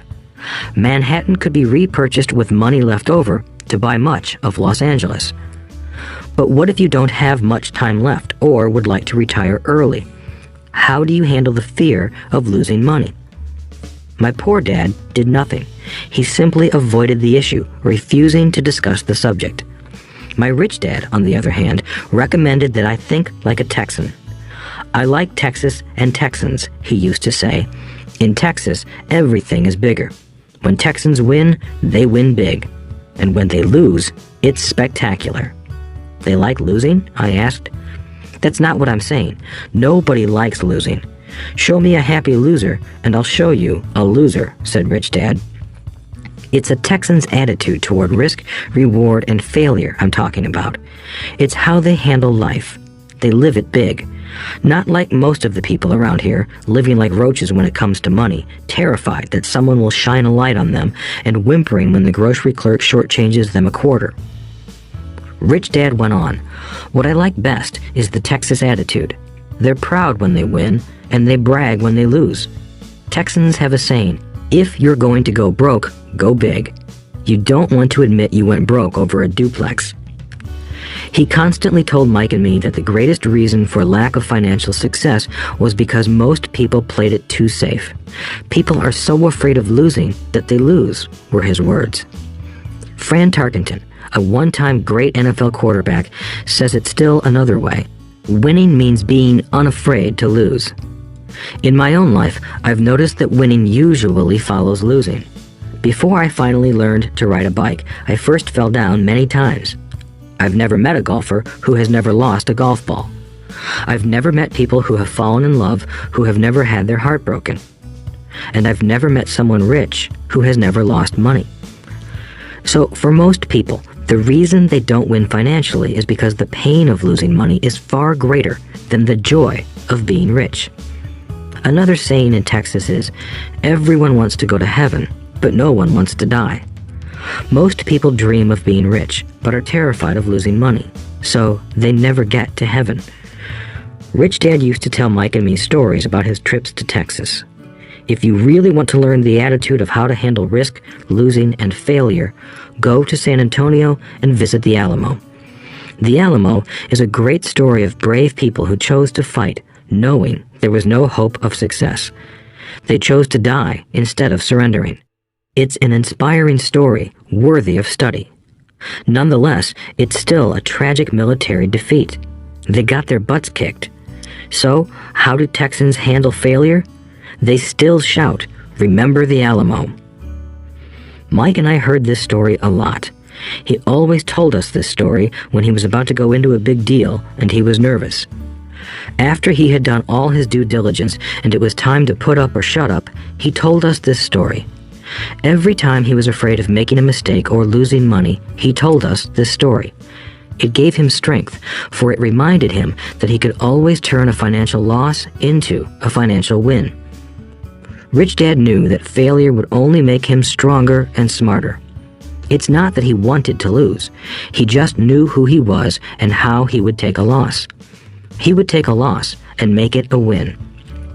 That's what made him a winner and others losers. It gave him the courage to cross the line when others backed out. That's why I like Texans so much, he would say. They took a great failure and turned it into inspiration, as well as a tourist destination that makes them millions. But probably his words that mean the most to me today are these. Texans don't bury their failures. They get inspired by them. They take their failures and turn them into rallying cries. Failure inspires Texans to become winners. But that formula is not just the formula for Texans. It is the formula for all winners. I've said that falling off my bike was part of learning to ride. I remember falling off only made me more determined to learn to ride, not less. I also said that I have never met a golfer who has never lost a ball. For top professional golfers, losing a ball or a tournament provides the inspiration to be better, to practice harder, to study more. That's what makes them better. For winners, losing inspires them. For losers, losing defeats them. I like to quote John D. Rockefeller, who said, "I always tried to turn every disaster into an opportunity." And being Japanese American, I can say this. Many people say that Pearl Harbor was an American mistake. I say it was a Japanese mistake. From the movie Tora, Tora, Tora, a somber Japanese admiral says to his cheering subordinates, "I am afraid we have awakened a sleeping giant." Remember Pearl Harbor became a rallying cry. It turned one of America's greatest losses into the reason to win. This great defeat gave America strength, and America soon emerged as a world power. Failure inspires winners, and failure defeats losers. It is the biggest secret of winners. It's the secret that losers do not know. The greatest secret of winners is that failure inspires winning. Thus, they're not afraid of losing. Repeating Fran Tarkenton's quote, "Winning means being unafraid to lose." People like Fran Tarkenton are not afraid of losing because they know who they are. They hate losing, so they know that losing will only inspire them to become better. There is a big difference between hating losing and being afraid to lose. Most people are so afraid of losing money that they lose. They go broke over a duplex. Financially, they play life too safe and too small. They buy big houses and big cars, but not big investments. The main reason that over 90% of the American public struggles financially is because they play not to lose. They don't play to win. They go to their financial planners or accountants or stockbrokers and buy a balanced portfolio. Most have lots of cash in CDs, low-yield bonds, mutual funds that can be traded within a mutual fund family, and a few individual stocks. It is a safe and sensible portfolio, but it is not a winning portfolio. It is a portfolio of someone playing not to lose. Don't get me wrong, it's probably a better portfolio than more than 70% of the population has, and that's frightening. It's a great portfolio for someone who loves safety. But playing it safe and balanced on your investment portfolio is not the way successful investors play the game. If you have little money and you want to be rich, you must first be focused, not balanced. If you look at any successful person, at the start, they were not balanced. Balanced people go nowhere. They stay in one spot. To make progress, you must first go unbalanced. Just look at how you make progress walking. Thomas Edison was not balanced. He was focused. Bill Gates was not balanced. He was focused. Donald Trump is focused. George Soros is focused. George Patton did not take his tanks wide. He focused them and blew through the weak spots in the German line. The French went wide with the Maginot Line, and you know what happened to them. If you have any desire to be rich, you must focus. Do not do what poor and middle-class people do, put their few eggs in many baskets. Put a lot of your eggs in a few baskets and focus. Follow one course until successful. If you hate losing, play it safe. If losing makes you weak, play it safe. Go with balanced investments. If you're over 25 years old and are terrified of taking risks, don't change. Play it safe, but start early. Start accumulating your nest egg early because it will take time. But if you have dreams of freedom, of getting out of the rat race, the first question to ask yourself is, how do I respond to failure? If failure inspires you to win, maybe you should go for it, but only maybe. If failure makes you weak or causes you to throw temper tantrums, like spoiled brats who call attorneys to file lawsuits every time something doesn't go their way, then play it safe. Keep your daytime job, or buy bonds or mutual funds. But remember, there is risk in those financial instruments also, even though they may appear safe. I say all this mentioning Texas and Fran Tarkenton because stacking the asset column is easy. It's really a low aptitude game. It doesn't take much education. 5th grade math will do. But building your asset column is a game in which attitude plays a major role. It takes guts, patience, and a great attitude toward failure. Losers avoid failing, and failure turns losers into winners. Just remember the Alamo. Overcoming cynicism. The sky is falling. The sky is falling. Most of us know the story of Chicken Little, who ran around warning the barnyard of impending doom. We all know people who are that way. There's a Chicken Little inside each of us. As I stated earlier, the cynic is really a little chicken. We all get a little chicken when fear and doubt cloud our thoughts. All of us have doubts. I'm not smart. I'm not good enough. So-and-so is better than me. Our doubts often paralyze us. We play the what-if game. What if the economy crashes right after I invest? What if I lose control and I can't pay the money back? What if things don't go as I planned? Or we have friends or loved ones who will remind us of our shortcomings. They often say, "What makes you think you can do that? If it's such a good idea, how come someone else hasn't done it? That will never work. You don't know what you're talking about." These words of doubt often get so loud that we fail to act. A horrible feeling builds in our stomach. Sometimes we can't sleep. We fail to move forward. So we stay with what is safe, and opportunities pass us by. We watch life passing by as we sit immobilized with a cold knot in our body. We have all felt this at one time in our lives, some more than others. Peter Lynch of Fidelity Magellan Mutual Fund fame refers to warnings about the sky falling as noise, and we all hear it. Noise is either created inside our heads or comes from outside, often from friends, family, co-workers, and the media. Lynch recalls the time during the 1950s when the threat of nuclear war was so prevalent in the news that people began building fallout shelters and storing food and water. If they had invested that money wisely in the market, instead of building a fallout shelter, they'd probably be financially independent today. When violence breaks out in a city, gun sales go up all over the country. A person dies from rare hamburger meat in the state of Washington, and the Arizona Health Department orders restaurants to have all beef cooked well done.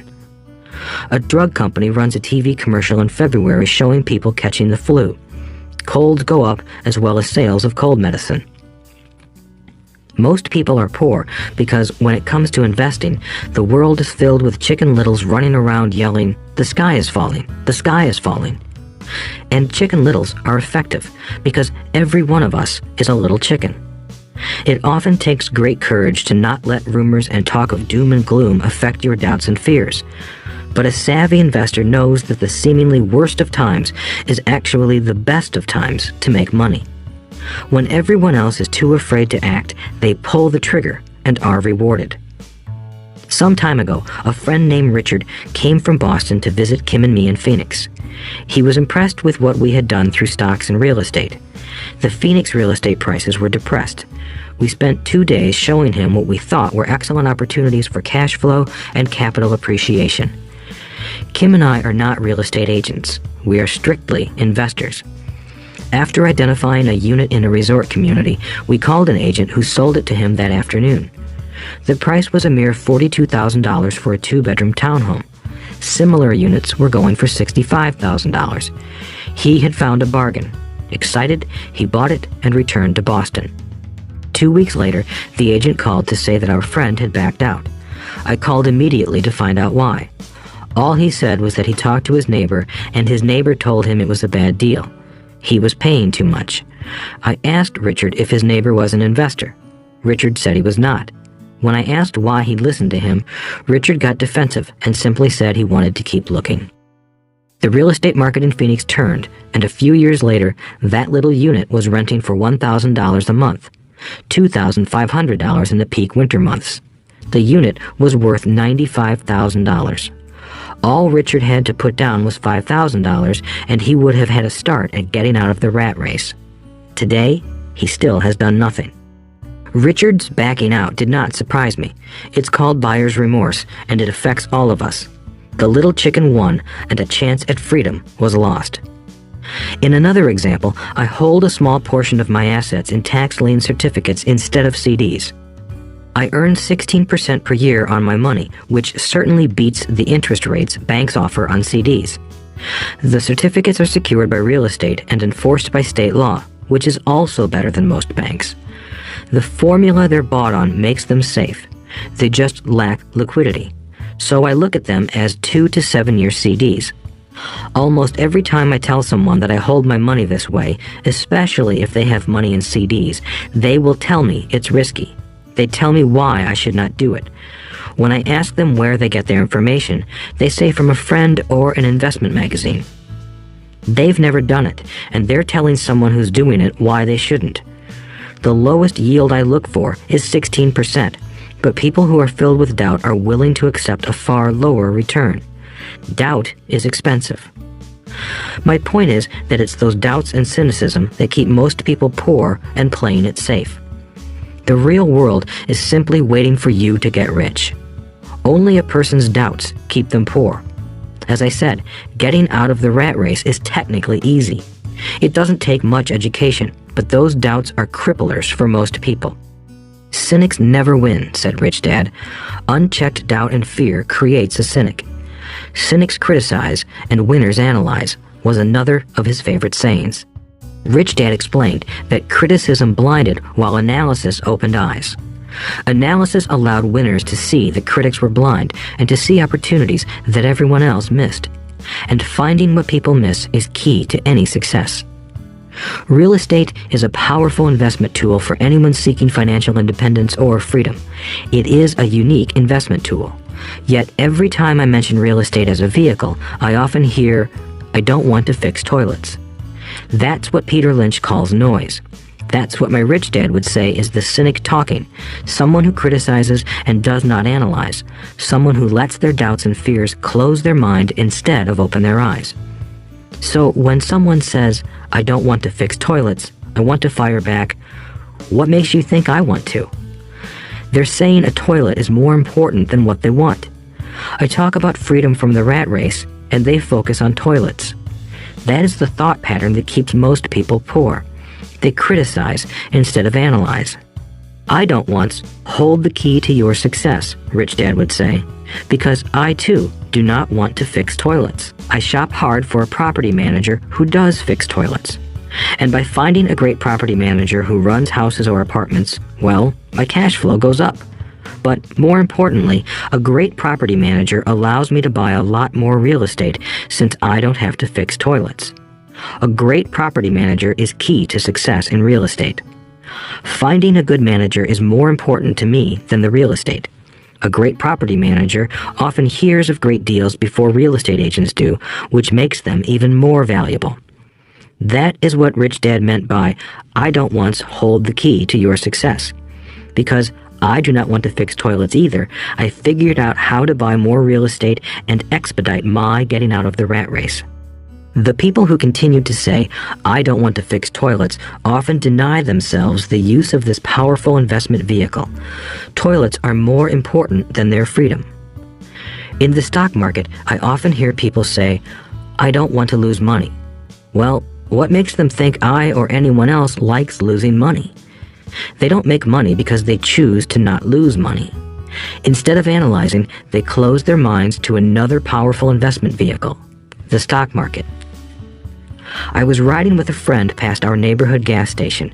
He looked up and saw that the price of gas was going up and thus the price of oil. My friend is a worrywart, or a Chicken Little. To him, the sky is always going to fall, and it usually does, on him. When we got home, he showed me all the stats as to why the price of oil was going to go up over the next few years, statistics I had never seen before, even though I already owned substantial shares of an existing oil company. With that information, I immediately began looking for and found a new undervalued oil company that was about to find some oil deposits. My broker was excited about this new company, and I bought 15,000 shares for 65 cents per share. 3 months later, this same friend and I drove by the same gas station, and sure enough, the price per gallon had gone up nearly 15%. Again, the Chicken Little worried and complained. I smiled, because a month earlier, that little oil company hit oil, and those 15,000 shares went up to more than $3 per share since he had first given me the tip. And the price of gas will continue to go up if what my friend says is true. If most people understood how a stop worked in stock market investing, there would be more people investing to win instead of investing not to lose. A stop is simply a computer command that sells your stock automatically if the price begins to drop, helping to minimize your losses and maximize some gains. It's a great tool for those who are terrified of losing. So whenever I hear people focusing on their "I don't wants" rather than what they do want, I know the noise in their head must be loud. Chicken Little has taken over their brain and is yelling, "The sky is falling and toilets are breaking." So they avoid their don't wants, but they pay a huge price. They may never get what they want in life. Instead of analyzing, their inner Chicken Little closes their mind. Rich Dad gave me a way of looking at Chicken Little. Just do what Colonel Sanders did. At the age of 66, he lost his business and began to live on his Social Security check. It wasn't enough. He went around the country selling his recipe for fried chicken. He was turned down 1,009 times before someone said yes, and he went on to become a multimillionaire at an age when most people are quitting. He was a brave and tenacious man, Rich Dad said of Harlan Sanders. So when you're in doubt and feeling a little afraid, just do what Colonel Sanders did to his little chicken. He fried it. Overcoming laziness. Busy people are often the most lazy. We have all heard stories of a businessman who works hard to earn money. He works hard to be a good provider for his wife and children. He spends long hours at the office and brings work home on weekends. One day he comes home to an empty house. His wife has left with the kids. He knew he and his wife had problems, but rather than work to make the relationship strong, he stayed busy at work. Dismayed, his performance at work slips and he loses his job. Today, I often meet people who are too busy to take care of their wealth, and there are people too busy to take care of their health. The cause is the same. They're busy, and they stay busy as a way of avoiding something they do not want to face. Nobody has to tell them. Deep down, they know. In fact, if you remind them, they often respond with anger or irritation. If they aren't busy at work or with the kids, they're often busy watching TV, fishing, playing golf, or shopping. Yet deep down, they know they are avoiding something important. That's the most common form of laziness. Laziness by staying busy. So, what is the cure for laziness? The answer is a little greed. For many of us, we were raised thinking of greed or desire as bad. Greedy people are bad people, my mom used to say, yet we all have inside of us this yearning to have nice, new, or exciting things. So to keep that emotion of desire under control, often parents find ways of suppressing that desire with guilt. You only think about yourself. Don't you know you have brothers and sisters? Was one of my mom's favorites. You want me to buy you what? Was a favorite of my dad. Do you think we're made of money? Do you think money grows on trees? We're not rich people, you know. It wasn't so much the words, but the angry guilt trip that went with the words that got to me. Or the reverse guilt trip was the I'm sacrificing my life to buy this for you. I'm buying this for you because I never had this advantage when I was a kid. I have a neighbor who is stone broke but can't park his car in his garage. The garage is filled with toys for his kids. Those spoiled brats get everything they ask for. I don't want them to know the feeling of want are his everyday words. He has nothing set aside for their college or his retirement, but his kids have every toy ever made. He recently got a new credit card in the mail and took his kids to visit Las Vegas. I'm doing it for the kids, he said with great sacrifice. Rich Dad forbade the words, I can't afford it. In my real home, that's all I heard. Instead, Rich Dad required his children to say, how can I afford it? He believed that the words, I can't afford it, shut down your brain. It didn't have to think anymore. How can I afford it opened up the brain and forced it to think and search for answers. But most importantly, he felt the words, I can't afford it, were a lie, and the human spirit knows it. The human spirit is very, very powerful, he would say. It knows it can do anything. By having a lazy mind that says, I can't afford it, a war breaks out inside you. Your spirit is angry, and your lazy mind must defend its lie. The spirit is screaming, come on, let's go to the gym and work out. And the lazy mind says, but I'm tired, I worked really hard today. Or the human spirit says, I'm sick and tired of being poor, let's get out there and get rich. To which the lazy mind says, rich people are greedy. Besides, it's too much bother. It's not safe. I might lose money. I'm working hard enough as it is. I've got too much to do at work anyway. Look at what I have to do tonight. My boss wants it finished by morning. I can't afford it also causes sadness, a helplessness that leads to despondency and often depression. How can I afford it opens up possibilities, excitement, and dreams. So Rich Dad was not so concerned about what we wanted to buy as long as we understood that how can I afford it creates a stronger mind and a dynamic spirit. Thus, he rarely gave Mike or me anything. He would instead ask, how can you afford it? And that included college, which we paid for ourselves. It was not the goal, but the process of attaining the goal that he wanted us to learn. The problem I see today is that there are millions of people who feel guilty about their desire or their greed. It's old conditioning from their childhood. While they desire to have the finer things that life offers, most have been conditioned subconsciously to say, I can't have that, or I'll never be able to afford that. When I decided to exit the rat race, it was simply a question of how can I afford to never work again? And my mind began to kick out answers and solutions. The hardest part was fighting my real parents' dogma. We can't afford that. Stop thinking only about yourself. Why don't you think about others? And other similar sentiments designed to instill guilt to suppress my greed. So, how do you beat laziness? Once again, the answer is a little greed. It's that radio station WIIFM, which stands for What's in it for me? A person needs to sit down and ask, what would my life be like if I never had to work again? What would I do if I had all the money I needed? Without that little greed, the desire to have something better, progress is not made. Our world progresses because we all desire a better life. New inventions are made because we desire something better. We go to school and study hard because we want something better. So whenever you find yourself avoiding something you know you should be doing, then the only thing to ask yourself is, what's in it for me? Be a little greedy. It's the best cure for laziness. Too much greed, however, as anything in excess can be, is not good. But just remember what Michael Douglas said in the movie Wall Street. Greed is good. Rich Dad said it differently. Guilt is worse than greed, for guilt robs the body of its soul. I think Eleanor Roosevelt said it best. Do what you feel in your heart to be right, for you'll be criticized anyway. You'll be damned if you do, and damned if you don't. Overcoming bad habits. Our lives are a reflection of our habits more than our education.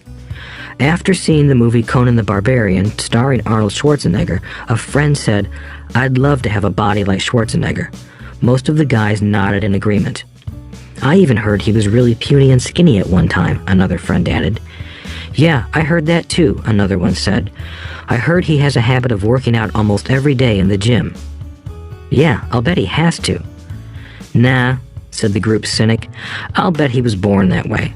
Besides, let's stop talking about Arnold and get some beers. This is an example of habits controlling behavior. I remember asking my rich dad about the habits of the rich. Instead of answering me outright, he wanted me to learn through example, as usual. When does your dad pay his bills? Rich Dad asked. The first of the month, I said. Does he have anything left over? He asked. Very little, I said. That's the main reason he struggles, said Rich Dad. He has bad habits. Your dad pays everyone else first. He pays himself last, but only if he has anything left over. Which he usually doesn't, I said. But he has to pay his bills, doesn't he? You're saying he shouldn't pay his bills? Of course not, said Rich Dad. I firmly believe in paying my bills on time. I just pay myself first, before I pay even the government. But what happens if you don't have enough money? I asked. What do you do then? The same, said Rich Dad. I still pay myself first, even if I'm short of money. My asset column is far more important to me than the government. But, I said, don't they come after you? Yes, if you don't pay, said Rich Dad. Look, I did not say not to pay. I just said I pay myself first, even if I'm short of money. But, I replied, how do you do that? It's not how. The question is why, Rich Dad said. Okay, why? Motivation, said Rich Dad. Who do you think will complain louder if I don't pay them? Me or my creditors? Your creditors will definitely scream louder than you, I said, responding to the obvious. You wouldn't say anything if you didn't pay yourself. So you see, after paying myself, the pressure to pay my taxes and the other creditors is so great that it forces me to seek other forms of income. The pressure to pay becomes my motivation. I've worked extra jobs, started other companies, traded in the stock market, anything, just to make sure those guys don't start yelling at me. That pressure made me work harder, forced me to think, and all in all, made me smarter and more active when it comes to money. If I had paid myself last, I would have felt no pressure, but I'd be broke. So it is the fear of the government or other people you owe money to that motivates you? That's right, said Rich Dad. You see, government bill collectors are big bullies. So are bill collectors in general. Most people give in to those bullies. They pay them and never pay themselves. You know the story of the 98-pound weakling who gets sand kicked in his face? I nodded. I see that ad for weightlifting and bodybuilding lessons in the comic books all the time. Well, most people let the bullies kick sand in their faces. I decided to use the fear of the bully to make me stronger. Others got weaker. Forcing myself to think about how to make extra money is like going to the gym and working out with weights. The more I work my mental money muscles out, the stronger I get. Now, I'm not afraid of those bullies. I liked what Rich Dad was saying, so if I pay myself first, I get financially stronger mentally and fiscally. Rich Dad nodded. And if I pay myself last, or not at all, I get weaker. So, people like bosses, managers, tax collectors, bill collectors, and landlords push me around all my life, just because I don't have good money habits. Rich Dad nodded, just like the 98-pound weakling. Overcoming arrogance. What I know makes me money. What I don't know loses me money. Every time I have been arrogant, I have lost money. Because when I'm arrogant, I truly believe that what I don't know is not important, Rich Dad would often tell me. I have found that many people use arrogance to try to hide their own ignorance. It often happens when I am discussing financial statements with accountants or even other investors. They try to bluster their way through the discussion. It is clear to me that they don't know what they're talking about. They're not lying, but they are not telling the truth. There are many people in the world of money, finances, and investments who have absolutely no idea what they're talking about. Most people in the money industry are just spouting off sales pitches like used car salesmen. When you know you are ignorant in a subject, start educating yourself by finding an expert in the field or a book on the subject. Chapter 8. Getting Started. There is gold everywhere. Most people are not trained to see it. I wish I could say acquiring wealth was easy for me, but it wasn't. So in response to the question, how do I start, I offer the thought process I go through on a day-to-day basis. It really is easy to find great deals. I promise you that. It's just like riding a bike. After a little wobbling, it's a piece of cake. But when it comes to money, it takes determination to get through the wobbling. That's a personal thing. To find million-dollar deals of a lifetime requires us to call on our financial genius. I believe that each of us has a financial genius within us. The problem is that our financial genius lies asleep, waiting to be called upon. It lies asleep because our culture has educated us into believing that the love of money is the root of all evil. It has encouraged us to learn a profession so we can work for money, but failed to teach us how to have money work for us. It taught us not to worry about our financial future because our company or the government would take care of us when our working days are over. However, it is our children, educated in the same school system, who will end up paying for this absence of financial education. The message is still to work hard, earn money, and spend it. And when we run short, we can always borrow more. Unfortunately, 90% of the Western world subscribes to the above dogma, simply because it's easier to find a job and work for money. If you are not one of the masses, I offer you the following 10 steps to awaken your financial genius. I simply offer you the steps I have personally followed. If you want to follow some of them, great. If you don't, make up your own. Your financial genius is smart enough to develop its own list. While in Peru, I asked a gold miner of 45 years how he was so confident about finding a gold mine. He replied, "There is gold everywhere. Most people are not trained to see it." And I would say that is true. In real estate, I can go out and in a day come up with 4 or 5 great potential deals, while the average person will go out and find nothing, even looking in the same neighborhood. The reason is that they have not taken the time to develop their financial genius. I offer you the following 10 steps as a process to develop your God-given powers, powers over which only you have control. 1. Find a reason greater than reality, the power of spirit. If you ask most people if they would like to be rich or financially free, they would say yes. But then reality sets in. The road seems too long with too many hills to climb. It's easier to just work for money and hand the excess over to your broker. I once met a young woman who had dreams of swimming for the U.S. Olympic team. The reality was that she had to get up every morning at 4 o'clock to swim for 3 hours before going to school. She did not party with her friends on Saturday night. She had to study and keep her grades up, just like everyone else. When I asked her what fueled her superhuman ambition and sacrifice, she simply said, "I do it for myself and the people I love. It's love that gets me over the hurdles and sacrifices. A reason or a purpose is a combination of wants and don't wants. When people ask me what my reason for wanting to be rich is, I tell them that it is a combination of deep emotional wants and don't wants. I will list a few. First, the don't wants, for they create the wants. I don't want to work all my life. I don't want what my parents aspired for, which was job security and a house in the suburbs. I don't like being an employee. I hated that my dad always missed my football games because he was so busy working on his career. I hated it when my dad worked hard all his life and the government took most of what he worked for at his death. He could not even pass on what he worked so hard for when he died. The rich don't do that. They work hard and pass it on to their children. Now, the wants. I want to be free to travel the world and live in the lifestyle I love. I want to be young when I do this. I want to simply be free. I want control over my time and my life. I want money to work for me. Those are my deep-seated emotional reasons. What are yours?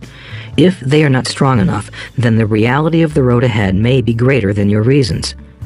I have lost money and been set back many times, but it was the deep emotional reasons that kept me standing up and going forward. I wanted to be free by age 40, but it took me until I was 47, with many learning experiences along the way. As I said, I wish I could say it was easy. It wasn't, but it wasn't that hard either. I've learned that without a strong reason or purpose, anything in life is hard. If you do not have a strong reason, there is no sense listening further. It will sound like too much work. 2. Make daily choices. The power of choice. Choice is the main reason people want to live in a free country.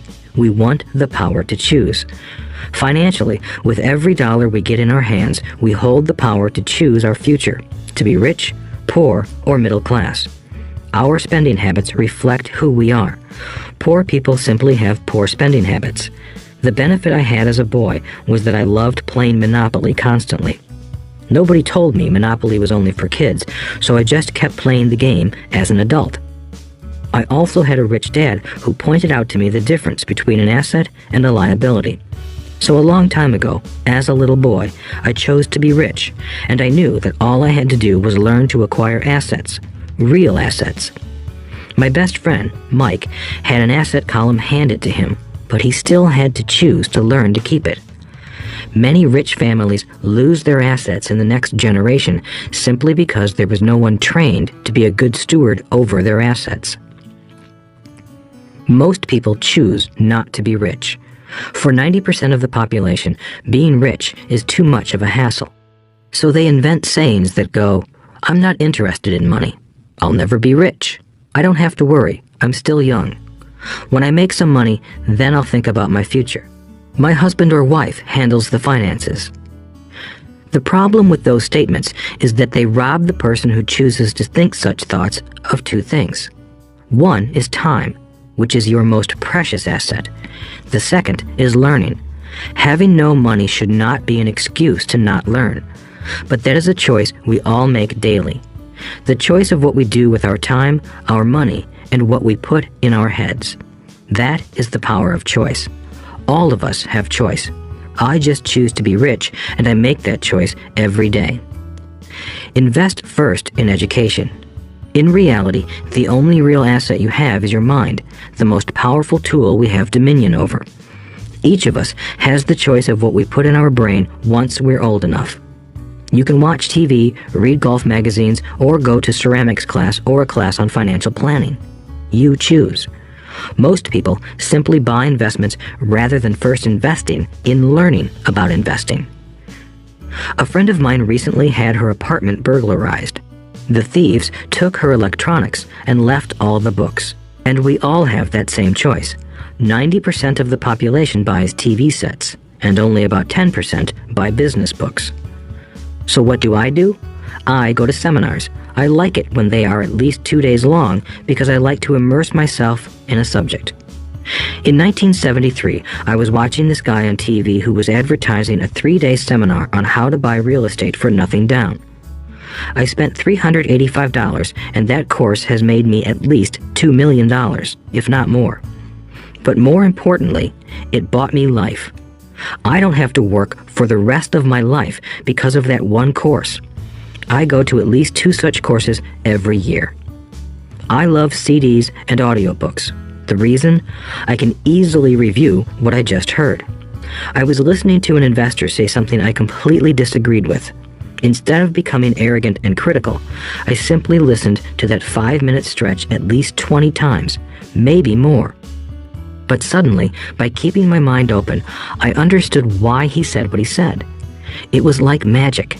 I felt like I had a window into the mind of one of the greatest investors of our time. I gained tremendous insight into the vast resources of his education and experience. The net result? I still have the old way I used to think, and I now have a new way of looking at the same problem or situation. I have 2 ways to analyze a problem or trend, and that is priceless. Today, I often say, how would Donald Trump do this, or Warren Buffett, or George Soros? The only way I can access their vast mental power is to be humble enough to read or listen to what they have to say. Arrogant or critical people are often people with low self-esteem who are afraid of taking risks. That's because if you learn something new, you are then required to make mistakes in order to fully understand what you have learned. If you have listened this far, arrogance is not one of your problems. Arrogant people rarely read or listen to experts. Why should they? They are the center of the universe. There are so many intelligent people who argue or defend when a new idea clashes with the way they think. In this case, their so-called intelligence combined with arrogance equals ignorance. Each of us knows people who are highly educated or believe they are smart, but their balance sheet paints a different picture. A truly intelligent person welcomes new ideas, for new ideas can add to the synergy of other accumulated ideas. Listening is more important than talking. If that were not true, God would not have given us 2 ears and only 1 mouth. Too many people think with their mouth instead of listening in order to absorb new ideas and possibilities. They argue instead of asking questions. I take a long view on my wealth. I do not subscribe to the get-rich-quick mentality most lottery players or casino gamblers have. I may go in and out of stocks, but I am long on education. If you want to fly an airplane, I advise taking lessons first. I am always shocked at people who buy stocks or real estate, but never invest in their greatest asset, their mind. Just because you bought a house or 2 does not make you an expert at real estate. 3. Choose friends carefully. The power of association. First of all, I do not choose my friends by their financial statements. I have friends who have actually taken a vow of poverty, as well as friends who earn millions every year. The point is that I learn from all of them. Now, I will admit that there are people I have actually sought out because they had money. But I was not after their money. I was seeking their knowledge. In some cases, these people who had money have become dear friends. I've noticed that my friends with money talk about money. They don't do it to brag. They're interested in the subject. So I learn from them, and they learn from me. My friends who are in dire financial straits do not like talking about money, business, or investing. They often think it rude or unintellectual. So I also learn from my friends who struggle financially. I find out what not to do.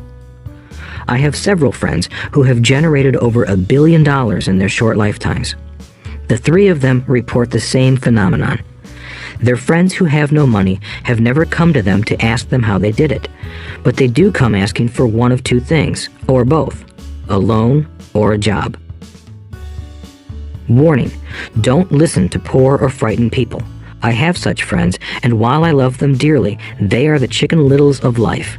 To them, when it comes to money, especially investments, it's always, the sky is falling, the sky is falling. They can always tell you why something won't work. The problem is that people listen to them. But people who blindly accept doom and gloom information are also chicken littles. As that old saying goes, birds of a feather flock together. If you watch business channels on TV, they often have a panel of so-called experts. One expert will say the market is going to crash, and the other will say it's going to boom. If you're smart, you listen to both. Keep your mind open because both have valid points. Unfortunately, most poor people listen to Chicken Little. I have had many close friends try to talk me out of a deal or an investment. Not long ago, a friend told me he was excited because he found a 6% certificate of deposit. I told him I earned 16% from the state government. The next day, he sent me an article about why my investment was dangerous. I have received 16% for years now, and he still receives 6%. I would say that one of the hardest things about wealth building is to be true to yourself and to be willing to not go along with the crowd. This is because, in the market, it is usually the crowd that shows up late that is slaughtered. If a great deal is on the front page, it's too late in most instances. Look for a new deal. As we used to say as surfers, there is always another wave. People who hurry and catch a wave late usually are the ones who wipe out. Smart investors don't time the markets. If they miss a wave, they search for the next one and get themselves in position. This is hard for most investors because buying what is not popular is frightening. Timid investors are like sheep going along with the crowd.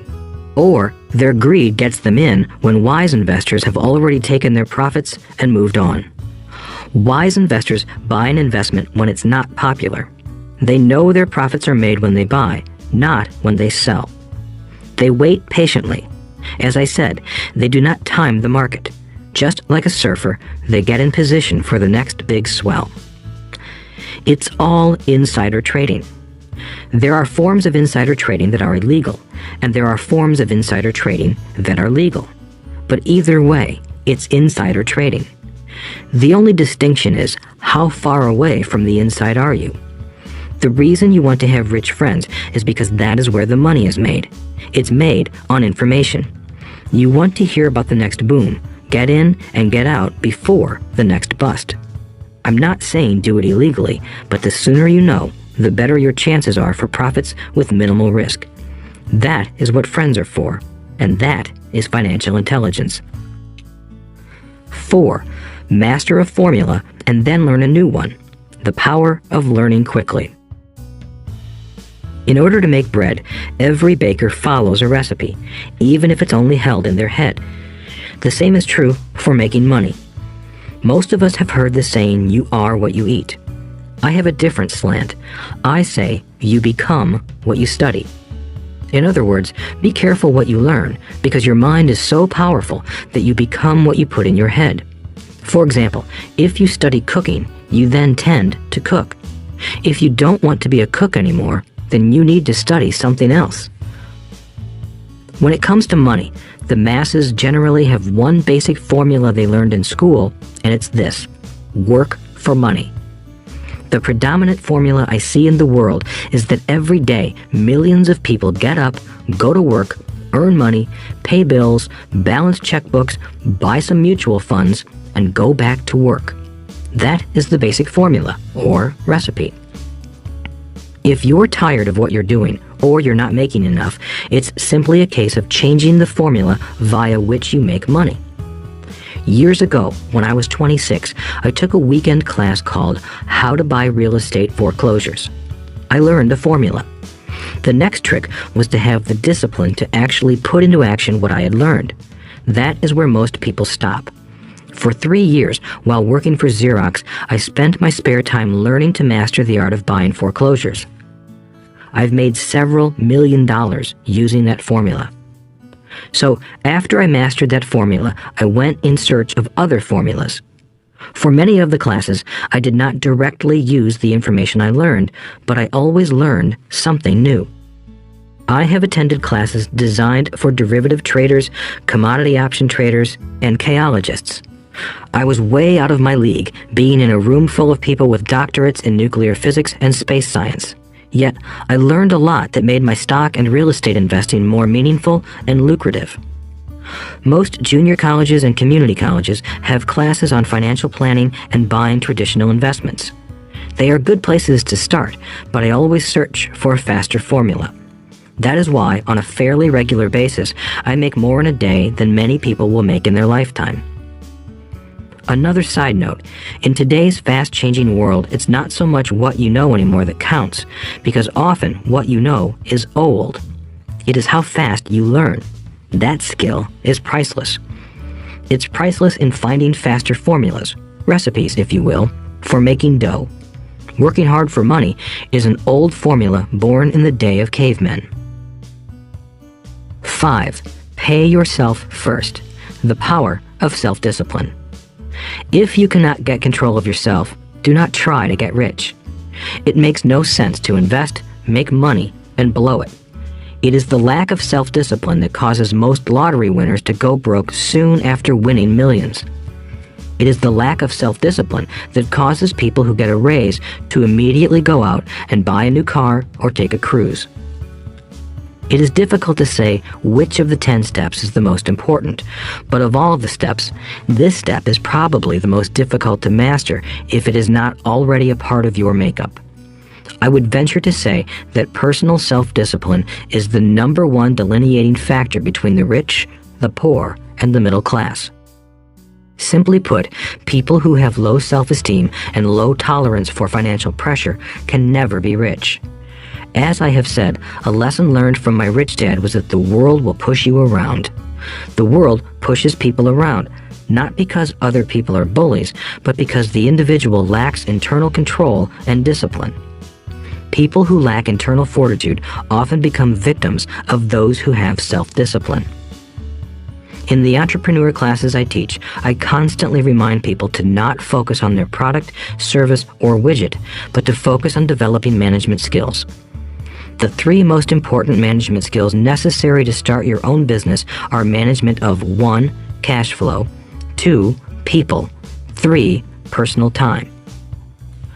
I would say the skills to manage these 3 apply to anything, not just entrepreneurs. The 3 matter in the way you live your life as an individual or as part of a family, a business, a charitable organization, a city, or a nation. Each of these skills is enhanced by the mastery of self-discipline. I do not take the saying, "pay yourself first," lightly. The statement, "pay yourself first," comes from George Clayson's book, The Richest Man in Babylon. Millions of copies have been sold. But while millions of people freely repeat that powerful statement, few follow the advice. As I said, financial literacy allows one to read numbers, and numbers tell the story. By looking at a person's income statement and balance sheet, I can readily see if people who spout the words, "pay yourself first," actually practice what they preach. In reality, each month, many allocate money to their asset column before they pay their monthly expenses. Although millions of people have read Clayson's book and understand the words, "pay yourself first," in reality, they pay themselves last. Now, I can hear the howls from those of you who sincerely believe in paying your bills first, and I can hear all the responsible people who pay their bills on time. I am not saying be irresponsible and not pay your bills. All I am saying is do what the book says, which is pay yourself first. If you can truly begin to understand the power of cash flow, you will soon realize why 90% of people work hard all their lives and need government support like Social Security when they are no longer able to work. Kim and I have had many bookkeepers, accountants, and bankers who have had a major problem with this way of looking at pay yourself first. The reason is that these financial professionals actually do what the masses do. They pay themselves last. There have been times in my life when, for whatever reason, cash flow was far less than my bills. I still paid myself first. My accountant and bookkeeper screamed in panic. "They're going to come after you. The IRS is going to put you in jail. You're going to ruin your credit rating. They'll cut off the electricity." I still paid myself first. Why, you ask? Because that's what the story, The Richest Man in Babylon, was all about. The power of self-discipline and the power of internal fortitude. As my rich dad taught me the first month I worked for him, most people allow the world to push them around. A bill collector calls and you pay or else. A sales clerk says, "Oh, just put it on your charge card." Your real estate agent tells you, Go ahead. The government allows you a tax deduction on your home. That is what the book is really about. Having the guts to go against the tide and get rich. You may not be weak, but when it comes to money, many people get wimpy. I am not saying be irresponsible. The reason I don't have high credit card debt and doodad debt is because I pay myself first. The reason I minimize my income is because I don't want to pay it to the government. That is why my income comes from my asset column through a Nevada corporation. If I work for money, the government takes it. Although I pay my bills last, I am financially astute enough to not get into a tough financial situation. I don't like consumer debt. I actually have liabilities that are higher than 99% of the population, but I don't pay for them. Other people pay for my liabilities. They're called tenants. So rule number 1 in paying yourself first is don't get into debt in the first place. Although I pay my bills last, I set it up to have only small, unimportant bills that are due. When I occasionally come up short, I still pay myself first. I let the creditors and even the government scream. I like it when they get tough. Why? Because those guys do me a favor. They inspire me to go out and create more money. So I pay myself first, invest the money, and let the creditors yell. I generally pay them right away anyway. Kim and I have excellent credit. We just don't cave into pressure and spend our savings or liquidate stocks to pay for consumer debt. That is not too financially intelligent. To successfully pay yourself first, keep the following in mind. 1. Don't get into large debt positions that you have to pay for. Keep your expenses low. Build up assets first, then buy the big house or nice car. Being stuck in the rat race is not intelligent. 2. When you come up short, let the pressure build and don't dip into your savings or investments. Use the pressure to inspire your financial genius to come up with new ways of making more money and then pay your bills. You will have increased your ability to make more money as well as your financial intelligence. So many times I have gotten into financial hot water and used my brain to create more income while staunchly defending the assets in my asset column. My bookkeeper has screamed and dived for cover, but I was like a good soldier defending the fort. Fort assets. Poor people have poor habits. A common bad habit is innocently called dipping into savings. The rich know that savings are only used to create more money, not to pay bills. I know that sounds tough, but as I said, if you're not tough inside, the world will always push you around anyway. If you do not like financial pressure, then find a formula that works for you. A good one is to cut expenses, put your money in the bank, pay more than your fair share of income tax, buy safe mutual funds, and take the vow of the average. But this violates the pay yourself first rule. This rule does not encourage self-sacrifice or financial abstinence. It doesn't mean pay yourself first and starve. Life was meant to be enjoyed. If you call on your financial genius, you can have all the goodies of life, get rich, and pay bills. And that is financial intelligence. 6. Pay your brokers well. The power of good advice. Sometimes I see people posting a sign in front of their house that says, "For sale by owner." Or I see people on TV claiming to be discount brokers. My rich dad taught me to take the opposite approach. He believed in paying professionals well, and I have adopted that policy also. Today, I have expensive attorneys, accountants, real estate brokers, and stockbrokers. Why? Because if, and I do mean if, the people are professionals, their services should make you money. And the more money they make, the more money I make. We live in the information age. Information is priceless. A good broker should provide you with information as well as take the time to educate you. I have several brokers who do that for me.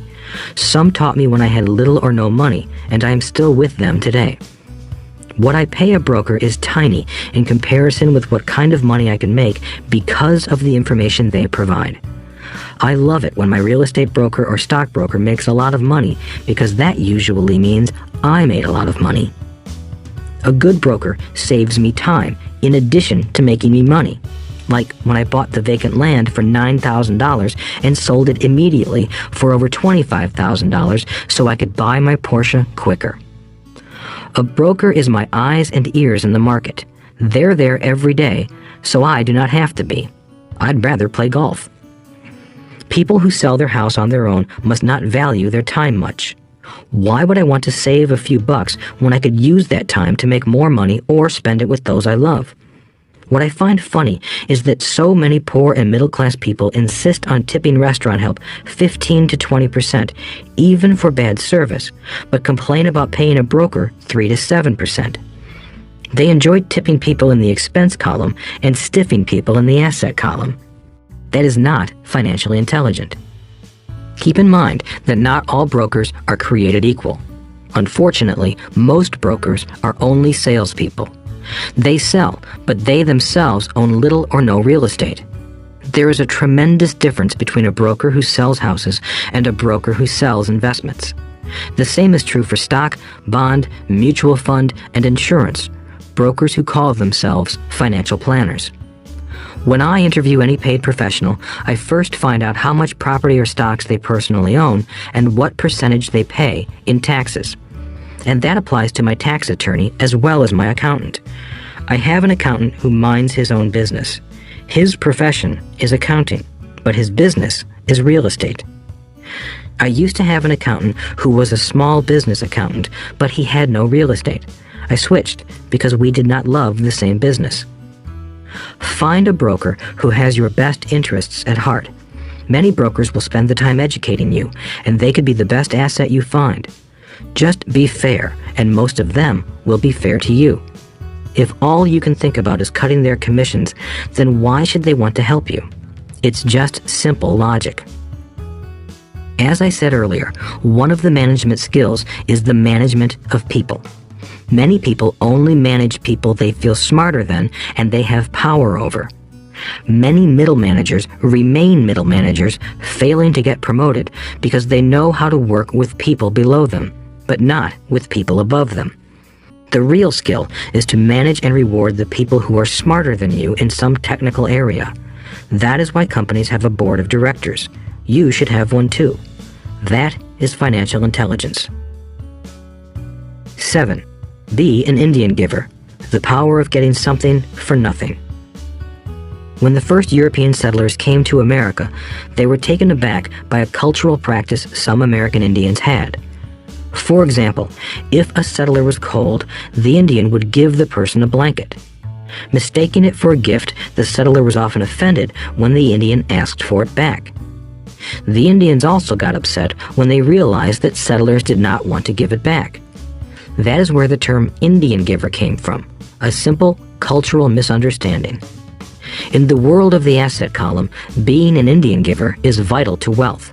The sophisticated investor's first question is, how fast do I get my money back? They also want to know what they get for free, also called a piece of the action. That is why the ROI, or return on investment, is so important. For example, I found a small condominium that was in foreclosure a few blocks from where I lived. The bank wanted $60,000 and I submitted a bid for $50,000, which they took simply because, along with my bid, was a cashier's check for $50,000. They realized I was serious. Most investors would say, "Aren't you tying up a lot of cash? Would it not be better to get a loan on it?" The answer is, not in this case. My investment company uses this condominium as a vacation rental in the winter months when the snowbirds come to Arizona. It rents for $2,500 a month for 4 months out of the year. For rental during the off-season, it rents for only $1,000 a month. I had my money back in about 3 years. Now I own this asset, which pumps money out for me, month in and month out. The same is done with stocks. Frequently, my broker calls and recommends I move a sizable amount of money into the stock of a company that he feels is just about to make a move that will add value to the stock, like announcing a new product. I will move my money in for a week to a month while the stock moves up. Then I pull my initial dollar amount out and stop worrying about the fluctuations of the market because my initial money is back and ready to work on another asset. So my money goes in, and then it comes out, and I own an asset that was technically free. True, I have lost money on many occasions, but I only play with money I can afford to lose. I would say, on an average 10 investments, I hit home runs on 2 or 3, while 5 or 6 do nothing, and I lose on 2 or 3. But I limit my losses to only the money I have in at that time. People who hate risk put their money in the bank. In the long run, safe savings are better than no savings. But it takes a long time to get your money back, and, in most instances, you don't get anything for free with it.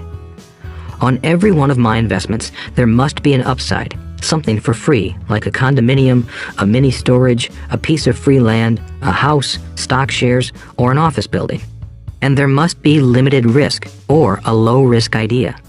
There are books devoted entirely to this subject, so I will not talk about it here. Ray Kroc, of McDonald's fame, sold hamburger franchises, not because he loved hamburgers, but because he wanted the real estate under the franchise for free. So wise investors must look at more than ROI. They look at the assets they get for free once they get their money back. That is financial intelligence. 8.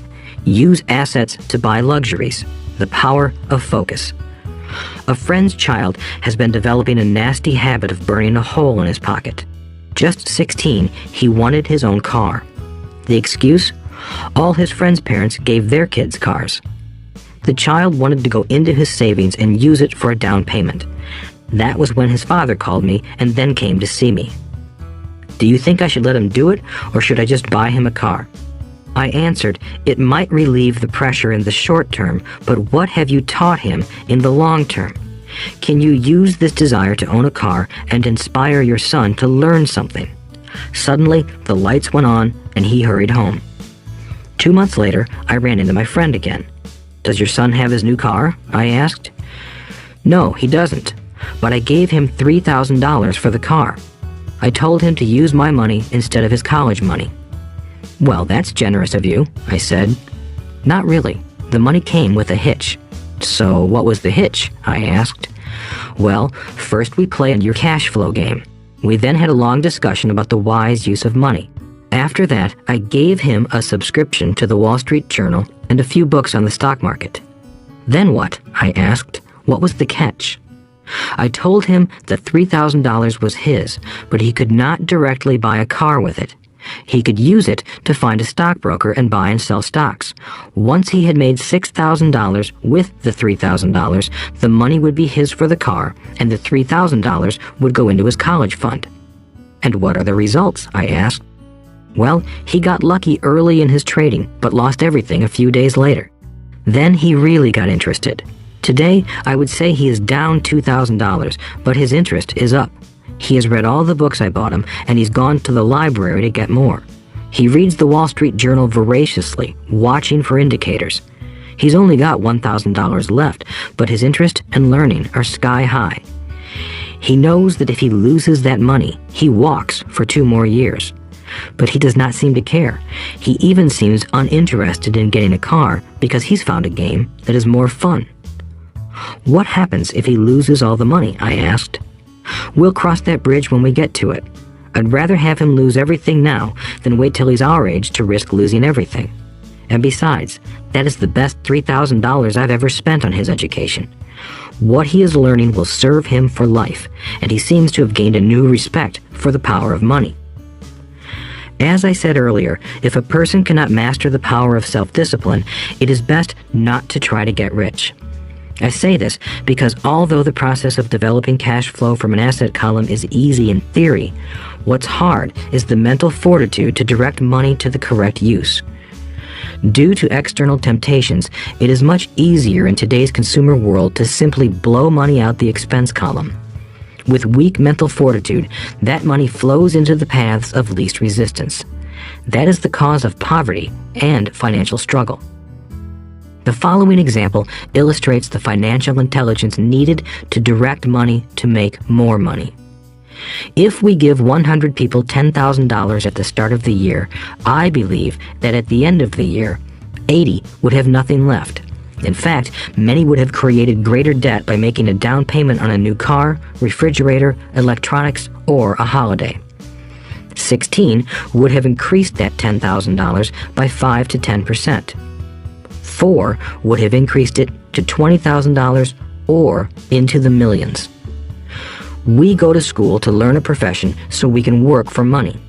It is my opinion that it's just as important to learn how to have money work for you.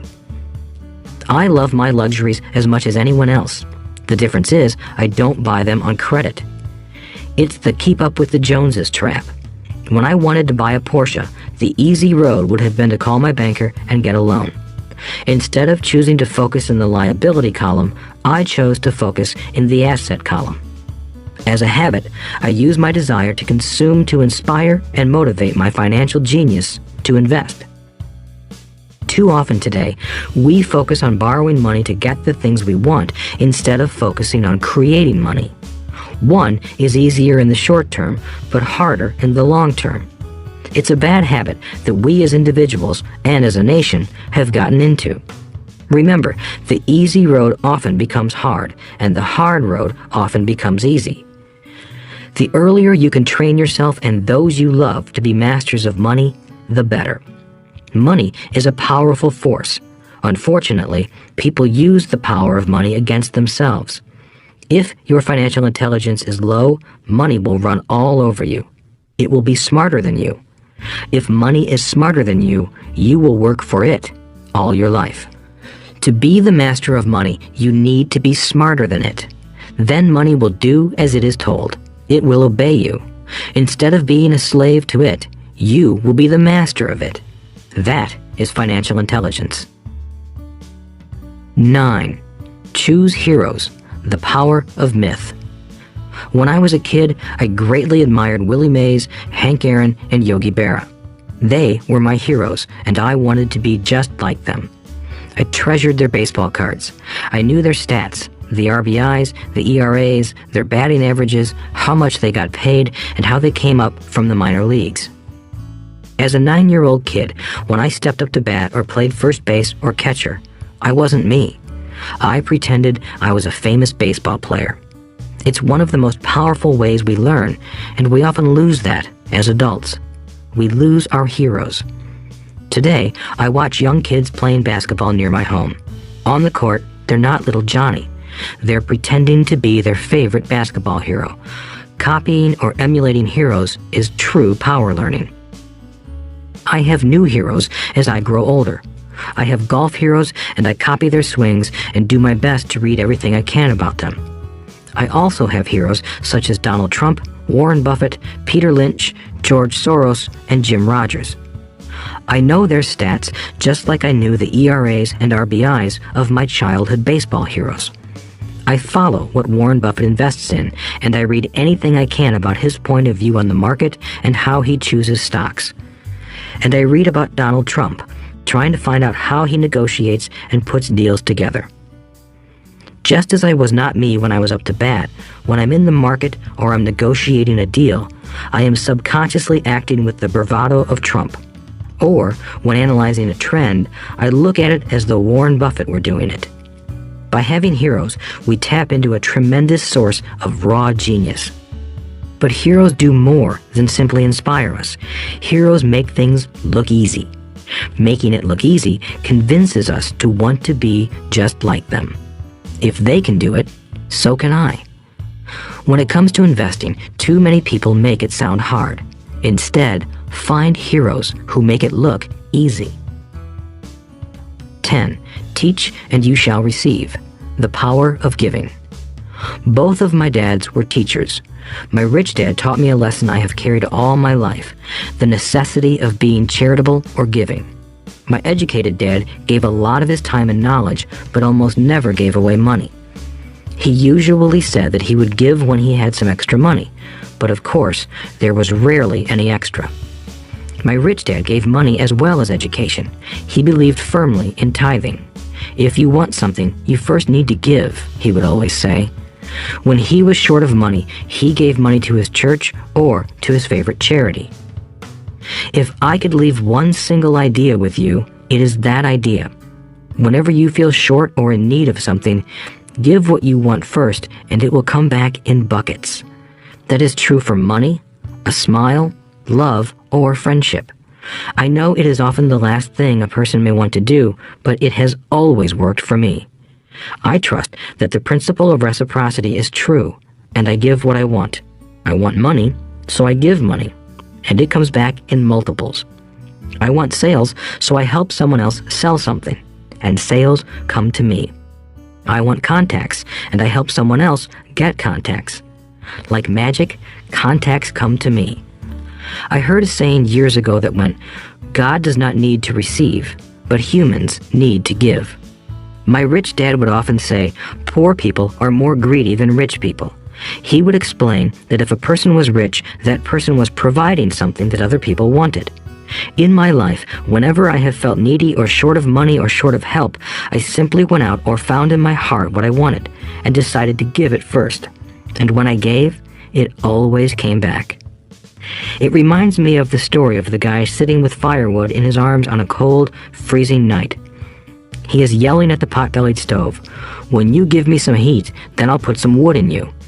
And when it comes to money, love, happiness, sales, and contacts, all one needs to remember is to give first.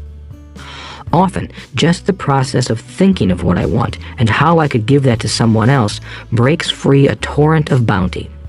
Whenever I feel that people aren't smiling at me, I simply begin smiling and saying hello. Like magic, the next thing I know, I'm surrounded by smiling people. It is true that your world is only a mirror of you. So that's why I say, teach and you shall receive. I have found that the more I teach those who want to learn, the more I learn. If you want to learn about money, teach it to someone else. A torrent of new ideas and finer distinctions will come in. There are times when I have given and nothing has come back, or what I have received is not what I wanted. But upon closer inspection and soul-searching, I was often giving to receive in those instances, instead of giving for the joy that giving itself brings. My dad taught teachers, and he became a master teacher. My rich dad always taught young people his way of doing business. In retrospect, it was their generosity with what they knew that made them smarter. There are powers in this world that are much smarter than we are. You can get there on your own, but it's easier with the help of the powers that be. You only need to be generous with what you have. Chapter 9. Still want more? Here are some to-dos. Many people may not be satisfied with my 10 steps. They see them more as philosophies than actions. I think understanding the philosophy is just as important as the action. There are many people who want to do instead of think, and then there are people who think but do not do. I would say that I am both. I love new ideas, and I love action. So for those who want a to-do list on how to get started, I will share with you some of the things I do in abbreviated form. Stop doing what you're doing. In other words, take a break and assess what is working and what is not working. The definition of insanity is doing the same thing over and over and expecting a different result. Stop doing what is not working and look for something new. Look for new ideas. For new investing ideas, I go to bookstores and search for books on different and unique subjects. I call them formulas. I buy how-to books on formulas I know nothing about. For example, in the bookstore I found the book The 16% Solution by Joel Moskowitz. I bought the book and read it, and the next Thursday I did exactly as the book said. Most people do not take action, or they let someone talk them out of whatever new formula they are studying. My neighbor told me why 16% would not work. I did not listen to him because he's never done it. Find someone who has done what you want to do. Take them to lunch and ask them for tips and tricks of the trade. As for 16% tax lien certificates, I went to the county tax office and found the government employee who worked in that office. I found out that she, too, invested in the tax liens. Immediately, I invited her to lunch. She was thrilled to tell me everything she knew and how to do it. After lunch, she spent all afternoon showing me everything. By the next day, I found 2 great properties with her help that have been accruing interest at 16% ever since. It took a day to read the book, a day to take action, an hour for lunch, and a day to acquire 2 great deals. Take classes, read, and attend seminars. I search newspapers and the internet for new and interesting classes, many of which are free or inexpensive. I also attend and pay for expensive seminars on what I want to learn. I am wealthy and free from needing a job simply because of the courses I took. I have friends who did not take those classes who told me I was wasting my money, and yet they're still at the same job. Make lots of offers. When I want a piece of real estate, I look at many properties and generally write an offer. If you don't know what the right offer is, neither do I. That is the job of the real estate agent. They make the offers. I do as little work as possible. A friend wanted me to show her how to buy apartment houses. So one Saturday, she, her agent, and I went and looked at 6 apartment houses. 4 were dogs, but 2 were good. I said to write offers on all 6, offering half of what the owners asked for. She and the agent nearly had heart attacks. They thought it was rude and would offend the sellers, but I really don't think the agent wanted to work that hard. So they did nothing and went on looking for a better deal. No offers were ever made, and that person is still looking for the right deal at the right price. Well, you don't know what the right price is until you have a second party who wants to deal. Most sellers ask too much. It is rare that a seller asks a price that is less than something is worth. Moral of the story: make offers. People who are not investors have no idea what it feels like to try to sell something. I have had a piece of real estate that I wanted to sell for months. I would have welcomed any offer. They could have offered me 10 pigs and I would have been happy. Not at the offer, but just because someone was interested. I would have countered, maybe for a pig farm in exchange. But that's how the game works. The game of buying and selling is fun. Keep that in mind. It's fun and only a game. Make offers. Someone might say yes. I always make offers with escape clauses. In real estate, I make an offer with language that details subject to contingencies, such as the approval of a business partner. Never specify who the business partner is. Most people don't know that my partner is my cat. If they accept the offer, and I don't want the deal, I call home and speak to my cat. I make this ridiculous statement to illustrate how absurdly easy and simple the game is. So many people make things too difficult and take it too seriously. Finding a good deal, the right business, the right people, the right investors, or whatever is just like dating. You must go to the market and talk to a lot of people, make a lot of offers, counter-offers, negotiate, reject, and accept. I know single people who sit at home and wait for the phone to ring, but it's better to go to the market, even if it's only the supermarket. Search, offer, reject, negotiate, and accept are all parts of the process of almost everything in life. Jog, walk, or drive a certain area once a month for 10 minutes. I have found some of my best real estate investments doing this. I will jog a certain neighborhood for a year and look for change. For there to be profit in a deal, there must be 2 elements: a bargain and change. There are lots of bargains, but it's change that turns a bargain into a profitable opportunity. So when I jog a neighborhood I might like to invest in. It is the repetition that causes me to notice slight differences. I notice real estate signs that are up for a long time. That means the seller might be more agreeable to deal. I watch for moving trucks going in or out. I stop and talk to the drivers. I talk to the postal carriers. It's amazing how much information they acquire about an area. I find a bad area, especially an area that the news has scared everyone away from. I drive it for sometimes a year, waiting for signs of something changing for the better. I talk to retailers, especially new ones, and find out why they're moving in. It takes only a few minutes a month, and I do it while doing something else, like exercising or going to and from the store. Shop for bargains in all markets. Consumers will always be poor. When the supermarket has a sale, say on toilet paper, the consumer runs in and stocks up. But when the housing or stock market has a sale, most often called a crash or correction, the same consumer often runs away from it. When the supermarket raises its prices, the consumer shops somewhere else. But when housing or the stock market raises their prices, the same consumer often rushes in and starts buying. Always remember, profits are made in the buying, not in the selling. Look in the right places. A neighbor bought a condominium for $100,000. I bought the identical condo next door for $50,000. He told me he's waiting for the price to go up. I told him that profit is made when you buy, not when you sell. He shopped with a real estate broker who owns no property of her own. I shopped at the foreclosure auction.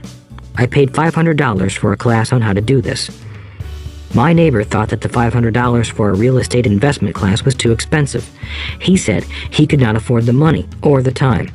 So he waits for the prices to go up. Look for people who want to buy first, then look for someone who wants to sell. A friend was looking for a certain piece of land. He had the money, but did not have the time. I found a large piece of land, larger than what my friend wanted to buy, tied it up with an option, called my friend, and he said he wanted a piece of it. So I sold the piece to him and then bought the land. I kept the remaining land as mine for free. Moral of the story: buy the pie and cut it in pieces. Most people look for what they can afford, so they look too small. They buy only a piece of the pie, so they end up paying more for less. Small thinkers don't get the big breaks. If you want to get richer, think big. Think big. Retailers love giving volume discounts simply because most business people love big spenders. So even if you're small, you can always think big. When my company was in the market for computers, I called several friends and asked them if they were ready to buy also. We then went to different dealers and negotiated a great deal because we wanted to buy so many. I have done the same with stocks.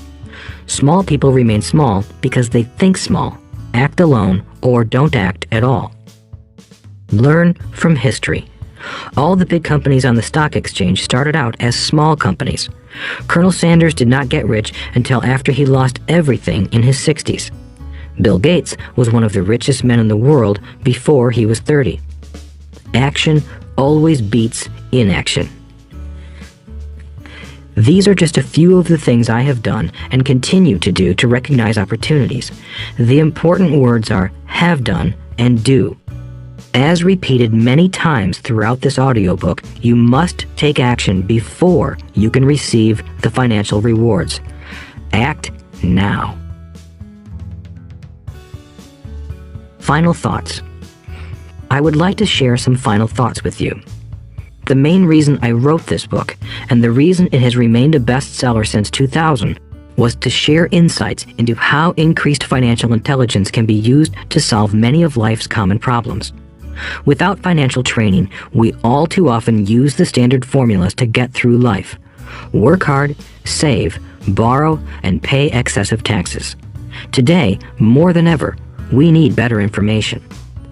I use the following story as an example of a financial problem that confronts many young families today. How do you afford a good education for your children and provide for your own retirement? It requires using financial intelligence instead of hard work. A friend of mine was griping one day about how hard it was to save money for his 4 children's college educations. He was putting $300 away in a college fund each month and had so far accumulated only about $12,000. He had about 12 more years to save for college since his oldest child was then 6 years old. At the time, the real estate market in Phoenix was terrible. People were giving houses away. I suggested to my friend that he buy a house with some of the money in his college fund. The idea intrigued him, and we began to discuss the possibility. His primary concern was that he did not have credit with the bank to buy another house since he was so overextended. I assured him that there were other ways to finance a property rather than through the bank. We looked for a house for 2 weeks, a house that would fit all our criteria. There were plenty to choose from, so shopping was fun. Finally, we found a 3-bedroom, 2-bath home in a prime neighborhood. The owner had been downsized and needed to sell that day because he and his family were moving to California where another job waited. The owner wanted $102,000, but we offered only $79,000. He took it immediately and agreed to carry back the loan with a 10% down payment. All my friend had to come up with was $7,900. As soon as the owner moved, my friend put the house up for rent. After all expenses were paid, including the mortgage, he put $125 in his pocket each month. His plan was to keep the house for 12 years and let the mortgage get paid down faster by applying the extra $125 to the principal each month.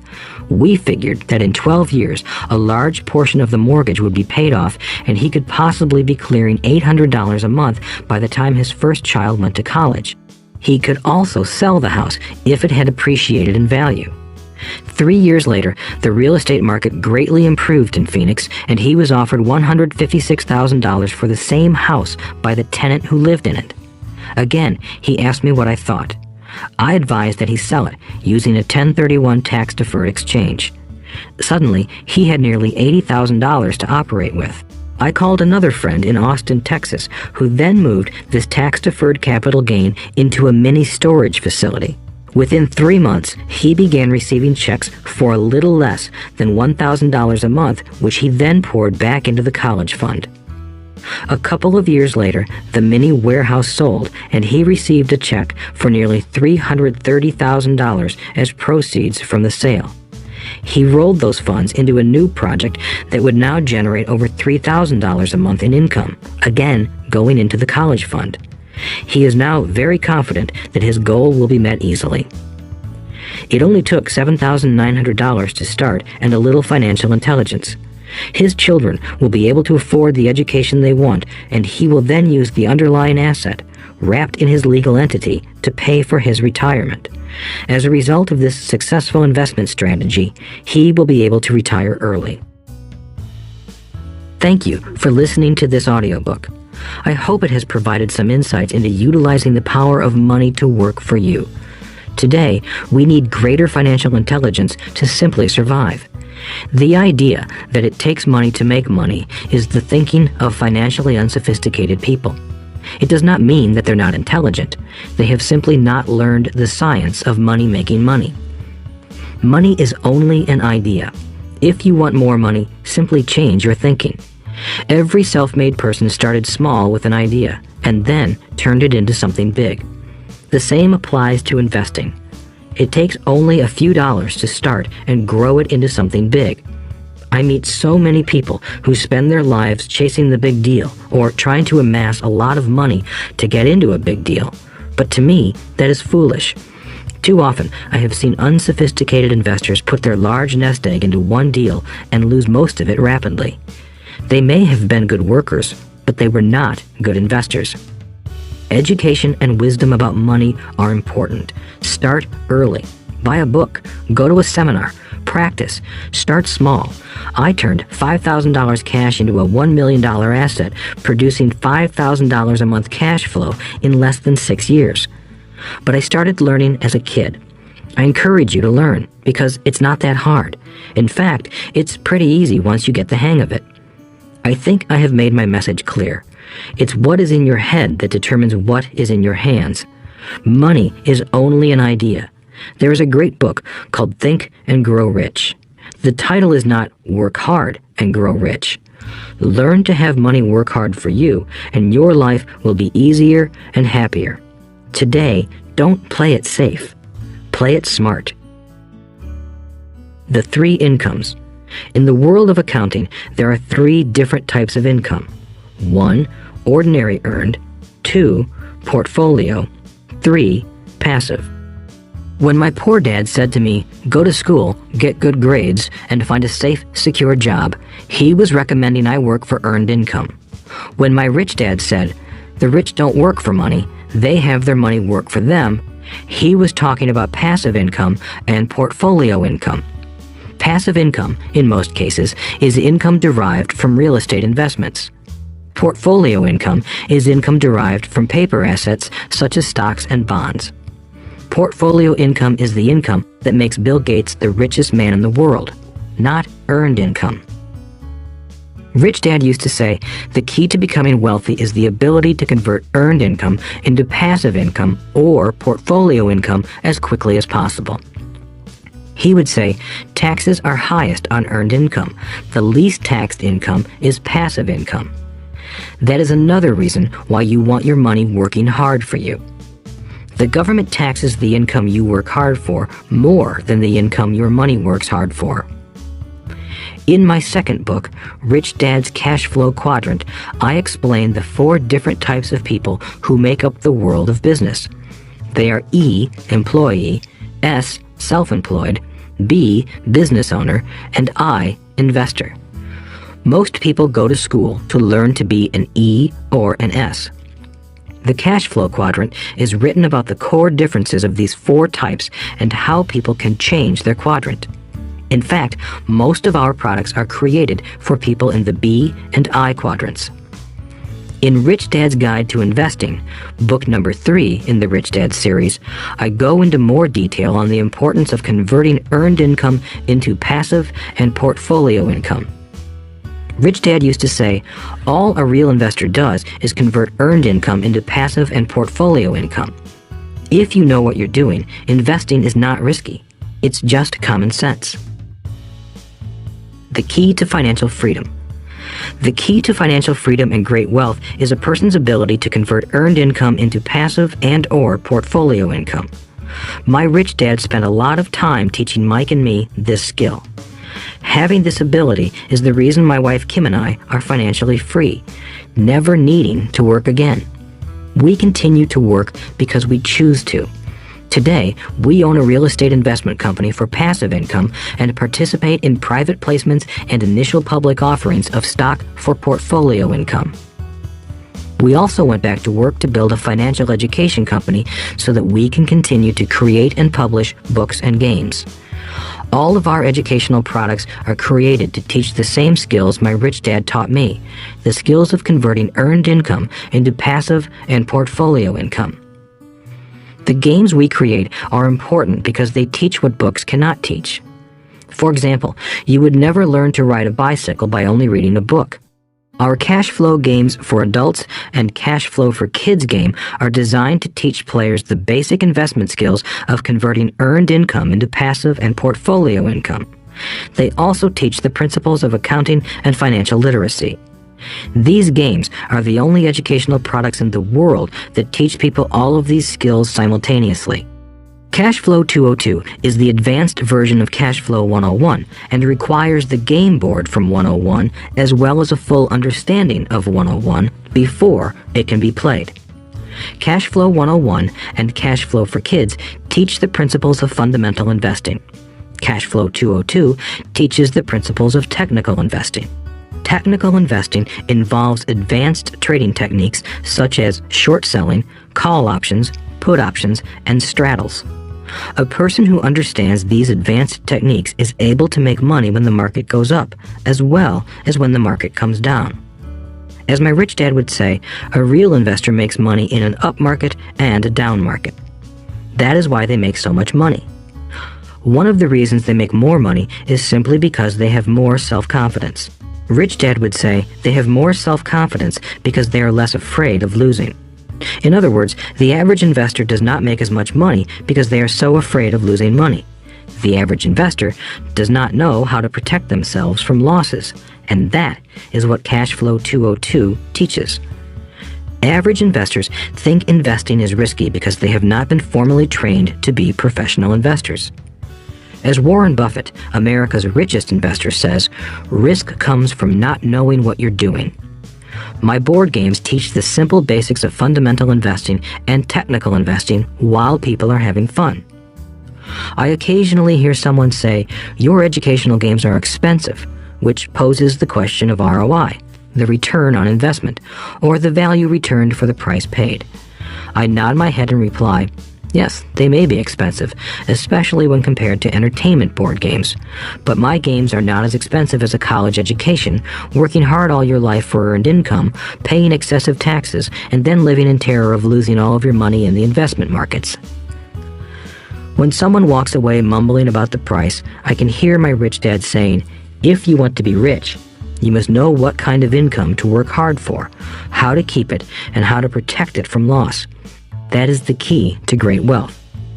Rich Dad would also say, If you do not understand the differences in those three incomes and do not learn the skills on how to acquire and protect those incomes, you will probably spend your life earning less than you could and working harder than you should. My poor dad thought a good education, a good job, and years of hard work were all you needed to be successful. My rich dad also thought a good education was important. But to him, it was also important that Mike and I know the differences in the three incomes and what kind of income to work hard for. To him, that was basic financial education. Knowing the differences in the three incomes and learning the investment skills of how to acquire the different incomes is basic education for anyone who strives to acquire great wealth and achieve financial freedom, a special kind of freedom that only a few will ever know. As Rich Dad states in lesson number 1, the rich do not work for money. They know how to have money work hard for them. Rich Dad said, earned income is money you work for, and passive and portfolio income is money working for you. Knowing that little difference has been significant in my life. Or, as Robert Frost ends his poem, and that has made all the difference. Take action. All of you were given two great gifts, your mind and your time. It is up to you to do what you please with both. With each dollar bill that enters your hand, you and only you have the power to determine your destiny. Spend it foolishly, and you choose to be poor. Spend it on liabilities, and you join the middle class. Invest it in your mind and learn how to acquire assets, and you will be choosing wealth as your goal and your future. The choice is yours, and only yours. Every day, with every dollar, you decide to be rich, poor, or middle class. Choose to share this knowledge with your children, and you choose to prepare them for the world that awaits. No one else will. You and your children's future will be determined by choices you make today, not tomorrow. I wish you